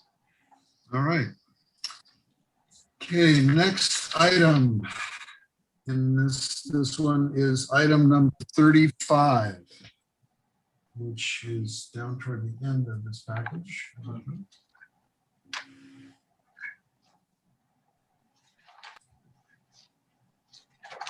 you Mr. bring Chair, are this you up? ready for the HCD presentation on this item? Yes, please. Good afternoon, Mr. Chair, committee members. Kyle Kraus, Deputy Director for Codes and Standards with HCD. I'd like to present this item, which I think is a fairly simple item. This is HCD's attempt to solve some confusion that exists out there in the state when it comes to swimming pools that are built within mobile home parks or special occupancy parks. Many jurisdictions don't understand the nature of the state's role with regard to mobile home park construction or special occupancy park construction. So we're attempting to clarify once and for all when it comes to buildings and structures within mobile home parks. Those are under HCD's authority. We also work side by side with CDPH and local health officials. An example that I can point to specifically is on-site sewage disposal systems, where CDPH and the local health officials have authority to review for health compliance, and then HCD is the permitting agency, acts as the building department for review of the permit application, issuance of the permit, and performance of field inspections to ensure that the system is built in accordance with the approved plans. We always require local health agency sign-off for on-site sewage disposal. This would be very similar to that. We would require approval by local health agencies.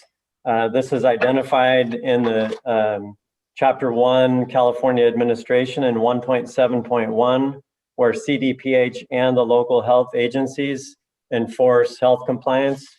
And then HCD, under the Mobile Home Parks Act and Special Occupancy Parks Act, has authority for issuance of building permits for construction of buildings within mobile home parks.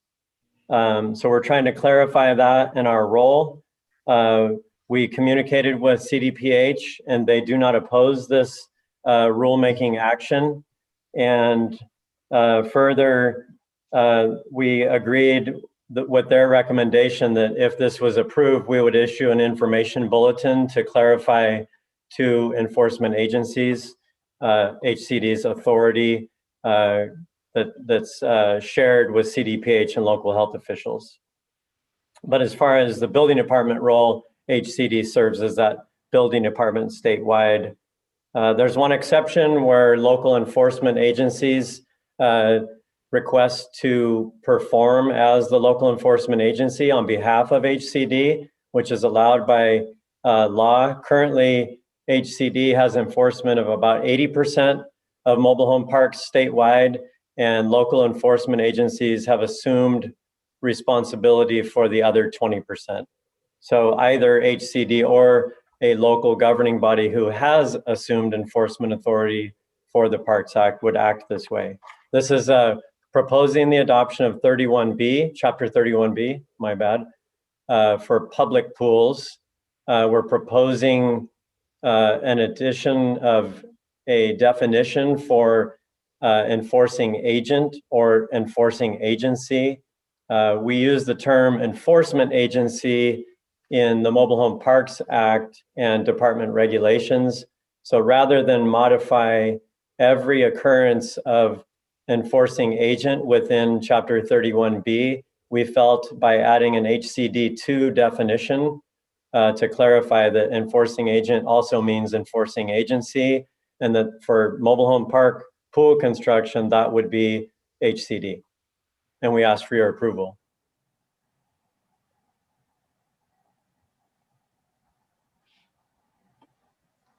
Happy to answer any questions. Okay, thank you. I think, Don, was it you who had a question about putting this on the agenda?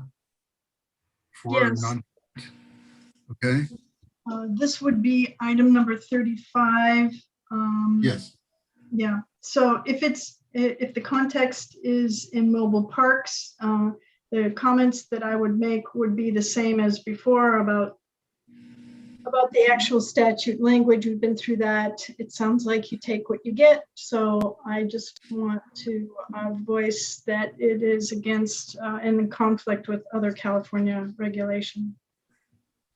I guess the only other comment I have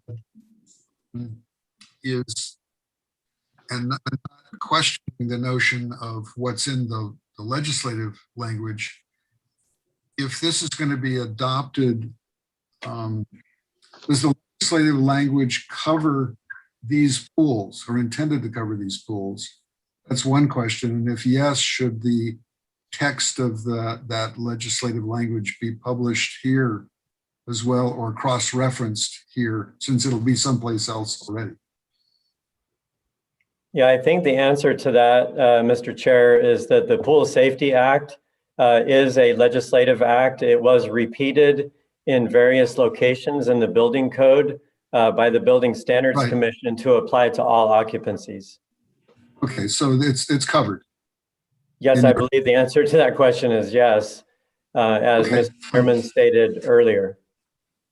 Yeah, I just wanted to make sure that we didn't need to, we had repeated it a couple of other places when things we reviewed this morning, just whether we needed to restate it again. It sounds like not. Okay.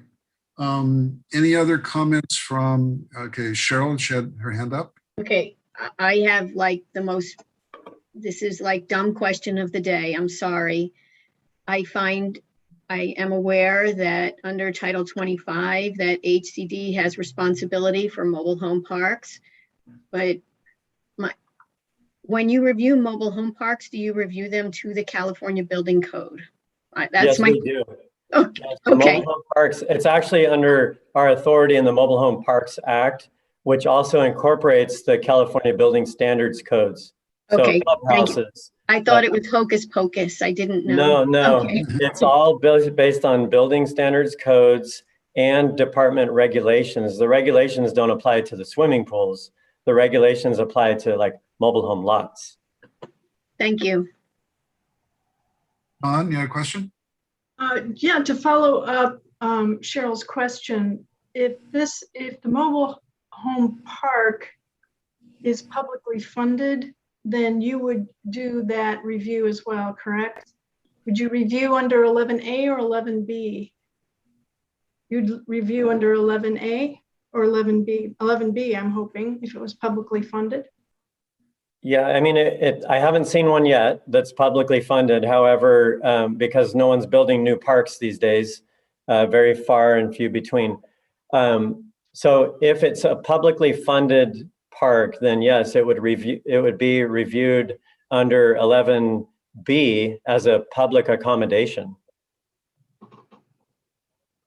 And that would apply to parking, site arrival, accessible route up to and into the building, into the bathrooms if they were open to the public. Generally speaking, however, mobile home parks are private and are available to residents and their guests. And most of the parks are existing, obviously, in the state and are not required to be accessible based on the date of the construction and the fact that they're not public accommodations. Thank you. Any other committee questions? I'll ask folks who want to be on the call to queue up with 1 and 0. Mr. Chair. Okay, sorry, Mr. Tyree. I know my hand's way over here on this side of the country, but you're up in my upper left-hand corner on my screen. That's your bad eye, right? No, they're both bad. I guess for consistency's sake, we talked about this earlier today, and when we had something like this, and I'm thinking it was the appendix chapter, the very first sentence made reference to that legislation, and that cleared it up for me. At least I knew it was a state law, and I'm just thinking, should we not put in some kind of marker here for the state legislation? I guess that was the thrust of my question as well with Kyle Kraus. So what do you think? Do we need it or is it covered? Who's the question to, Mr. Chair? You, Mr. Kraus. Oh, okay, thank you. I was asking the same question I was asking. I think the Building Standards Commission has this handled. We would have to coordinate with Building Standards Commission. At this point, I don't believe it would be HCD's responsibility to repeat the Swimming Pool Safety Act in Chapter 31B. I believe that up until this point in time, it's been deemed to be adequate, and the Pool Safety Act is appropriately referenced in Building Standards Code. This proposal before you is specifically HCD's adoption of this chapter for mobile home park swimming pools. That's it. We're not proposing to take action to include the Pool Safety Act. Okay, thank you. We can decide what to do with that. Mia Marvelli has her hand raised. Mia, can you hear us? You're I'm sorry, I was muted. I think it's Good old Zoom. important to remember that Chapter 31B of the Building Code is for public pools. And the Swimming Pool Safety Act that the Building Standards Commission reprints in Chapter 31, not 31B, is applicable to single-family housing. So, notwithstanding the confusing text. Thank yes, you. yes. So I just kind of want to. Yep. Okay. Thanks, Mayor. That clarifies it for me. I think that answered hopefully Mr. Tyree's question as well, but I'm not sure. Any other hands raised? I'm scanning the screen. Anybody that I can't off the screen I can't see? Greg Anderson. Greg Anderson has a question. I just wanted to point out when you go to section 3109, specifically 3109.2, it says the California Swimming Pool Safety Act statewide, period, as a pointer. And when it talks about public pools, it says also applies to public schools, public pools. Okay, so I think we got cross-referenced in a number of different places. So anyone who wants to call in, queue up with a 1 and 0. Any other Zoom hands raised? Am I missing anybody else? No hands in Zoom. Okay, don't see anybody else on the committee. Anybody on the call? You have 0 questions remaining. All right. Okay, so we're back to the last of the items for this major item. Can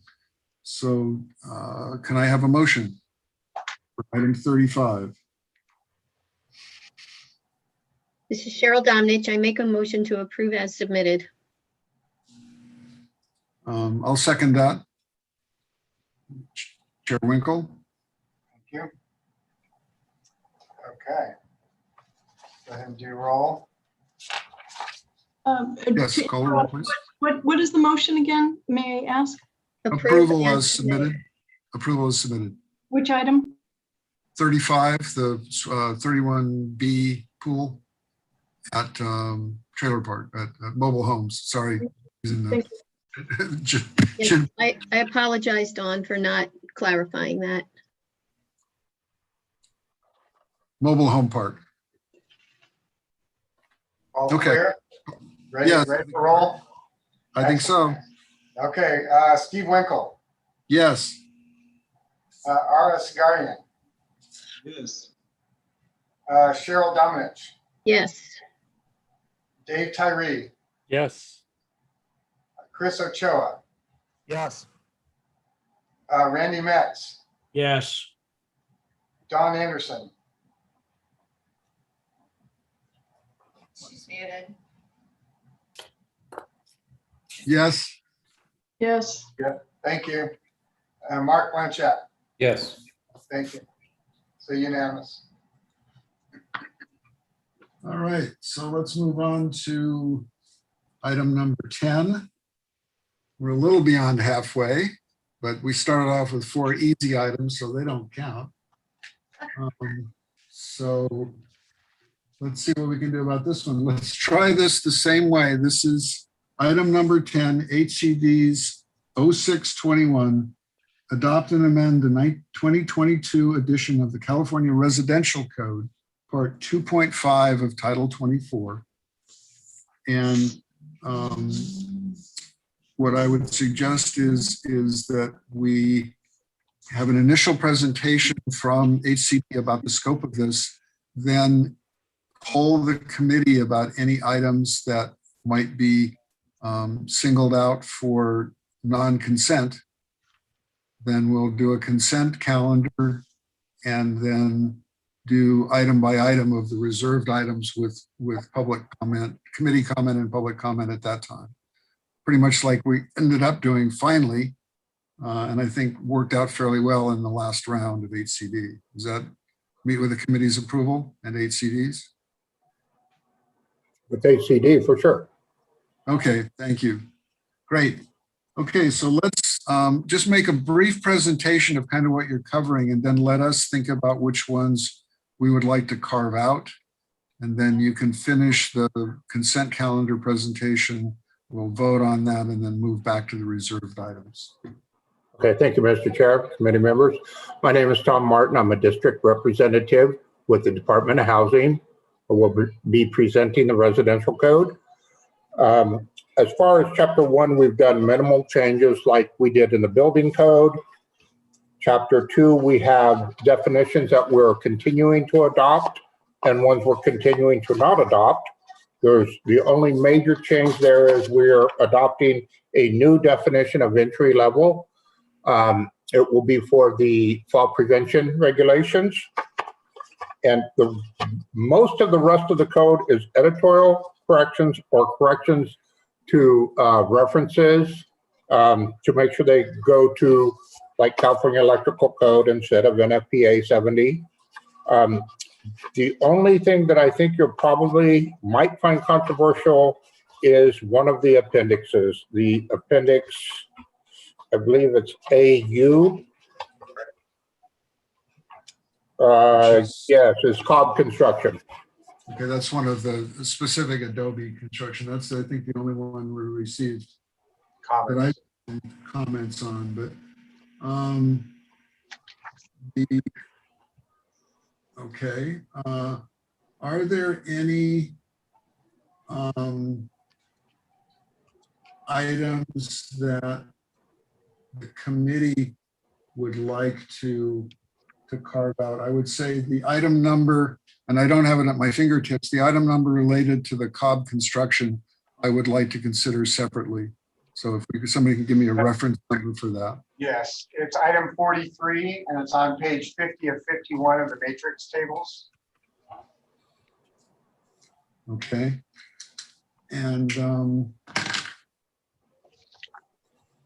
the only other comment that I had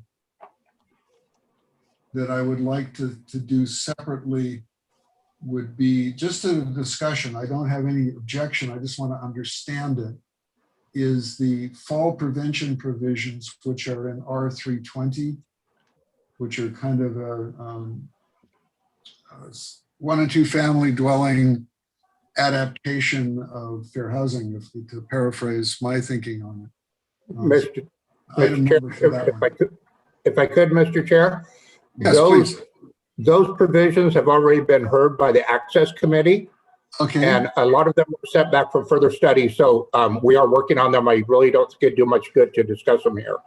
No, I mean, it's actually, if it's that's one of the things about looking, when I focus on the express terms, I don't get the cross-reference thing. So it's not even on our agenda. So thank you for that. Sure. Just to follow up, Mr. Chair, please. Is it possible then for members of this committee then to forward you, Tom, with comments we have on that section if it's not going to be discussed? Oh, absolutely. Yeah, Don, what I would encourage you to do is comments now, but then also a special careful look, as I think Michael Neerman alluded to earlier, is we're all subject matter experts in this and looking at the code in depth.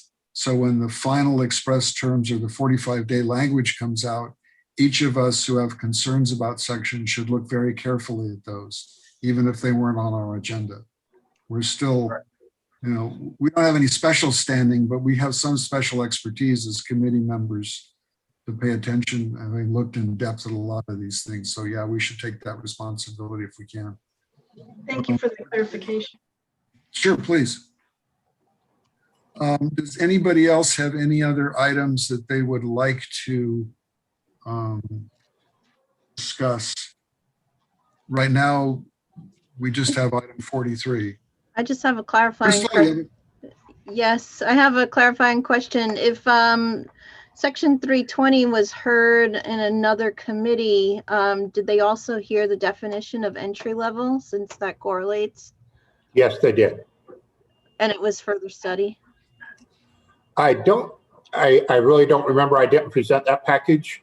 I know multiple items from that package were further study. So I think actually the whole thing kind of went back for a further study. I know it's going into a new section. instead of the 320, the accessibility section.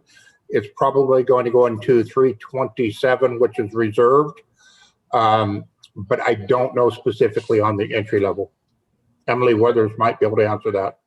This is Emily Withers. I did the presentation on the fall prevention, and this was a package that was split up by Building Standards Commission, and unfortunately, Chapter 2 was not one that they split up. So that entry level definition was not presented to the Access Committee, but I believe it's identical to the definition that's in the CBC. So Crystal, is that something you would like to examine, or are you okay with it? Well, the definition doesn't make sense without the section. So it kind of goes with that section. So whatever. It is specific for the fall prevention sections. Right. Right. Now, is that something that we need to make sure it gets forward? And will it get lost if we don't act on it, or if we act on it as a consent item, will that put it in play? Well, we can actually, in any comments Crystal has on that, she can definitely send to us, and we will take them into consideration. Yeah, and I'm just wondering whether we need to do anything formally at this point, because it wasn't on the other committee's review. This is the one place where someone could look at it, but it doesn't sound like, it sounds like that will get integrated, goes forward with our approval. Is that, that's it will, Mr. Chair, but I think it's HCD's preference that the committee take action on that item, as it was not heard by the Access Committee. Okay, so let's take that one out as the second. We have item 43, which is the appendix question. And then what item number would this one be in terms This of? would be item number 3, specifically 3-17. Okay, and the section number is? It's, well, it's the definitions. So it's actually entry level. It's within the definitions grouping, which is R201.3.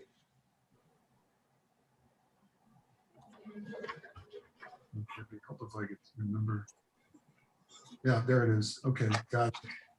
Okay, so we then have 2 items, which are. If I may, Mr. Chairman, I have a question on a fenestration, vertical fenestration definition. My specific question is, looks like this is a new definition. We have a fenestration definition in a code, but vertical fenestration, it's a new definition to me.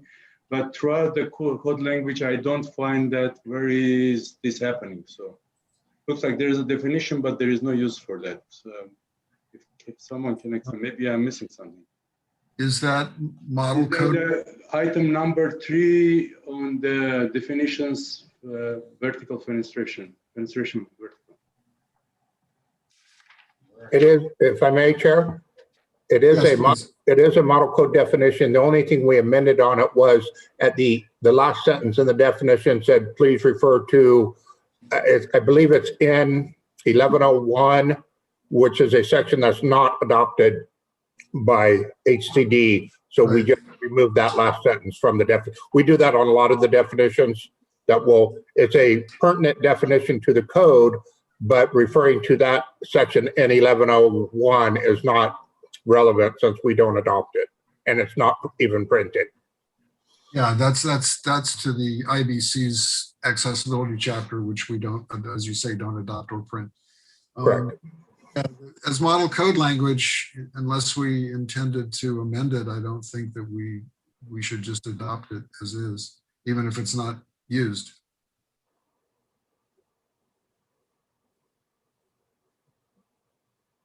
The question would be,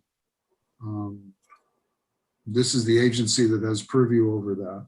Are you proposing that it be deleted if it's not used? Mr. Sagazian?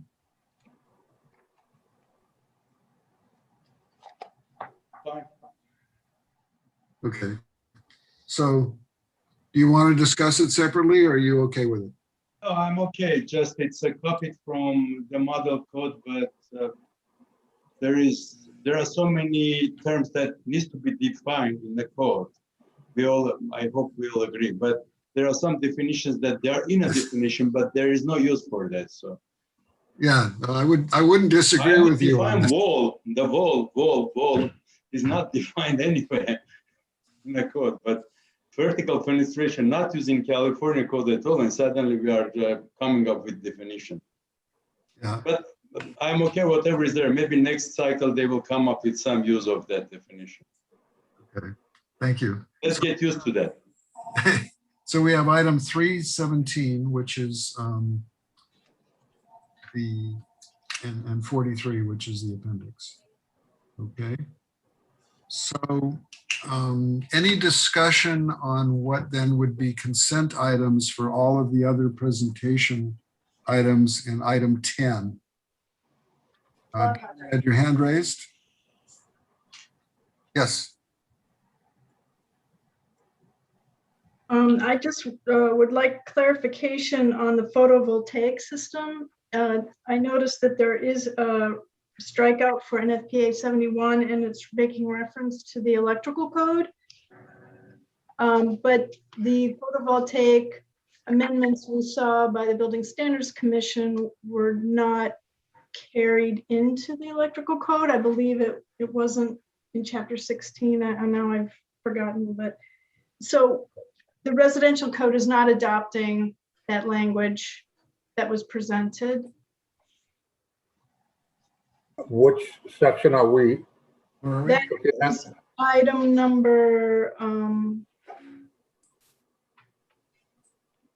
315. I think it's item number 6. It's on page 24 of 79 in the express terms. Just clarifying, it's just a clarifying question that HCD is not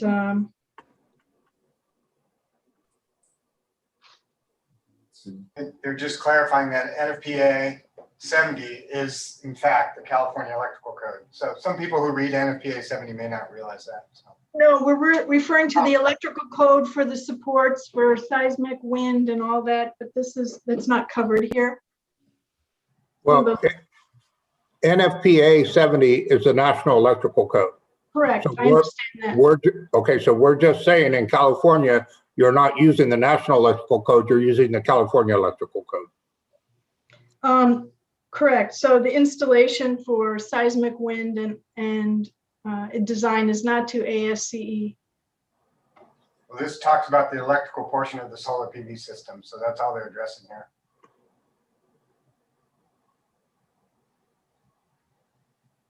Per manufacturer's instructions, electrical portion of solar PV system shall be designed. Just clarifying. Okay. Just so that we know that 2.5 is not under that same requirement for seismic and wind. It would be more the cookbook that's in the building code. Okay. Do we need to vote on that? I think that's okay. We're going to make that change because that's the California code they're supposed to be using. Oh, no, I get that. I guess the other question is a broader one about the seismic things, but I think that's covered elsewhere. That's not. That would that's be not part of this change. Yeah, that would be up to HCD to propose that. I don't think the committee can tell them to do that. So you can make a recommendation, but it's up to HCD if they want to do that. No, I think it's included, but in other places. So we have. Remind me, 43 is the Adobe, 3-17 is, I'm losing track here, guys. The definition, I believe. That's the definition. Got it. Entry level. Okay. So any other items that we would take off of the consent calendar for this item? Looking at everybody's. Okay, so let's have public Zoom comment. Anybody who wants to be on the phone should get in the queue for with 1 and 0. We're now commenting on what would be all of item 10 of the residential code, HCD amendments, exclusive of the definition of entry level, which is item 3-17, and item 43, which is the non-adoption of the Cobb Adobe appendix. Any commentary or Zoom comments about any other items that anyone would like to have discussed further than those two, or questions or Mr. comments? Chairman, real quickly, I think the structural provisions are taken care of in R302. Okay, thank you. Okay. How about, yeah, in general. All right. There are 2 hands up in the attendees. Okay, can you call on one for me? Sure. Martin Hammer. Crystal, can we let our IT handle that? Yes, for sure. Thank you. Hi, everyone.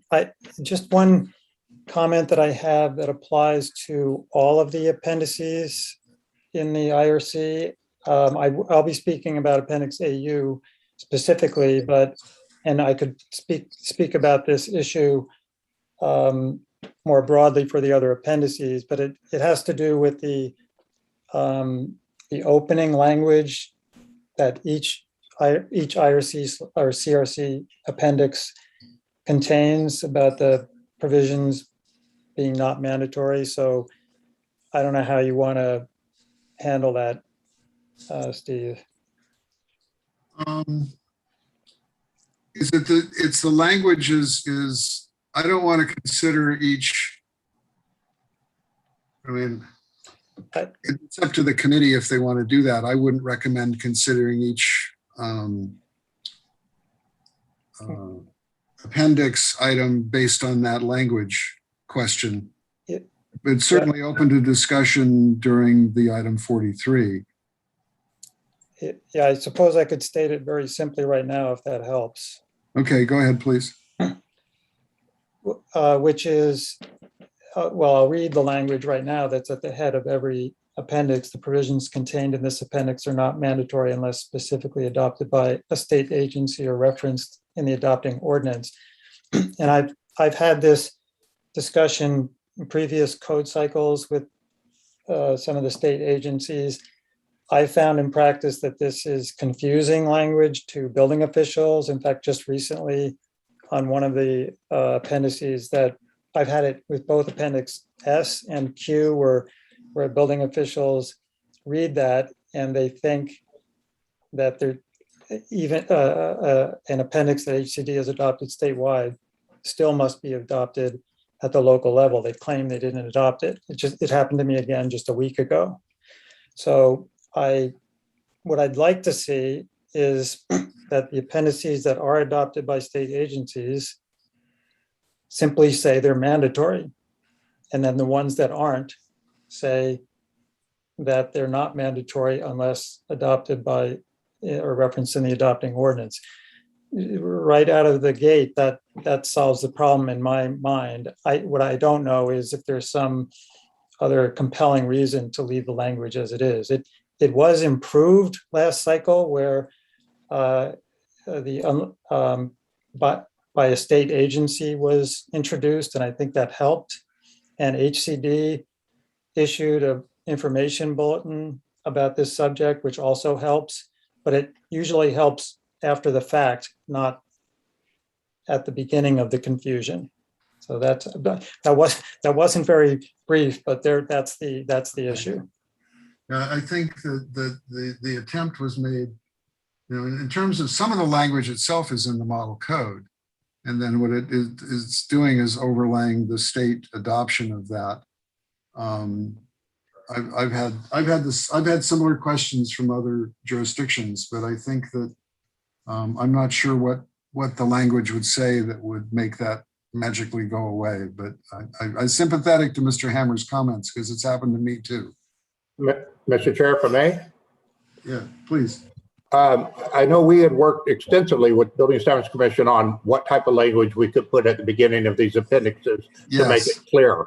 And I do believe you have to use the matrix adoption tables in addition to the the sentence at the beginning of the appendix. If we just say that these are mandatory, that says everybody has adopted these, not just the agencies that are adopting them. And I think that would be even more confusing than it is now. Thanks, Tom. Mr. Chair, Who might? Randy. Yeah, Okay, I think, go ahead, please. Go ahead. I think that this language is really important for that very reason, to create, to take care of confusion where people think because the state adopted it, it applies to everything at the local level. And that's not the case. The state adoption only applies to those occupancies that that particular state agency regulates. It's important for the local code official to understand if they want it to apply to all, then they need to adopt it. And this is a pointer to do that. I think every local code official should know this. And if they're confused, we need to do a better job of educating the local code official on how to properly adopt code. That's well put. I think also, you know, in terms of what Mr. Hammer was talking about in terms of state adoptions, make them statewide. But again, as I think Mr. Metz talked about, only in the areas of occupancy classifications or building types that the agency has purview over. The other thing is what happens, the matrix adoption tables are helpful, but not regulatory. So they're a bit of difficulty as well. Anyway, I think that's I would, I'm not sure how we would improve the language, because if you start putting in all of the exceptions, or you end up kind of repeating the administrative portions of chapter 1 of which agency covers what. You know, the line that I end up, you know, that I quote or I see all the time is in the state fire marshal type things of where it says group A, E, I, L, R, et cetera. You do one thing and in something else, you do something else. And so that you end up with that kind of code language. That might solve things, but I'm not sure once you get it dialed in, you don't need to see it over and over again. So it's up to the committee if you want to carve that out. But I think we can have the discussion Mr. Hammer brought up around item 43. So let's, if we can leave it, because the language would be the same at the start of that appendix as it would be in all of the others that he's bringing up. So are there any other items? I don't think there are any other items. Any other, we were on public comment, any other hands raised that I can't see? Two more. Okay, please, can you send them over? Go ahead, Kevin. Hi, good afternoon. Kevin Reinertson, Riverside County Fire. Speaking on behalf of California Fire Chiefs Association on this particular item real quick, to address Don's comments regarding the structural provisions for solar PV. We've worked really closely, not only with the state agencies here in California, but at the national level in a big way with industry. And the provisions that you would be looking for the structural provisions are found in R 324.4. They address the structural loading, roof loads, as well as wind load. And that was just to also add on to Dave Tyree's comments. Thank you. On behalf of myself, regarding Marty's, hi Marty, how you doing? Long time no talk. We introduced this language after we found a lot of problems throughout California. I was working at the state at this time. We found a lot of problems throughout the state, and whether or not are not enforcing or adopting the appendices. So that additional language was added in there. If you have the opportunity, shoot me an email if you like, but take a look at Appendix H of the California Fire Code. That's a really good example of where the State Fire Marshal's Office adopts that actual chapter, and there's that language that says it's not mandatory. It's because the State Fire Marshal's Office specifically needs that for the job that they are doing as an enforcing agency for fire and panic safety.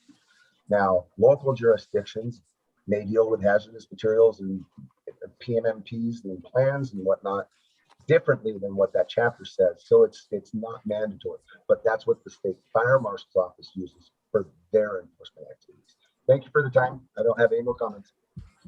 Thank you. They said there was one other hand. Yes, sir. Go Yeah. ahead, Bill Kelly. Okay, Mr. Ke- Yes, can you hear me all right? We can. Okay, thank you. Yeah, Bill Kelly, County of Marin. I just wanted to follow up on Marty's comment and also Tom Martin's comment regarding this language. I agree as a county building official that it is a little confusing, and I see that a lot in my counterparts throughout the state. I would suggest perhaps changing the language to say something like, please refer to the matrix adoption table for the application of this appendix in California. That was my comment. Thank you. Okay, thank you. You can put your hand down, Mr. Kelly. Thank you. Any other hands raised? No. Okay. Seeing no further public comment on the consent items, I'm going to open it up to the telephone. You have 0 questions remaining. Okay, thank you. So it's back to the committee. I think the potential motion would be to adopt HCD item 10, the part 2.5 residential code, except for the entry definition 3-17 and the appendix dealing with, I think it's AU, dealing with item 43. Excellent. Okay, and somebody want to make a motion? This is Cheryl Domnich. I make a motion that we approve HCD's package for adoption of the California Residential Code Part 2.5 with the as a consent calendar and hold off without inclusion of items 3-17, specifically 3-17 and item 43. Thank you. Very clear. Second? Tyree, second. Okay, Mr. Tyree seconded. Thank you. I don't think we need any other discussion. So let's do the roll call on that item. Okay. Steve Winkle, Yes. Ara Sagazian, Yes. Cheryl Domnich, I'm voting yes with a request that we take a break after we do the consent calendar. Okay. sounds good. Dave Tyree, Yes. Chris Ochoa, Yes. Randy Metz, Yes. John Anderson, Yes. Mark Blanchett. Yes. Thank you. It's unanimous. Okay, so it is 10 minutes to 4. Let's come back at 5 minutes after 4. Thank you. Thank you. Thank you, Cheryl. You're welcome.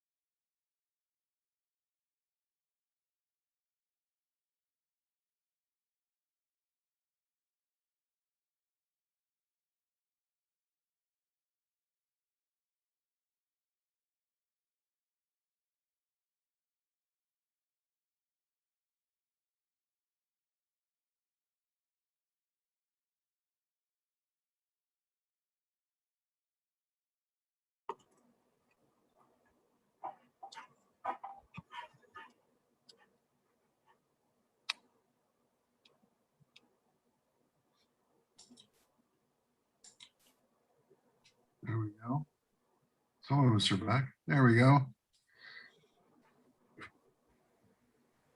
Well, Right on time.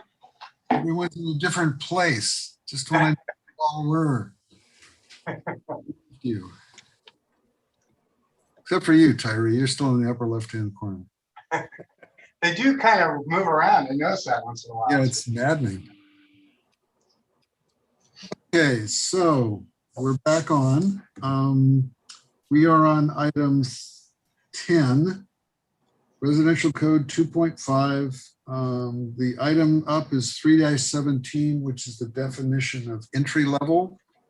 All of the applicable accessibility or aging in place requirements were reviewed by another committee, but this item was not. So we were requested by HCD to look at this. So if HCD is on, if you want to do a quick introduction to just this definition and how it relates to the other things and what was adopted in the other committee, that would be helpful. Sure. So with the fall prevention, we wanted to specify what the entry level is because we're talking about doors and bathrooms being, I don't want to use the word accessible, but basically accessible on the entry level rather than somebody deciding to do it on the second floor where it may not do that much good. So we're just trying to define entry level. So when we say that the doors have to be certain width, and I don't remember all the other provisions we said, Emily might be able to help me out here.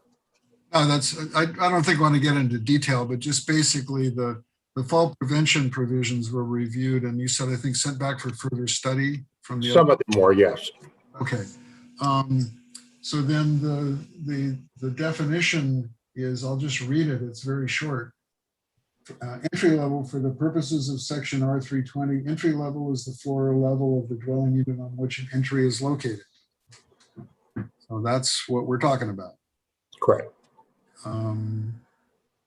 Was there any discussion at the accessibility committee about that definition, or it just wasn't even brought up? I don't believe it was brought up at all. Okay, thank you. Any comments from the committee? I'll start off, and then I think Dawn had her hand up as well. I think my only concern is, I think entry seems to be, I don't think we need yet another definition for entry, going back to what Mr. Sergesian was talking about, or what's defined. I'm a little troubled by what an entry is located, because it implies more than one. And single family residential is kind of defined in my mind by really, no matter how big the building is, only needing a single means of egress, which would, the entrance and the exit in my mind are the same sort of thing. So I mean, that's my observation. So Dawn, you had your hand up, I think. Yes, Steve, it's very similar to your comment, and that is, would a rear exit also be an entry?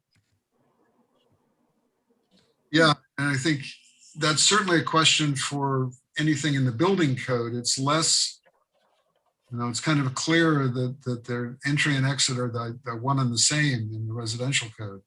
That's one of my problems, is you can have a 10,000 square foot house with a single means of egress because there's a height limit but no area limit.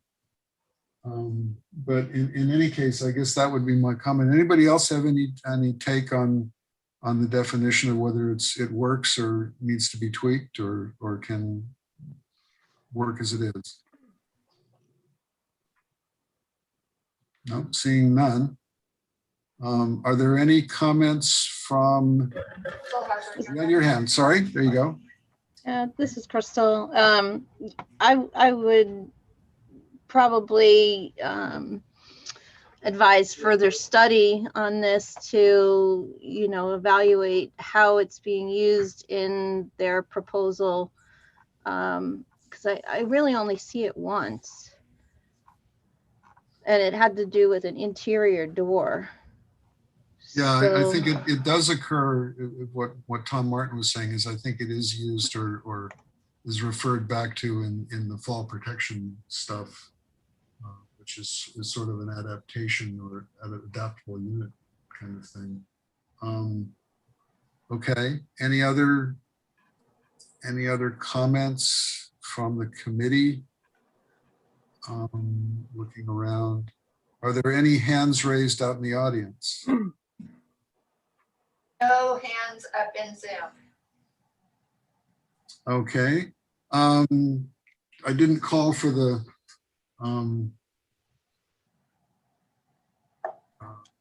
telephone, but anybody who wants to get into the queue for the phone, do 1 and 0. I would bring up just one comment while we're waiting for that, just to continue the committee and Zoom commentary, is I think further study might be appropriate only because I don't have a lot of, I mean, I think the wordsmithing might be worthwhile, but I think if we did further study, it would give HCD the opportunity to look at the further study items from the other committee kind of in unison with what is applicable from this, so that it gives them a chance to make changes without being locked into something that we already approved. I think that, because they always have the ability to accept or reject the proposal for further study or for amendment.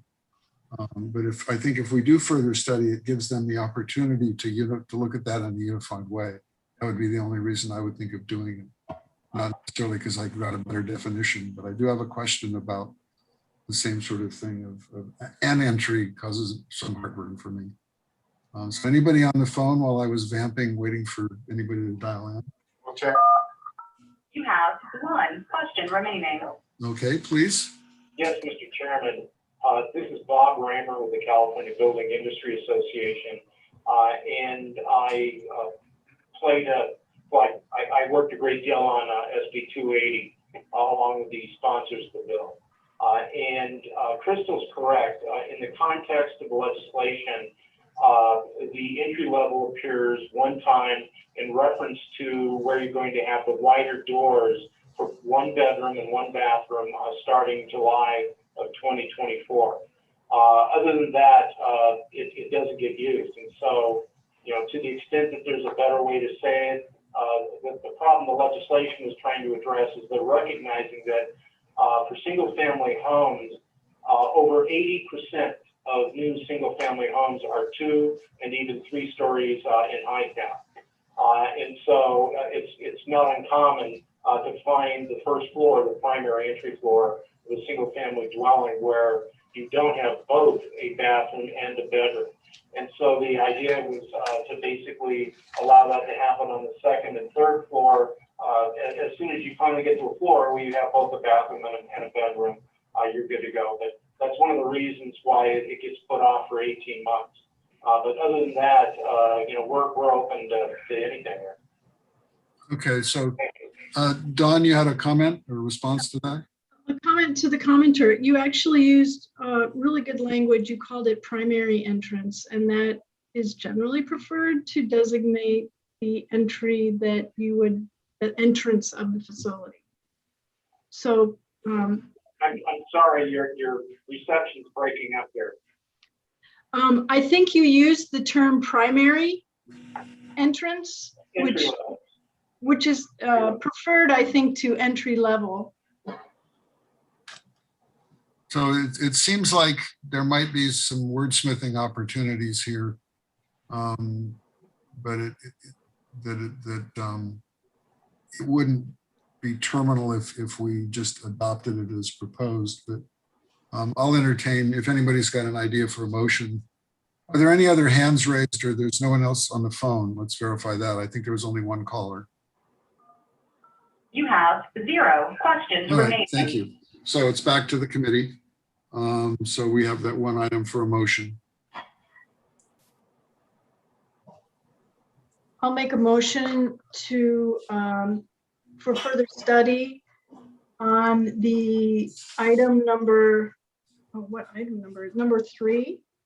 3-17. 3-17, thank you. And it would be, I guess maybe number 6, proposed building standard is not necessarily ambiguous or vague, and that would be just for the definition. Okay, thanks, Don. Thank you. Any seconds? I'll second that for just. Okay. Chairman Winkle? Okay. Okay, any discussion, further discussion? Basically, further study would just send it back for reconsideration by HCD. Whether they accept what changes they make is up to them. Okay, so no, I don't see no hands raised, or let's have a vote. All right. Roll call. Yes, sir. Further study for item 3-17. Steve Winkle, Yes. Arya Sagazian, Yes. Cheryl Dominich, Yes. Dave Tyree, Yes. Chris Ochoa, Yes. Randy Metz, Yes. Don Anderson, Yes. and Mark Blanchett. Yes. Thank you. Unanimous. All right. Okay, so that leaves us one item on this. It's item number 43, which is the non-adoption of the appendix chapter, I think AU by HCD. So if we could have a discussion from HCD. Yeah, so this appendix is a new appendix to the model code, and it was put in as an appendix, not part of the body of the code. And HCD adopts very few of the appendixes, but we do print them to where they are available for local adoption if needed. And I just want to make a quick comment on the note, the suggestion to refer to adoption table. The only concern I have with that is if a local jurisdiction has adopted it, that will not show in the matrix adoption table. So someone could look at that matrix table and say, well, no state agency has adopted this, so obviously it's not valid. Okay, thank you. Any comments from the committee about this question? I think there were a number of public comments. I'm assuming that everybody received those in writing. I would expect that some of those folks will be either on the Zoom call or on the telephone with us later. My observation, or I guess about this, is I think this particular amendment or appendix fits in my mind in the category of the appendices that have been adopted by HCD in terms of, going back to what Mr. Hammer was talking about in terms of adoption, and that is that while there is some confusion on the local level about what statewide adoption means, it certainly makes it clearer that there's a lot more institutional support for changes when HCD weighs in their favor. Thinking things and things which can actually be fairly controversial at a local level, such as tiny homes. So that, in my mind, I think that I would hope that this one would be given the seal of approval of HCD, because I believe the proponents of the Cobb Adobe, basically monolithic Adobe construction, went through at the national level all of the hoops and barriers that they needed to go through to get the thing approved at the national level as an appendix, so that the structural calculations and all of the details and that sort of thing, I think, rise to the level of some of the other Adobe construction things which HCD has approved. The other thing is this is the appendix to the residential code. We're talking about small buildings. And we're also, I would be interested to hear what the proponents or the commenters have to say. We're talking about relatively low cost construction in a time when construction costs are very high. But we're also talking about probably a relatively small number of buildings that would be affected by this. We're not going to open the floodgates for this kind of construction, but at the same time, facilitating it seems to be like a good idea. Other than that, I have no opinion.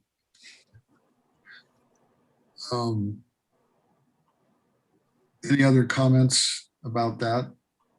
You know, that this is it's a time-honored tradition, but again, it's not something that you're going to have a lot of your neighbors doing it in your backyard or in next door. So having said that, let's go and see if there's any Zoom, I don't see any other hands raised on the committee. Any other Zoom callers? I think Mr. Hammer was on Zoom. I don't know if he's going to do that or on the phone. There are 3 Zoom callers. Mr. Hammer, go ahead.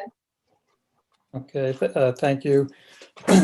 So I've spoken a couple of times already, but but I'll say a little bit about my experience in a moment. But I just wanted to, before we talk about Appendix AU, I'll mention the term fenestration was discussed earlier. Just as a point on that, I happen to have that word in a set of permit drawings right now for a residential elevator addition in the city of Oakland, and I actually looked to see if that word was in the definition in the CRC, and it wasn't there. So that's kind of a sidebar, Martin. Okay, a little sidebar, but personally, I'm happy to see it. That was just a sidebar. But anyway, okay, thanks. So Martin Hammer, I'm an architect practicing in California for 35 years, and I've been involved in building code development for over 15 years, both in California and the ICC process. I'm lead author of IRC Appendix Q, Tiny Houses, Appendix S, Straw Bale Construction, and most recently, Appendix AU, Cob or Monolithic Adobe Construction. And I think Mr. Winkle mentioned this, but Housing and Community Development has adopted both Appendix Q, well, you mentioned at least Appendix Q and Appendix S for statewide use for all code cycles since their existence in the IRC. So I'm recommending disapproval of HCD's position on item 43 to not adopt Appendix AU, and that the Code Advisory Committee recommend HCD's adoption of it. I believe that HCD hasn't fully satisfied, at least fully satisfied criterion number 3 of the 9-point criteria because there's considerable public interest and benefit that's not accounted for that would result in statewide adoption of the appendix. Particularly in criterion number 3 is the public interest regarding resource efficiency, fire safety, building system performance, and environmental regulations. Criterion number 4 also appears unsatisfied as the proposed non-adoption seems arbitrary. This is possibly due to HCD's incomplete knowledge of this new IRC appendix and its public benefits. And just to fill out the picture a little bit, so because some people may not be familiar with the material or system, Cob is an earthen material and wall system that's been used for many centuries around the world, particularly in what's now the UK, many parts of Europe, the Middle East. And it's closely related to adobe, which has been used also for centuries in South and Central America and the American Southwest, including parts of California. The difference is that adobe is a modular wall system with unit masonry, unit earthen masonry, and Cob is a monolithic wall system. They're both used still in many parts of the world today. Adobe has its own section in both the IBC and the CBC. And now Cob or monolithic adobe has its own appendix in the IRC. And it will be in the, I think this has been discussed, it will be in the 2022 CRC. The only question is whether it will be mandatory statewide. So I see several good reasons for statewide adoption, including affordability, its low carbon footprint, the building system. But the 2 most compelling reasons for me are California's urgent need for highly fire resistant methods of construction due to the increased frequency and intensity of wildfires. My colleague David Eisenberg will say a little bit more about that. And two, Californians they're already building cob structures, but they're doing it without permits because they know the great difficulty in obtaining permits. So they're often building unsafe structures, especially seismically unsafe, with no code to follow, no plan check, no inspections to verify safe design and construction. And civil engineer Anthony Dente, who was the primary engineer for the appendix, will say a little bit more about structural safety, including the university testing we used. So really, it's we're looking for a statewide adoption to make it readily available to build highly fire-resistant structures and encourage citizens to obtain permits to ensure that their design is built safely. There's, of course, without the statewide adoption, there's potential for local adoption, but that piecemeal adoption, it has problems. It's uncertain, or if you go through the AMM process, the alternative materials and methods process, it's either burdensome or uncertain, and I think that approach would deter its broader and safe use. And one other point I wanted to make, at the ICC hearings, it was approved 94% by the ICC voters at the 2019 public comment hearings. And then the last thing, a Los Angeles architect, Ben Loescher, who might be able to get on the call. He was traveling to Chicago by air, and apparently his plane was diverted because of Air Force One. I'm not sure about the details on that, but he's the president of the Earth Builders Guild, and he has their full support for HCD's adoption. And actually, before I turn it over to anyone else, I just wanted to, I don't know if now's the right time to do this, and if Greg Anderson from OSFM is on the call, but I know that if HCD, whatever HCD adopts, No, that's not appropriate. That's not appropriate. I was just wondering if he could speak to what OSFM's position would be. Is that not out of order, or? That's up to him. Okay, fair enough. So, okay, thank you. Steve, you're muted. Next call, Sorry, I got a phone call in the background.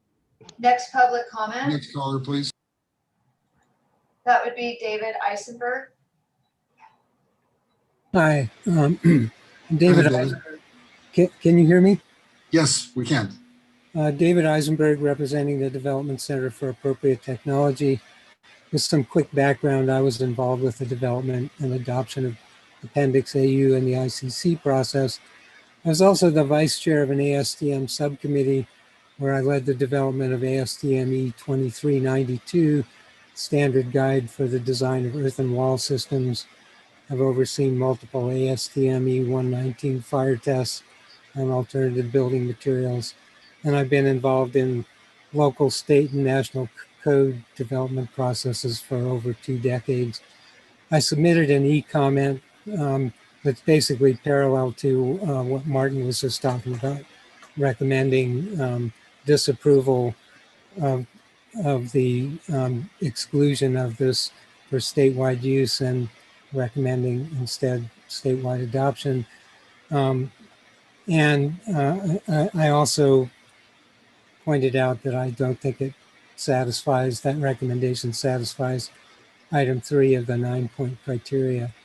I want to focus on a couple of things. Much of what Martin said, I certainly am in agreement with. One of the things in developing this appendix for ICC, I spent a lot of time researching Australia's positions on earthen wall systems in, they call it bushfire prone areas. And based on their experience, they basically developed guidance, code guidance for building in those areas.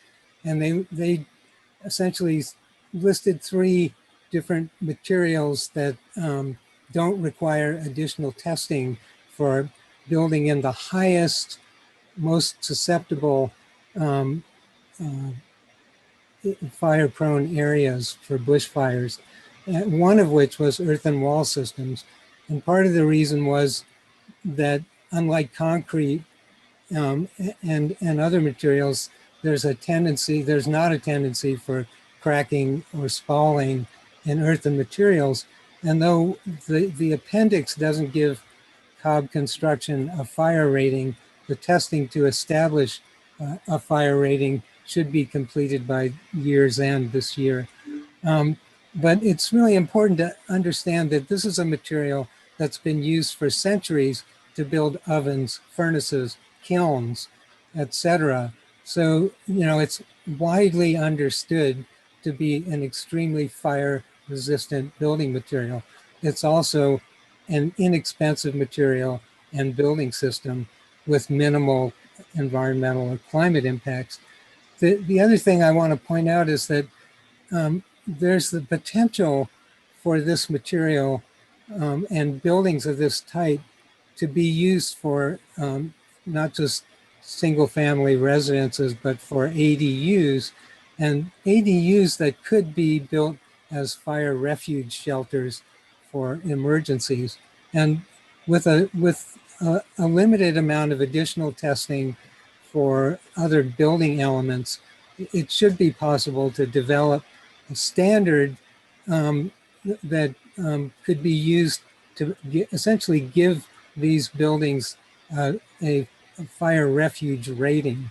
And having statewide adoption for the basic appendix would facilitate the development of those kinds of standards. And certainly communities, or localities that want to pursue that could do that. And so not including it for statewide adoption could delay that process potentially for a number of years.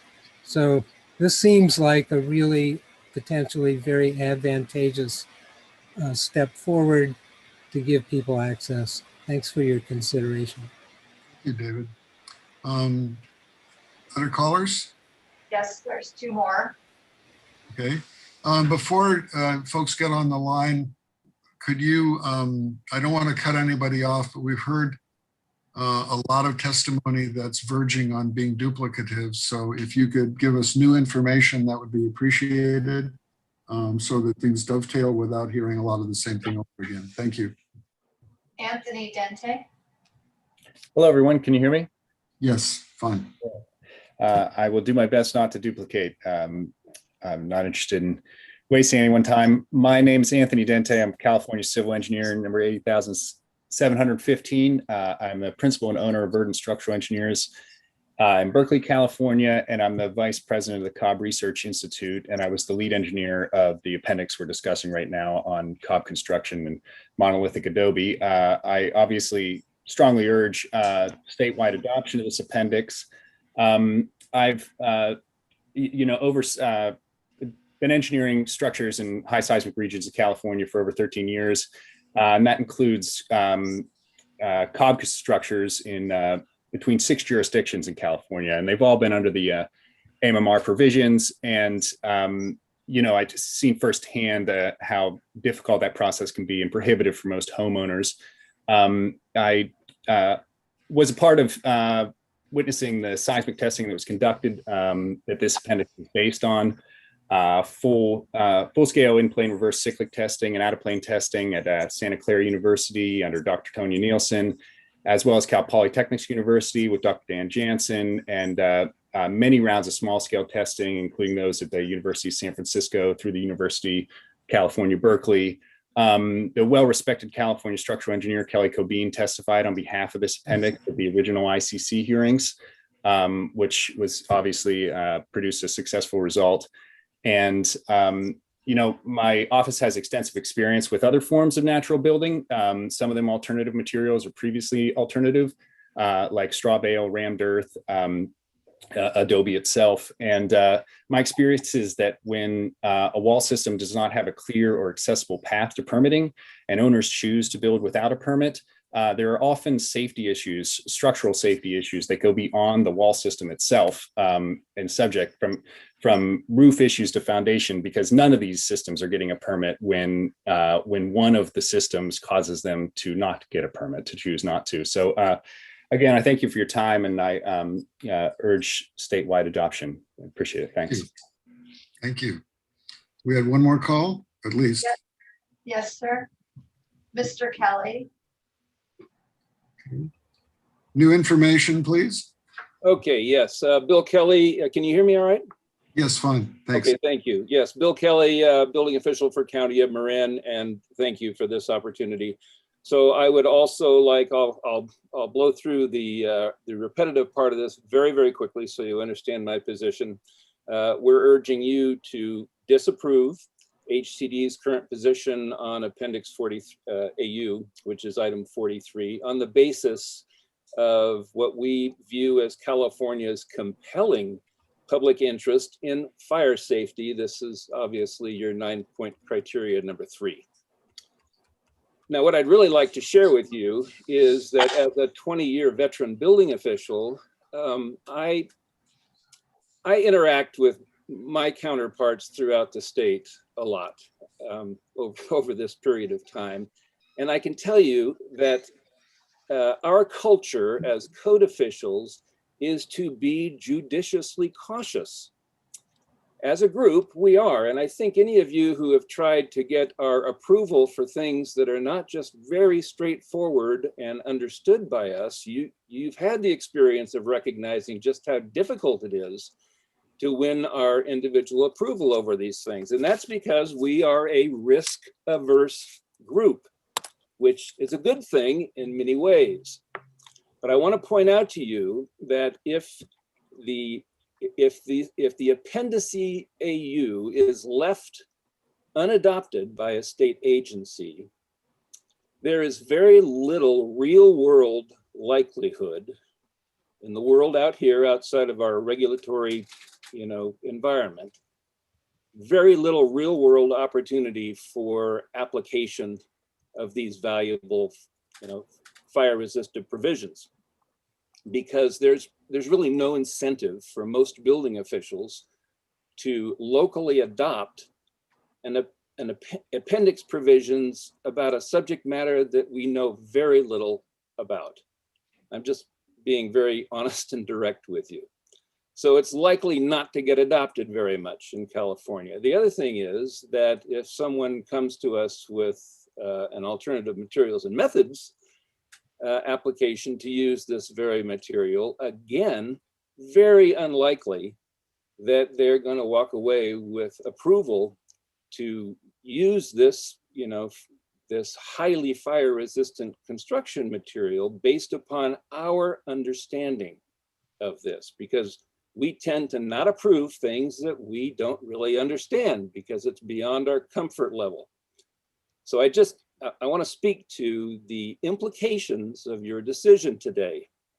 I am hopeful that you will support statewide adoption of this appendix with these valuable provisions that California has waited a long time for and we desperately need, and to disapprove not adopting this statewide for application. And thank you so much for your time. Thank you. One more. Any other Zoom callers? Yes, there's one more. Okay. Go ahead, Kevin. Mr. Reinertsen. Good afternoon, Kevin Reinertsen, Riverside County Fire, representing the California Fire Chiefs Association on this item. I want to bring to the attention of the Code Advisory Committee, as well as the state agencies, that we are unaware of any testing here in California regarding these types of materials being good, bad, or indifferent in the wildland urban interface area. The testing hasn't been done by us. It hasn't been done by the labs for particular application for Chapter 7A of the California Building Code, or R327, I think it is, of the residential code, as well as the standards that are contained in Part 12, the reference standards codes that develop standards for whether it be walls, windows, roofs. We're unaware of any testing. So I just wanted to put that out there on record that I know there were comments made regarding the materials. Well and good for those areas that are already doing it, but we haven't looked at it in depth to adopt this on a statewide application, especially in the WUI areas. With the histories we've had here in fire, introducing new material without any testing that we've done and verified would be negligent on our part. I just wanted to clarify that and our position on that. Thank you. Thank you. Any other Zoom calls? Martin is back on the line. If I could. Procedurally, just a question. Hang on a second, Martin. What's the procedure on testimony? I'm looking at Michael Neerman. Is there a procedure? Yeah, I'm not sure that it's the situation where we have two commenters rebutting each other. I think the idea is that each person gets their comment. If he has new information that he'd like to add, that's fine. You have the prerogative to allow that. But if it's repeating the same information, then I don't know that that's helpful. We are somewhat limited on time, but it's really up to you if you want to allow that. Martin, I'm going to give you a very limited time. This is not ICC where there's testimony and rebuttal. Is it new information? Yes, it's new information that was prompted by what Kevin Reinertson just said. Understood. So, just keep it brief, please. Okay. Just the fact that there has been testing or associated testing in addition to this imminent test, the ESTM E119 test that we expect by the end of the year. In different parts of the world, and a fire equivalency analysis by a UC Berkeley fire engineering professor that was part of the ICC process. And although that wasn't enough to establish a fire resistance rating because it needed the ASTM test, it does speak to the more broadly to the issue that Kevin raised regarding judging it as a fire resistant material. So I just wanted to offer that. Thank you. Yeah, that's new information. Okay, thank you. Any other Zoom calls? Mr. Dente is back on the line. Who? Anthony Dente. Structural engineer. Any new information not covered by Mr. Hammer? Yes, only that this appendix does not credit a fire rating. This is only for structures. The current draft is only for structures that do not require a fire rating in the codes. So okay, so that in that sense, it wouldn't have any bearing. It wouldn't get you any brownie points or forbid in terms of WUI use. Right. Thank you. Thanks. All right. Any other telephone calls? I think we've exhausted the Zoom queue. You have 0 questions remaining. Okay, so it's back to the committee. Procedural question. Disapproval recommendation by this committee would send it back to HCD, who would then decide whether to submit the proposal as it stands now for non-adoption or to submit a proposal for adoption. Is that correct? Correct. This is not an amend or this is not a further study item. This would be disapproval. Yeah, the motion as it is, or the motion, the proposal as it is by HCD is to not adopt that particular appendix. I believe the commenters are saying that they would like that to not be approved. Which then would, I guess, go back to HCD as a recommendation of a disapproval, and they could decide if they want to accept that and then remove it from their proposal, or they could withdraw if they didn't want to accept the disapproval. or they could not accept your disapproval and continue with it as it currently states. The reason I brought that up is that gets rid of the proposal to do anything with the appendix. Does it need then an affirmative proposal to adopt the appendix? Would that be our recommendation? You certainly could.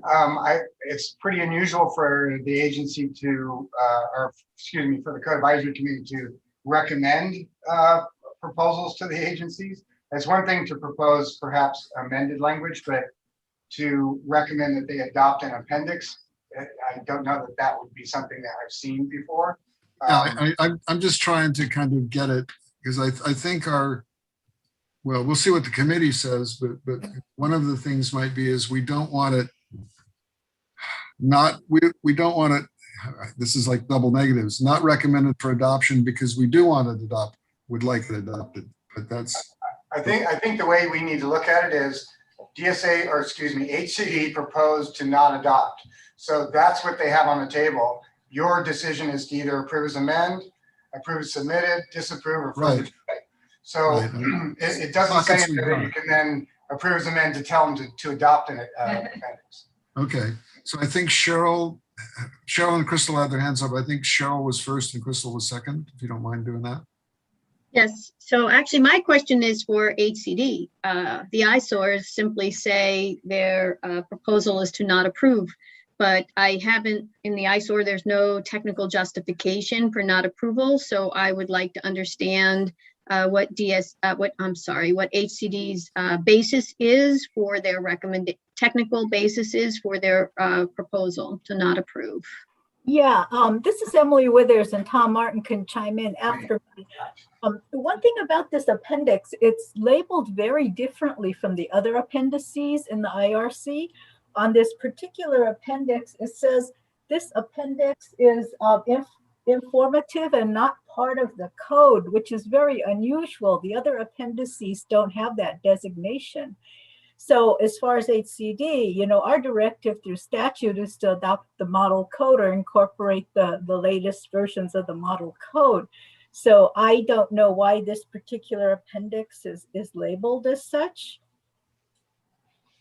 Okay, thank you. Cheryl, that's one reason. Crystal, Cheryl, you can hand up if you want to ask again, but I'll jump to Crystal and come back. So I had a similar question, and that was more for the proponents as to why this appendix in the model code is labeled as informative only and not part of the code.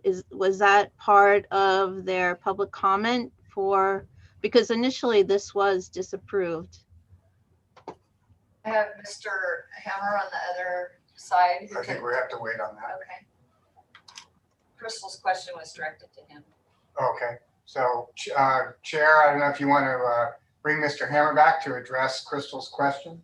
Just that question, very briefly. Okay. Understood. That's the first time I've heard this. So this is a surprise to me, and I'm, well, I'll say that I'll remain skeptical until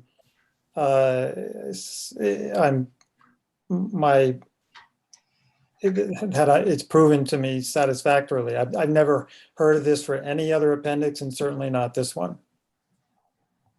Okay, thank you. I'm dredging up my memory. I was at the code hearings, but there was so much going on, you can't remember it all. I don't remember that discussion specifically for that being carved out as being a different kind of appendix. But in any case, I think Mr. Eisenberg has his hand raised now. Yeah. Let's see, Mark, Era, and Chris. Yeah, I'll be brief. I'm looking at the 21 residential code, and it says it right there that the appendix is informative and not part of it. And ultimately, I would defer to HCD's wisdom based on them already looking at this, what they want to do.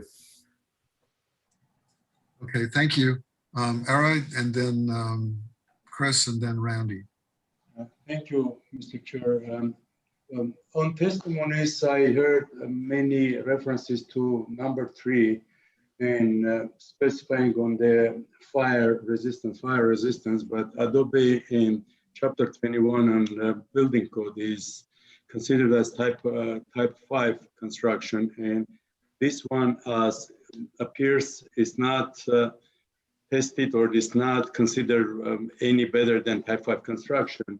And for me, as Californian, I would pay attention more on the structural provisions, and just blindly looking at the model code and coming to California and becoming more restrictive, much more restrictive because of seismic we have.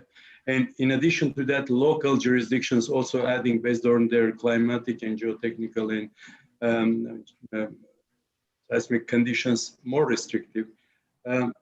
I believe, and I will repeat Mark's comment that I trust ACD's wisdom just not adopting this, because by going to California first, I think it needs to go filtered through our seismic requirements first. I see, of course, I see there are limitations, seismic only ABC. Are allowed maximum 20 feet, but still that's not sufficient to me. It's not convincing me to just adopt this as for local jurisdictions to adopt. That's my point. Chris and then Randy. Thanks, Mr. Chairman. Hey, I wanted to ask Crystal if she can confirm what Kevin Reinertson was saying. I just want to make sure I understand. So this material doesn't have a fire rating in California, or isn't rated for the WUI areas? Because we've done so much work building industry, as you know, working with our fire service friends on wildfire mitigation. So that concerns me. I just want to confirm that.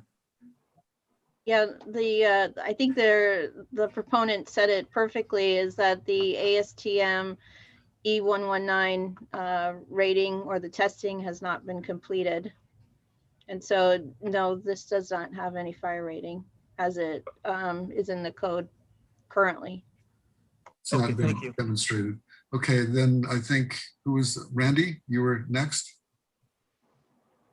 Mr. Metz, you're muted. Thank you. I also just wanted to bring up that I don't believe that state agencies have to justify non-adoption of appendices. I think that's written in the administrative code or administrative chapter 1. So, this really is up to their purview on whether or not they want to adopt this or not. Correct. Okay, thank you. So, any other comments from the committee? Greg's raising his hand. Who raised their hand? Greg. Okay, I guess that's fine. Go ahead. Thank you, Chairman. I was just going to add that a lot of this chapter is actually on the structural, and I know I was called out about the state fire marshal on this.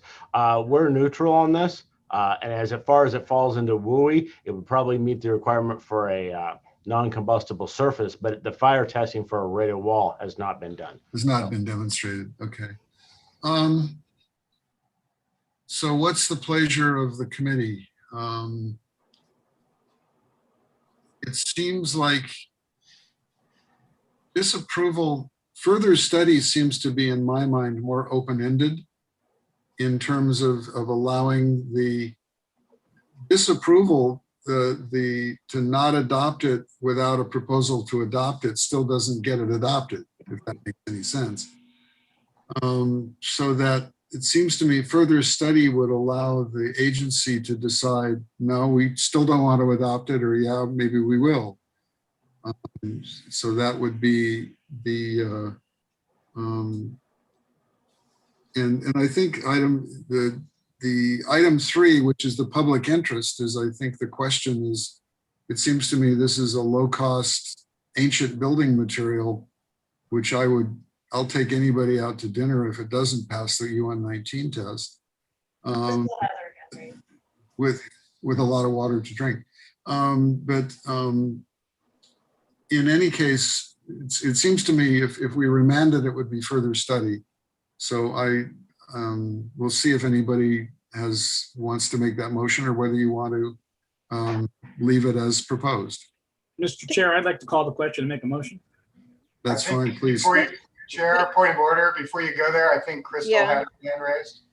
Hey, thanks, sorry. Yeah, Chair, I just wanted to clarify, the proposal from HCD is to not adopt it, but they do have underlined text underneath the appendix. So does that imply that it would be printed, just not adopted? That's my understanding, but could you confirm that, Mr. Martin? Yes, there are some appendices that we do not adopt and do not print. This is just one that we're proposing to not adopt. So it would be available, it would be published and available. The other thing is, I think one of the things that needs to be sorted out is the language somebody talked about that's in the model code about the status of this as an appendix. But that's something I think, whether it's an errata or something, that's another, for me, another reason to do further study, because it's not even aligned in the model code. But in any case, so we called the question, can somebody make a motion? I'd like to approve as submitted. Second. Do I have a second? Okay, Mr. Metz made the motion. Who seconded? Don Anderson? Okay. And there's Mr. Sargazian was second and a half.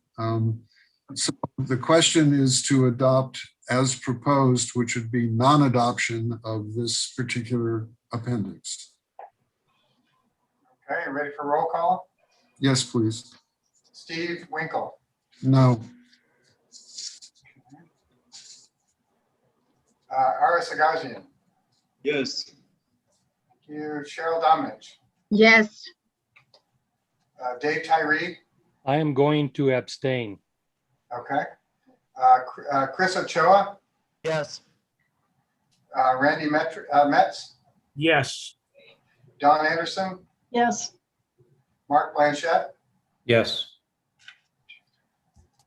6 approve, 1 disapprove, 1 abstention. The motion passes. Okay, now we're at the witching hour. There's one HCD item left that was moved forward.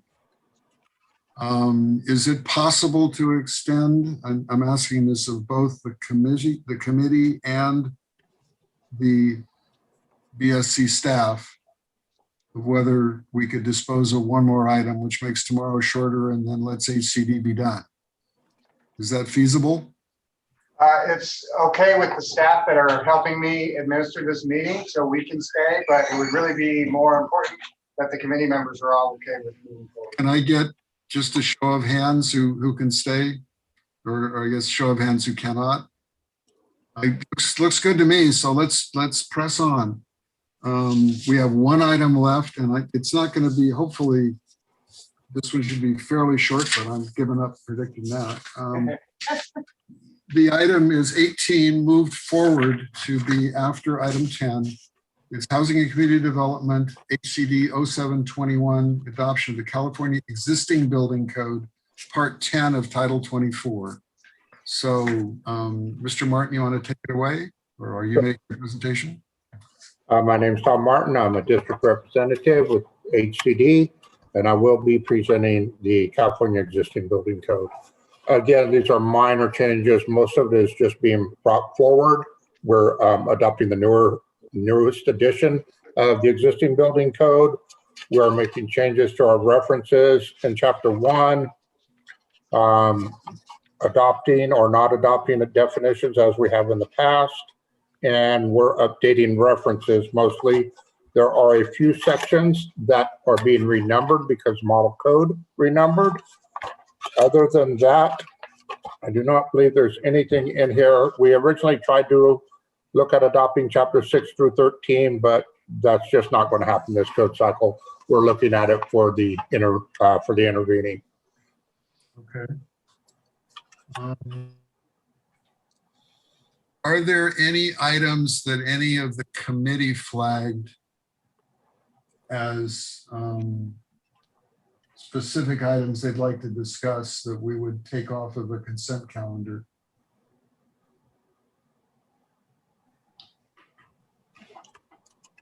Not seeing any raised hands. So in the absence, Don, you had a comment, please? Which one? Maybe Tom can just clarify. I'm looking at just my chicken scratch. Page 9 of 19, I'm looking under section 301. This is alterations. I believe this is chapter 3, administration. Okay. Yeah, so alterations for accessibility by section 306. Was your intention to only include chapter 11A for now? For what is under our purview, yes. That's Okay. all we have the authority for. Just clarifying, thank you. Yeah. Actually, is that sort of a catch-22? It's not wrong, but it's essentially most of 11A doesn't apply to existing buildings. So, I mean, I think you need the reference, but it's not going to be used much. Okay. I had one other, there was, I think, a new provision in 308 for carbon monoxide detection. That it's not adopted, but there's a note basically that you're basically just making an outside reference because it's not in your purview. I know we're making a reference to the health and safety code that requires carbon monoxide for all buildings. Right. But I guess the reason is the section says not adopted by HCD, but then you're adding a note. So. Yes, correct. Okay, good. Thank you. That's all I had. It might be at the end of the day to focus your attention.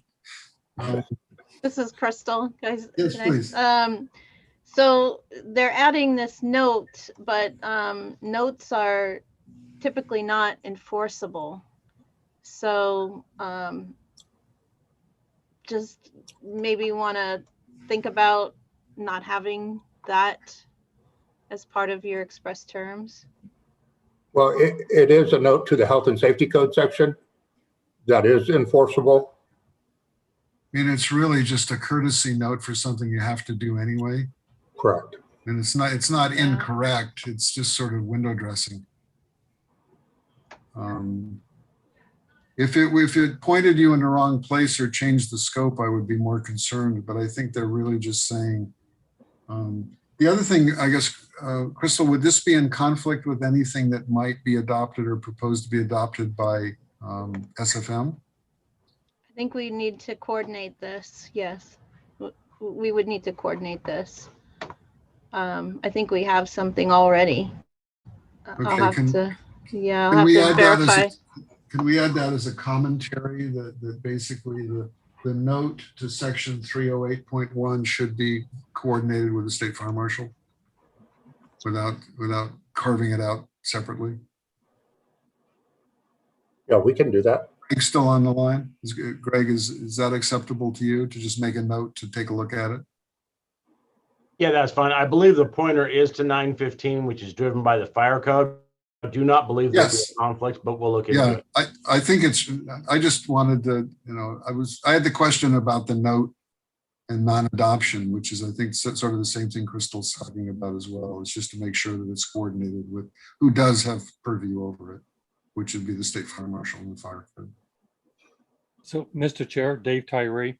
Yes. Just a quick question. Can we not just take out the note portion of it and just say carbon monoxide detection and take the note out and just put it in there as a pointer?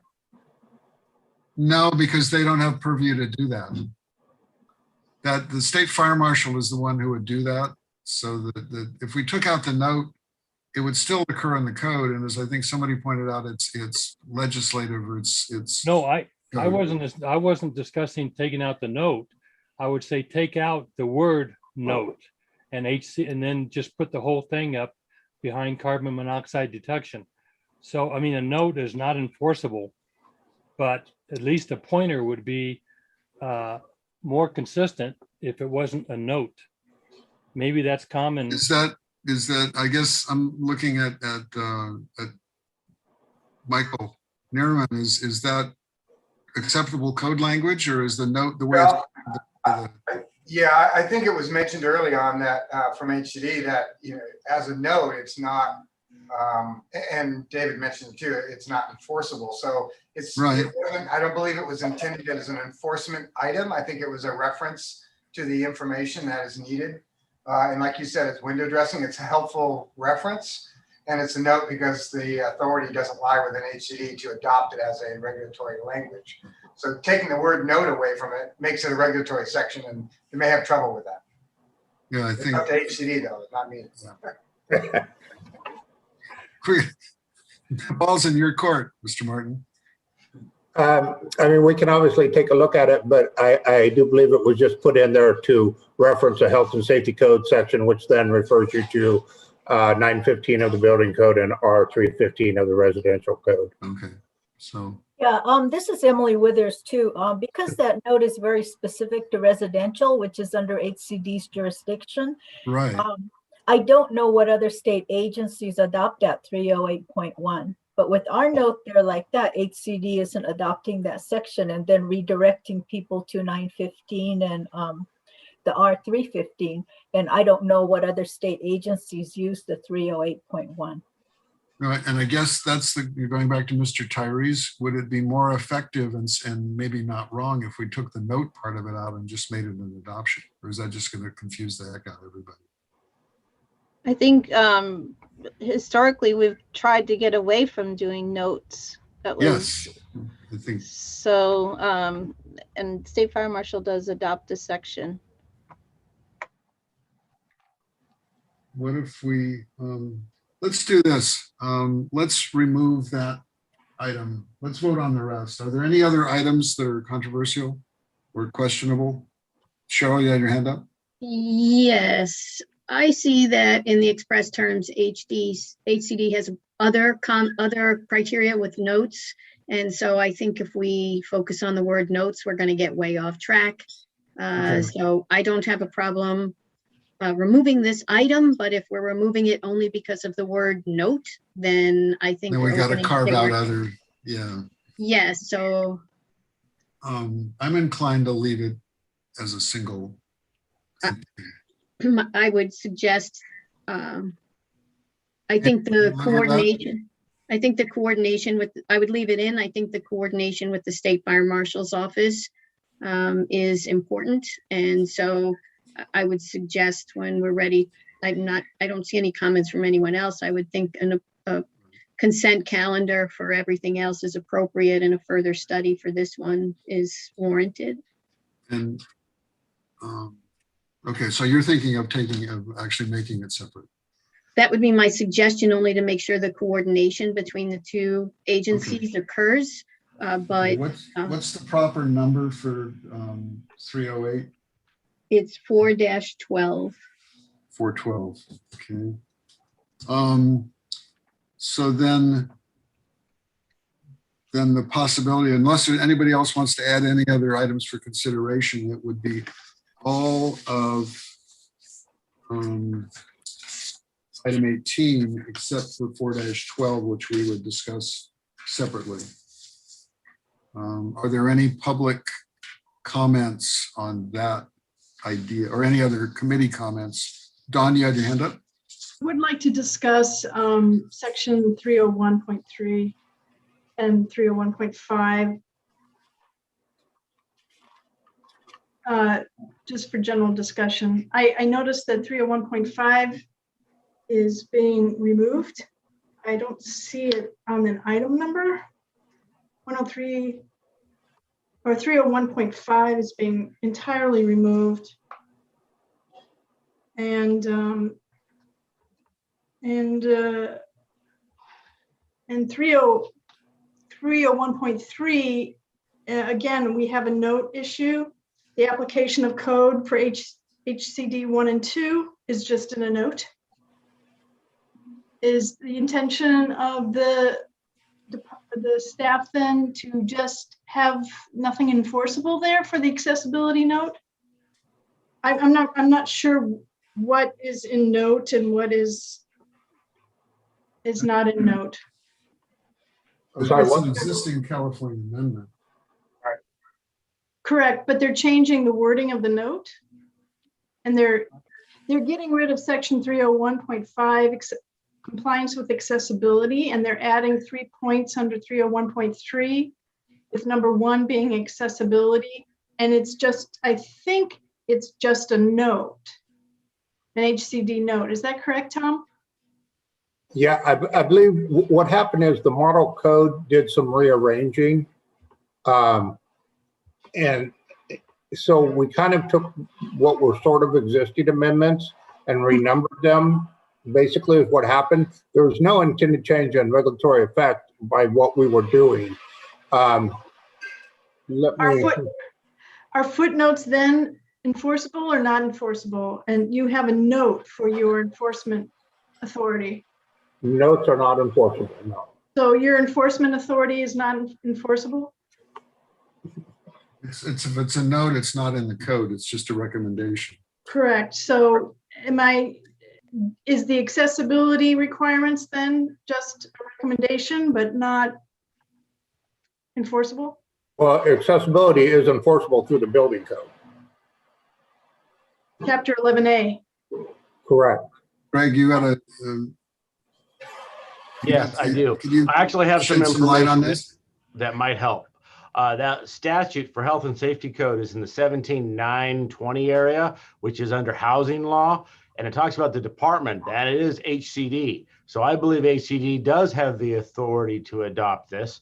The law does call out the state fire marshal shall list the departments, but the regulatory department is HCD. So we're looking at the accessible building code section 301.3 as being an HCD, or are we looking at adding another section under 301.3? Or I'm not quite sure, because Oshkosh is also listed. What page I'm not seeing any of that. I'm on page 8 of 19, and then it continues to page 9 of 19. And I noticed that the note is at the bottom of 301.3. They add 3. Well, there's 3 things, but that is the note from HCD. No change to existing. Is the note? There's a note there that is an existing California amendment. It's just referring to that we have a note that there is no change to. It's not showing the actual note here. It's not an amendment. That's why it's not reprinted. They technically didn't need to include it, but since it's there, we can talk about it. Thank you, Michael. That is helpful. Okay. Okay. So, where are we then in terms of what we're voting on? Cheryl? Yeah, I'm very confused. Michael, can staff comment on this term note? And now I'm even more confused about what HCD, I'm reading in the express terms, what would be published. I'm very, very confused. So if I could comment on that. On section 301.3, alterations and change of occupancy, we have a new amendment, which is to item 1. We're referencing the California Building Code, Chapter 11A, instead of Section 306 of this code. That's our new amendment to this section. We have an existing note in this section. I don't know the exact language of it. I don't have it right in front of me. All we're saying here is that we have an existing amendment that we're not modifying at all. That note reads sections 301.3.2 and 301.3.3 shall be permitted only if the performance compliance blah, blah, blah. Those have nothing to do with accessibility.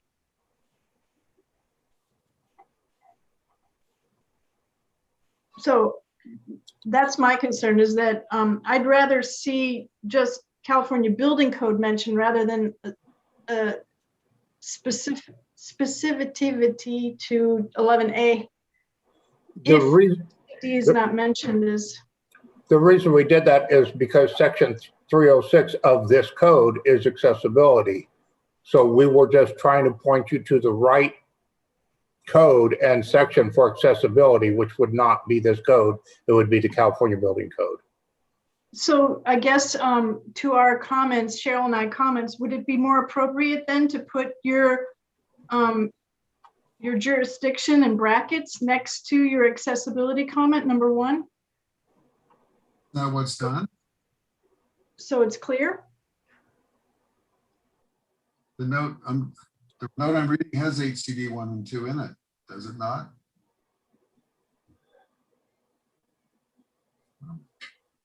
Yes, yes, I believe it does.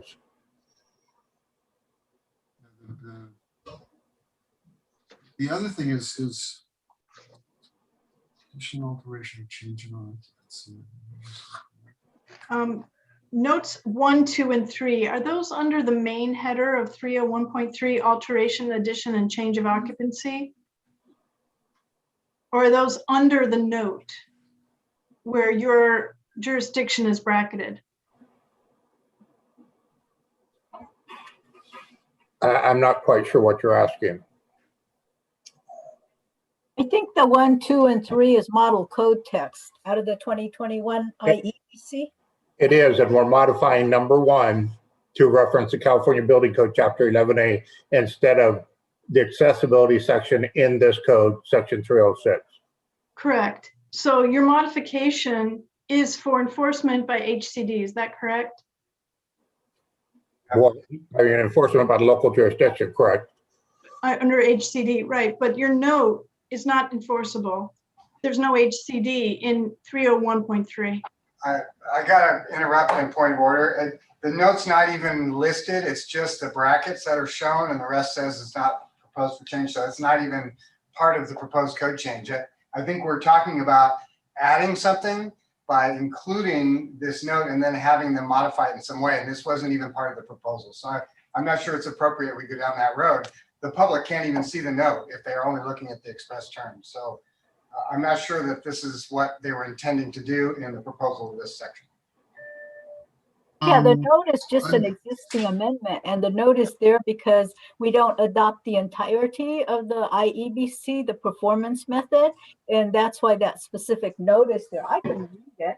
It says sections 301, 3.2, and 301.3.3 shall be permitted only if the performance compliance method and/or work area compliance method are adopted by a local ordinance. Which text would remain unchanged. Correct. Correct. And adopt those sections or those chapters. Correct. So I guess my question comes from, why wasn't chapter 11B put in there? Because it's not your jurisdiction. So if it is your jurisdiction. Right. So if it is your jurisdiction, then HCD should be mentioned on that change. That's all. I mean, I don't want to make this back and forth. I'm not talking about the note. There's no reference. I'm talking about item number 1 is listed at 11A. That's only HCD. So HCD should be noted in brackets as the enforcing jurisdiction. I don't know if DSA AC would be commenting on that particular one or not. Correct. I need to check, but yes, that's a valid question. That's a valid question. Okay, so is this the only item that we had singled out? I lost my notes here. Yes, I believe so. DSA is not commenting on chapter or part 10.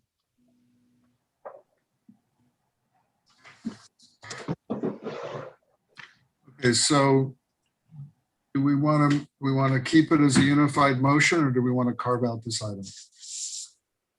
Are there any other discussion items? Seeing none, seeing no one raising their hand.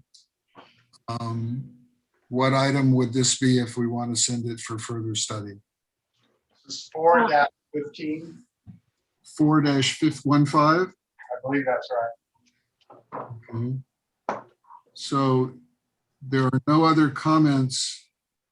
Are there, so the the potential or the discussion would be to adopt a consent item, all of the proposals in item 18, except for 4-15, which would be for further study if that's our choice. So I would invite comments from the committee or from the Zoom call. Any Zoom callers? Nobody on Zoom. Okay, let's check on the phone, assuming you toggled in at 1 and 0. Mr. Chair, if I may. Yes, please. Questions remaining. All right, go ahead, Ms. Martin. I believe it's item number 4-2. You're right, sorry. You're right. Okay. And so basically the 4-2, just to clarify, it's section 301.3. Right. Addition or change of occupancy. That's correct. Okay, so we're still talking about the same thing. We just got the number wrong. Yes. Okay, and there's no one on the phone. So what's the pleasure of the committee as far as a motion goes? Oh, so Diane, you want to weigh in? I'm sorry, I didn't see your hand. Ms. Cool? Yeah, sorry, there was a clarification asking if DSA wanted to comment on part 10, and I'm part of the DSA structural safety section. If it's an accessibility thing, I would have to refer it to our access group, and they're not in attendance today. Okay, thank you. Is that something no, that's me good. to do, or I'm sorry? Well, no, let's see what the pleasure of the committee is about this item. Okay, thanks. And so can I get a motion? Yeah, a motion to accept item 1 through item 20 with exception to item number 4-2. Okay. For further study. Okay, that seems clear. Can I get a second? I'll second that for discussion.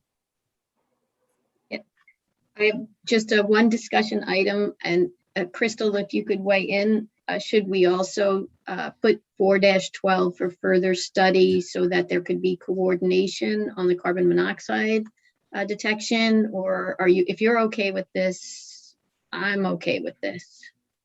I think we're okay with it, and we can work with HCD. Okay, on great. Coordinating.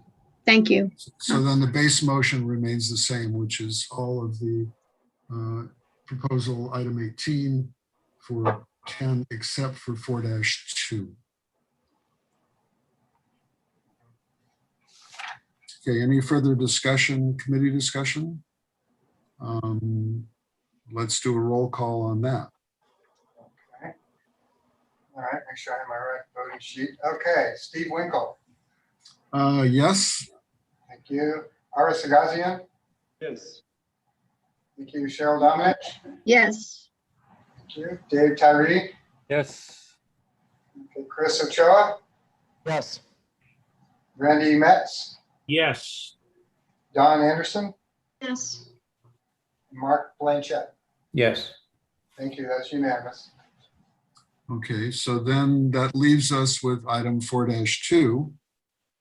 I don't think we need any further discussion unless somebody really feels the need, other than, can I have a motion that would just tell us what to do with that? Thought our motion captured the request for further study. Yeah, I think a separate motion. if we excluded it, I think we need to vote on the thing we excluded. I understand. Then I'll make a motion then to propose further study under 9-point criteria of, I guess, number 6. It's ambiguous and vague right now. Yeah. Yeah. Thank you. Mr. Chair, if I may.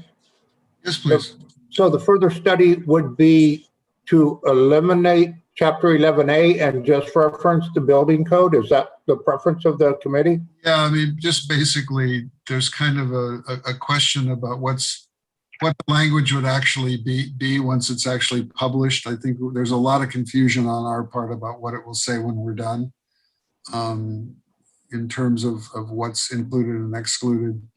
I think the basic thing, would be the reference, whether the internal references to 11A are in general, and what the language would say, because some of the confusion that isn't published that we're not changing has to do with the non-adoption of the performance code and the other elements of the aspects of the existing building code we don't adopt. So, but I think the further study is really about what the external reference to 11A is. I think what Don's initial question was. Yeah, so Tom, you have some options. You can take off 11A, or you can put in brackets your authority to enforce 11A. And then that would be your amendment.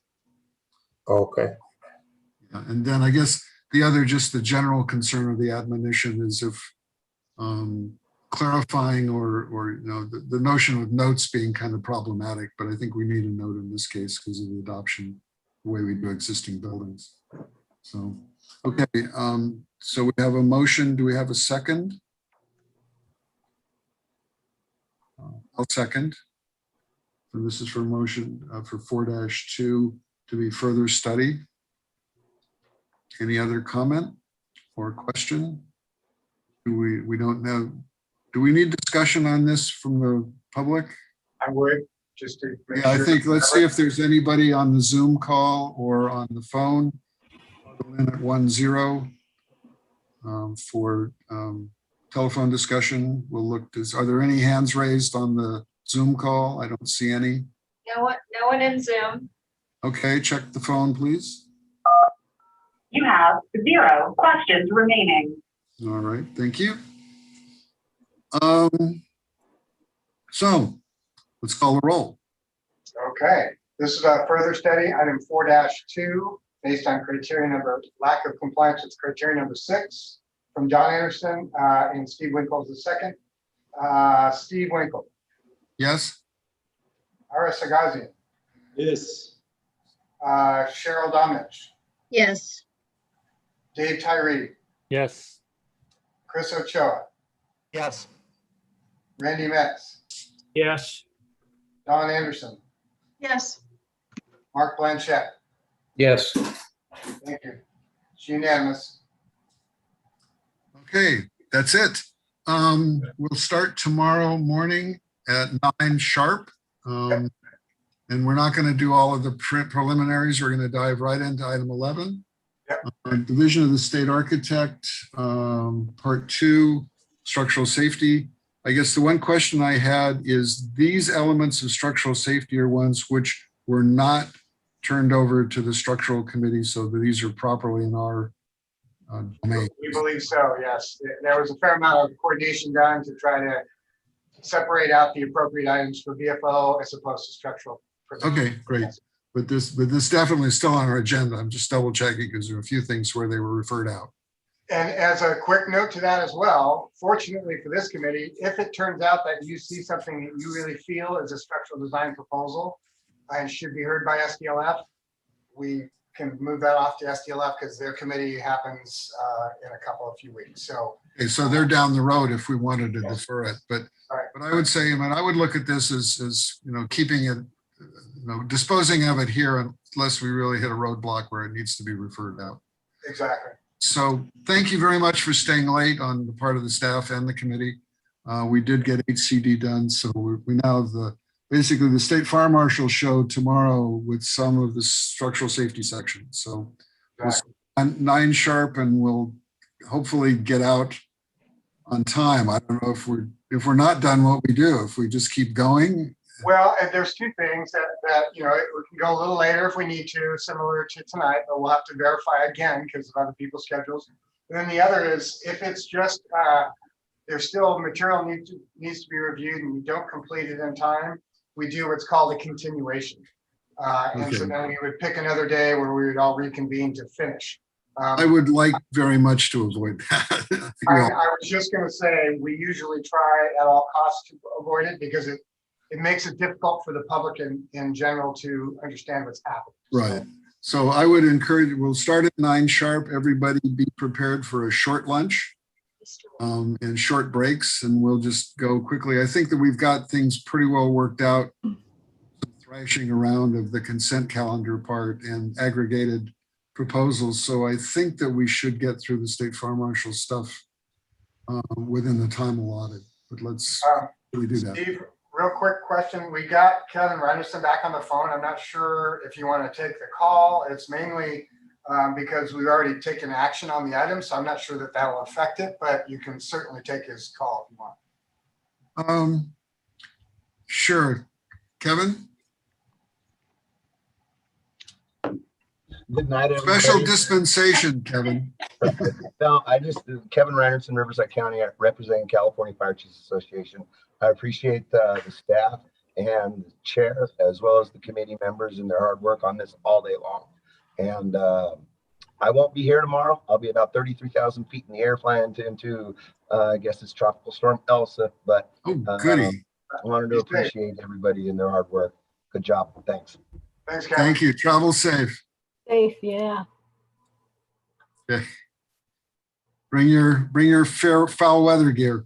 Exactly. Okay. Take care. We'll see you all tomorrow. Thanks. Yeah, I will second everything Kevin said. Thanks. So we motion to me adjourn. and everybody else. Everybody. Can you do a quick motion to adjourn? And then Motion to adjourn. Second. Okay. All those in favor? Aye. Anyone opposed? Nice job, Steve. See you Yeah, tomorrow. well, once we got to the middle of the day, it got better. So thanks for your patience. Fine. Thank you. Thank you. Good night. I saw Neil pop up for a minute, but I wasn't sure. She didn't raise her hand. Yeah, I didn't see that either. Yeah.